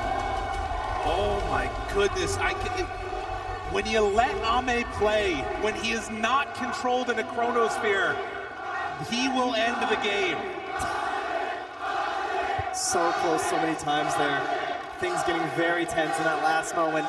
I mean, we're going to be able to break that down in so many different ways because there's just spells flying everywhere, refreshers abound, Aeon discs, and I mean, that's some late game Dota. That is some late game Dota. If you don't know, now you know. Dota, when you get to 60 minutes, is damn good. An unbelievable performance from XG as they managed to secure their place here going into the final day. Does mean we will have an exit for BB Team, who have played so well. Another one of their great performances on the main event of TI. But today it's going to be XG that are moving on. I can't believe it. I didn't think it was going to happen. I didn't think it was going to happen. I thought we were going to get that game 3. But XG said no. Ame said no, and the fans cheered, hell yeah! 90 seconds ago, I thought they were out, or at least going to a game 3, but we have the man, the myth, the legend, XG down on the floor. Lyrical, we certainly do. XG, what was the communication like in the final moments of that game? Was it calm, or was it crazy? Q 哥就想问你，当时在最后一把、最后这些时刻里面，你们当时对内的沟通是什么样啊？是很冷静的呢，还是都在狂欢了？就是大家比较激动啊，就是狂欢吧。Everyone was super excited. Everyone was super hyped. We were gonna win this. Well, your coach said that in scrims you guys don't do too well against this team. What changed? 前面我们采访小巴的时候，他当时是说你们在训练赛就是一直都输给 BB 战队。那想问你现在到底是什么东西改了呢？就是我们做的比训练赛更好了吧，然后他们那个狼人特别厉害，我们就搬掉了。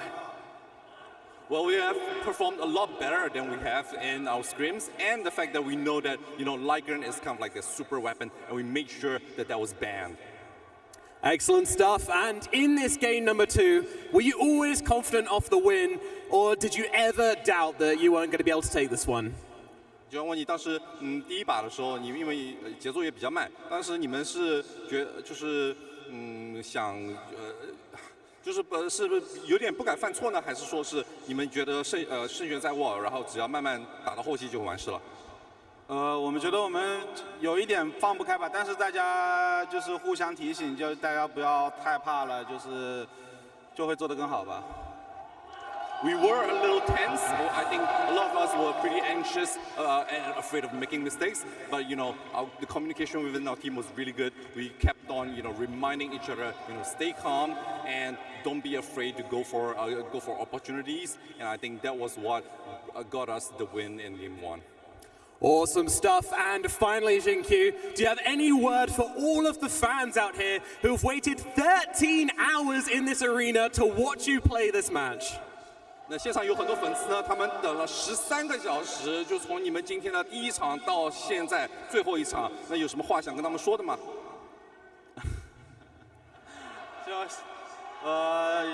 有点激动吧，就有点词穷，就是给大家磕个头吧。I'm at a loss for words. I don't really know what to say, so I'm just gonna take a bow to everyone. Thank you so much. Thank you very much. Congratulations, XG, and congratulations, Extreme Gaming, as they will make top 3 and the final day at the International.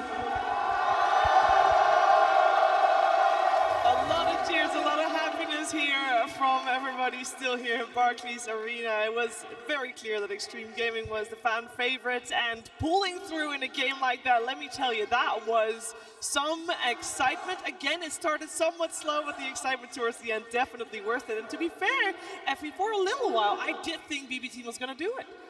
That was wild. Initially, it looked so Extreme Gaming favored, especially after that first Aegis. They're leading in net worth, everything's going so well, their spend is packing such a punch. Then BB Team bring it back with a couple of clutch chronos, some failed engagements from the side of XG, and it was looking really tough. I think the DOTA buff odds were like 90-10 at some point, but XG just bring it back. That was ridiculous. The tossbacks from Xingqiu to defend in base, the double lassos from XXS at the very end there. Cinema. They came so close, and that must mean it must be extra painful to go home at this time, but it is that time. And for some final words, we're heading over to Pyrian Flax, who's standing by with Save.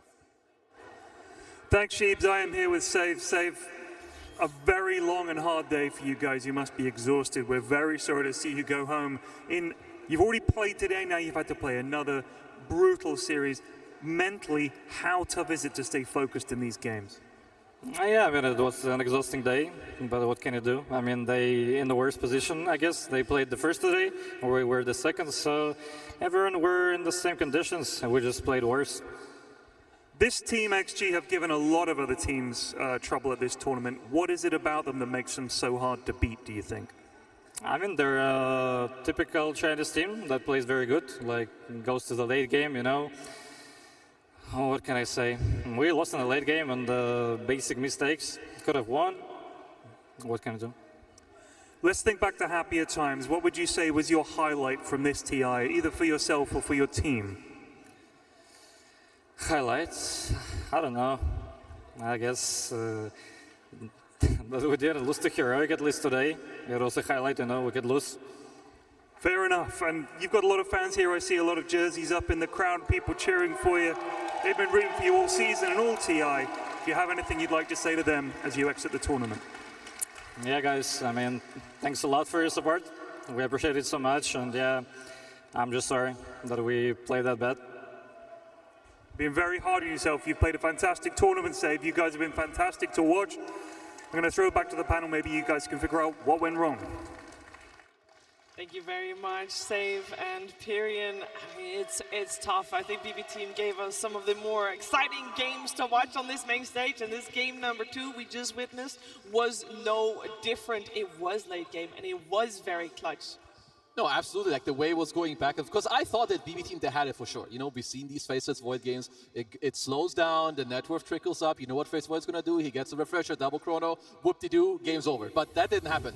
XXS, so many double lassos into this like overwhelming damage like from Ame. I really think that they were able to clutch it out because they were ahead, then they were behind, then they bring it back. It's like one of the most hyped games I've seen.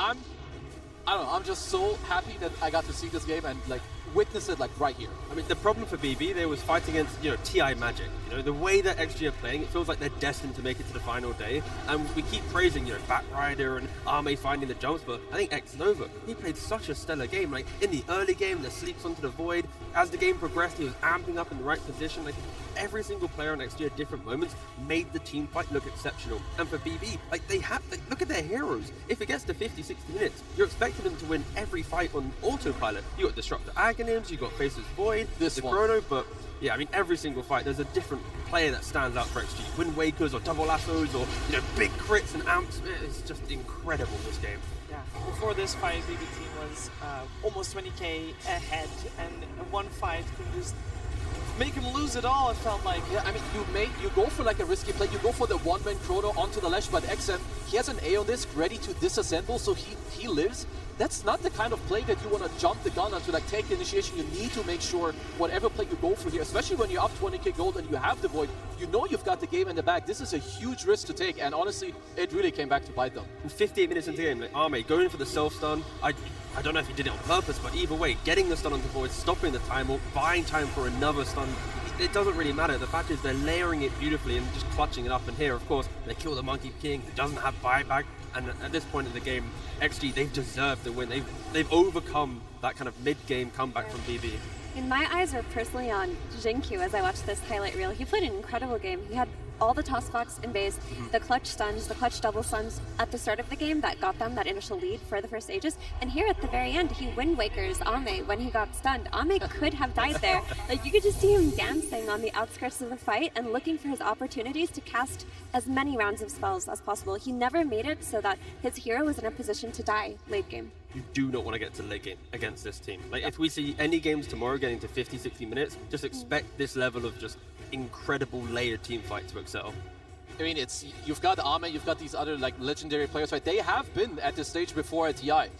It did sound like the nerves did get to them because Jinky was saying, yeah, a little bit of stress and we're being timid, but they've been through this before. They know how to make it happen, and I believe that especially this day and this match is going to help them get through this like with ease. Yeah, there's only 2 players on the side of Extreme Gaming that have never made it to a final day, which is XM and XXS, with XM getting top 6 last year, was his first TI last year, and XXS being Max top 6, or 4th, but he did get top 6 twice as well. So it's big for these 2 core players, and it's big for Extreme Gaming here too, T. Yeah, I mean, it's well deserved, right? The fact that the way they got here, dominant group stage, shaky start to playoffs, but they've learned their way against Pvision. They've kind of harnessed that in the lower bracket, and just seeing the way that they played here, I'm confident that if they can just ban Slark and Monkey against Pvision, they have a good shot to get to the grand finals. Yeah, I mean, Falcons also kind of showed it earlier, right? It did make Pvision a lot worse, at least from the looks of it. And, you lose once, you can learn from it, you take it there. So I'm just excited for tomorrow. Yeah, we can take a look at what's happening here, because the bracket clearly shows Extreme Gaming, when they were in that upper bracket, it was Pvision that knocked them down. And I just want to remind you guys, that was a quick ordeal. That was not a close game. So I'm hoping that this time around, Extreme Gaming's got to be more prepared, and we'll have a competitive lower bracket finals. And to be fair, I have no doubt that the preparation will be there on both sides.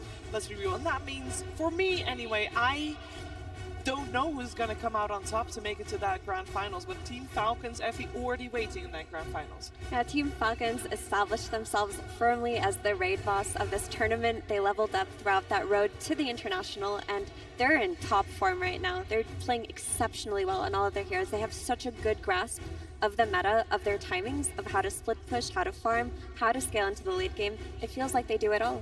And you couldn't ask for a better conclusion to the international, right? The fact that we have 3 different teams, 3 different regions, 3 different, personalities, styles, and ways to approach the game. It isn't as simple as follow this pick, we're going to win the game. Like, it really is going to be a clash of different identities.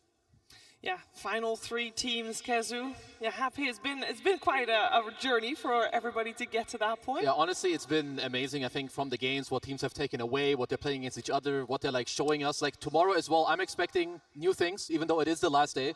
You learn so much from these games. You have to take it into the next day, and I'm just expecting incredible Dota tomorrow. Same here. I mean, the clutch factor we saw from Extreme Gaming today was TI magic. It was beautiful. I'm just excited to see more of it. And a top 3 placement for China, that's already a great step to rejuvenating that region. For sure, T. Any final thoughts? No. Bye-bye. Good night. All right, well, that was it indeed for today. It has been a long day. It was a fantastic day of Dota 2. I'm sure there's going to be more fantastic Dota 2 games on the main stage tomorrow. So join us for our final day. Championship Sunday starts same time as today, same time as yesterday, same time as the day before. It is 9:30 when you'll be ready here with the panel, so make sure you tune in. Make sure you join here early enough to get a good seat in the Barclays Arena. But we'll see you tomorrow for more Dota 2.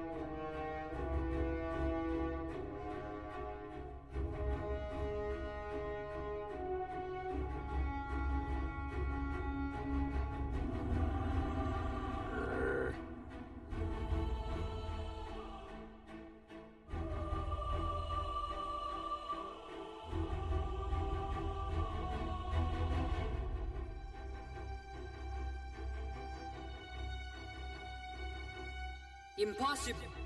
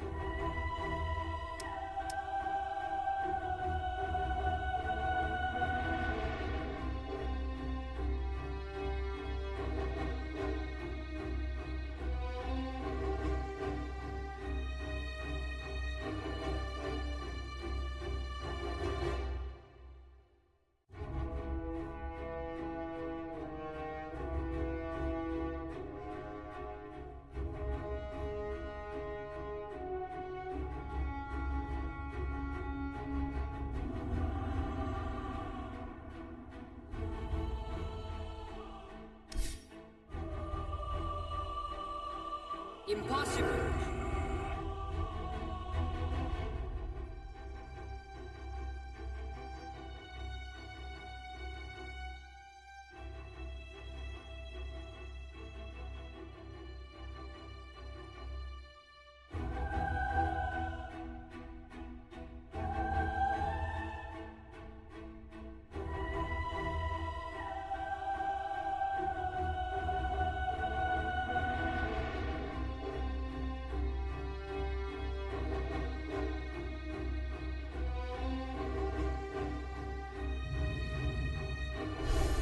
Sky Wrath May.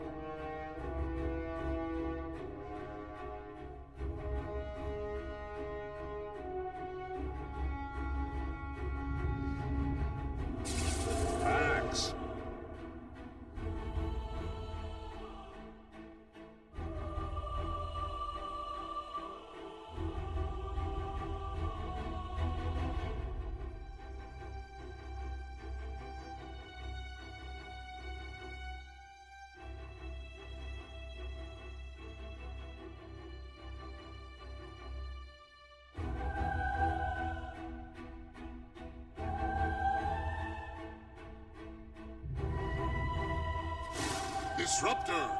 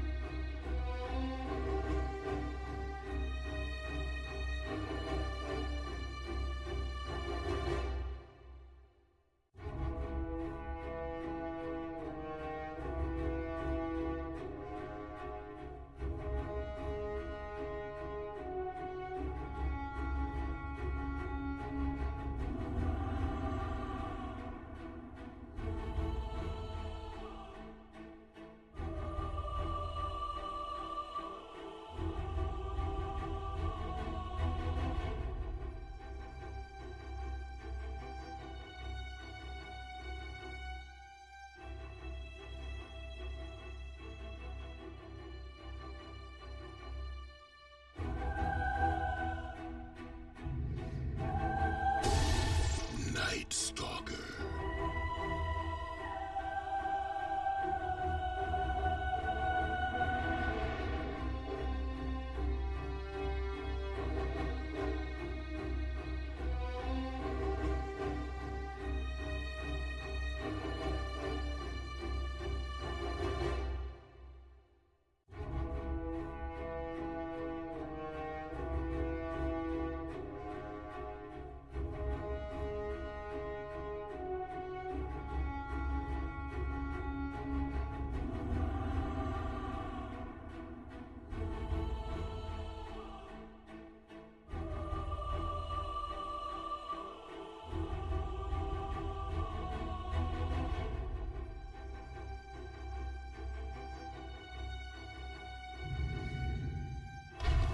Templar Assassin.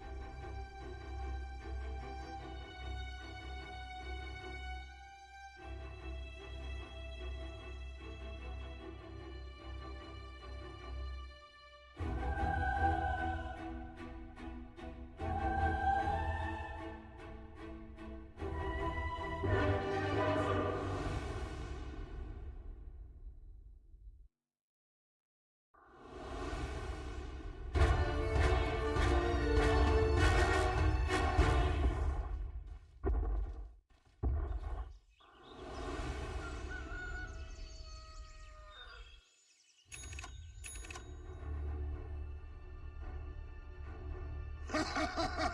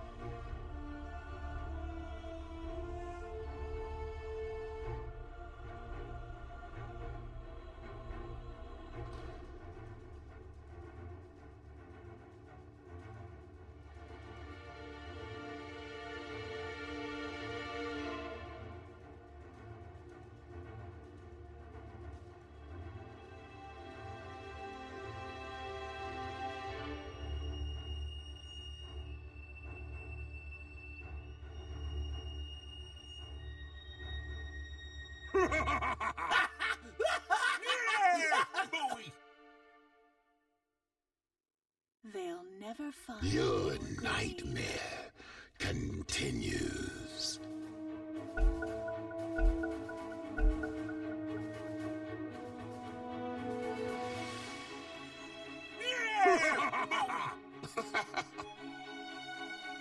Something for everybody.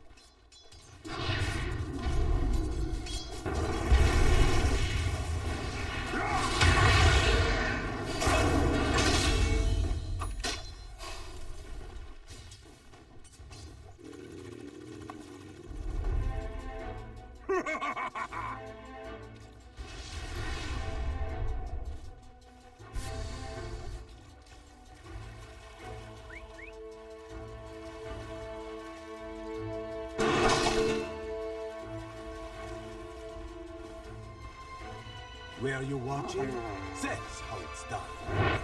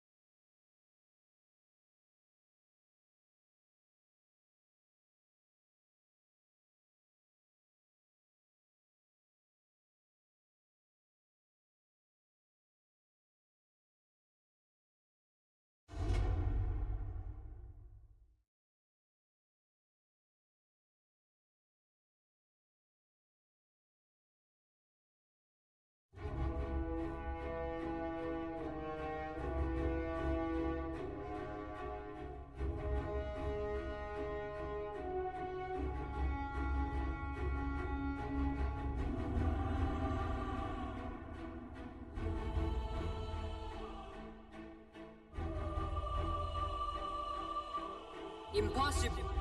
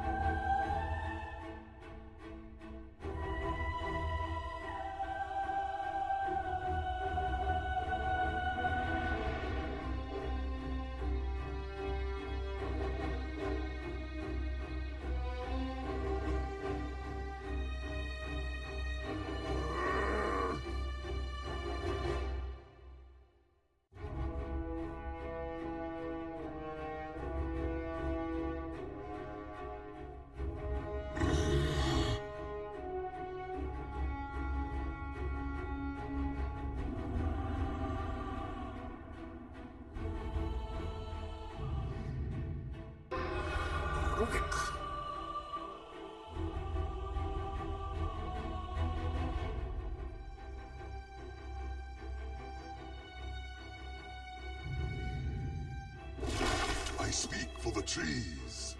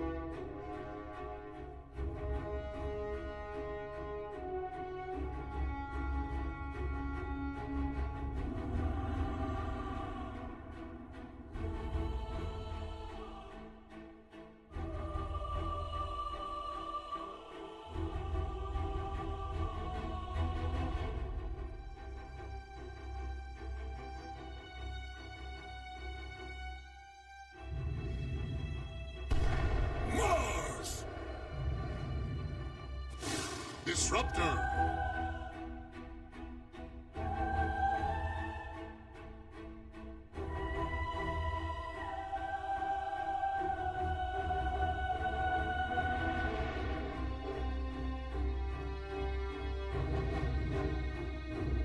Juggernaut.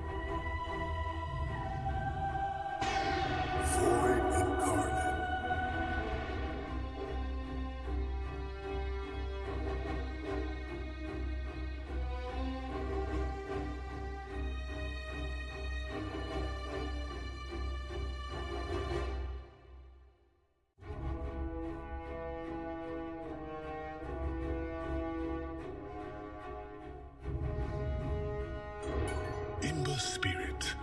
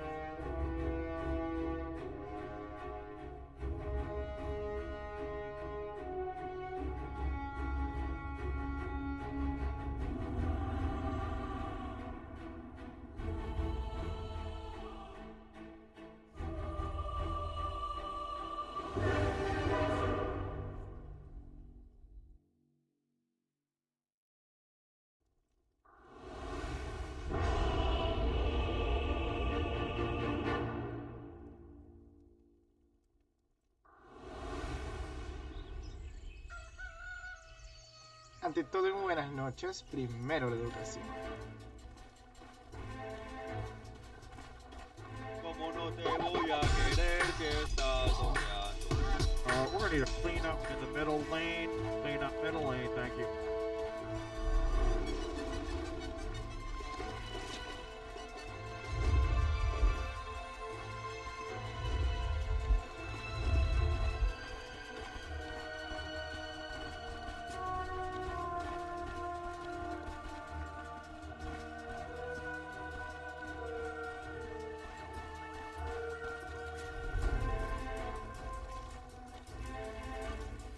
Oye, amigo.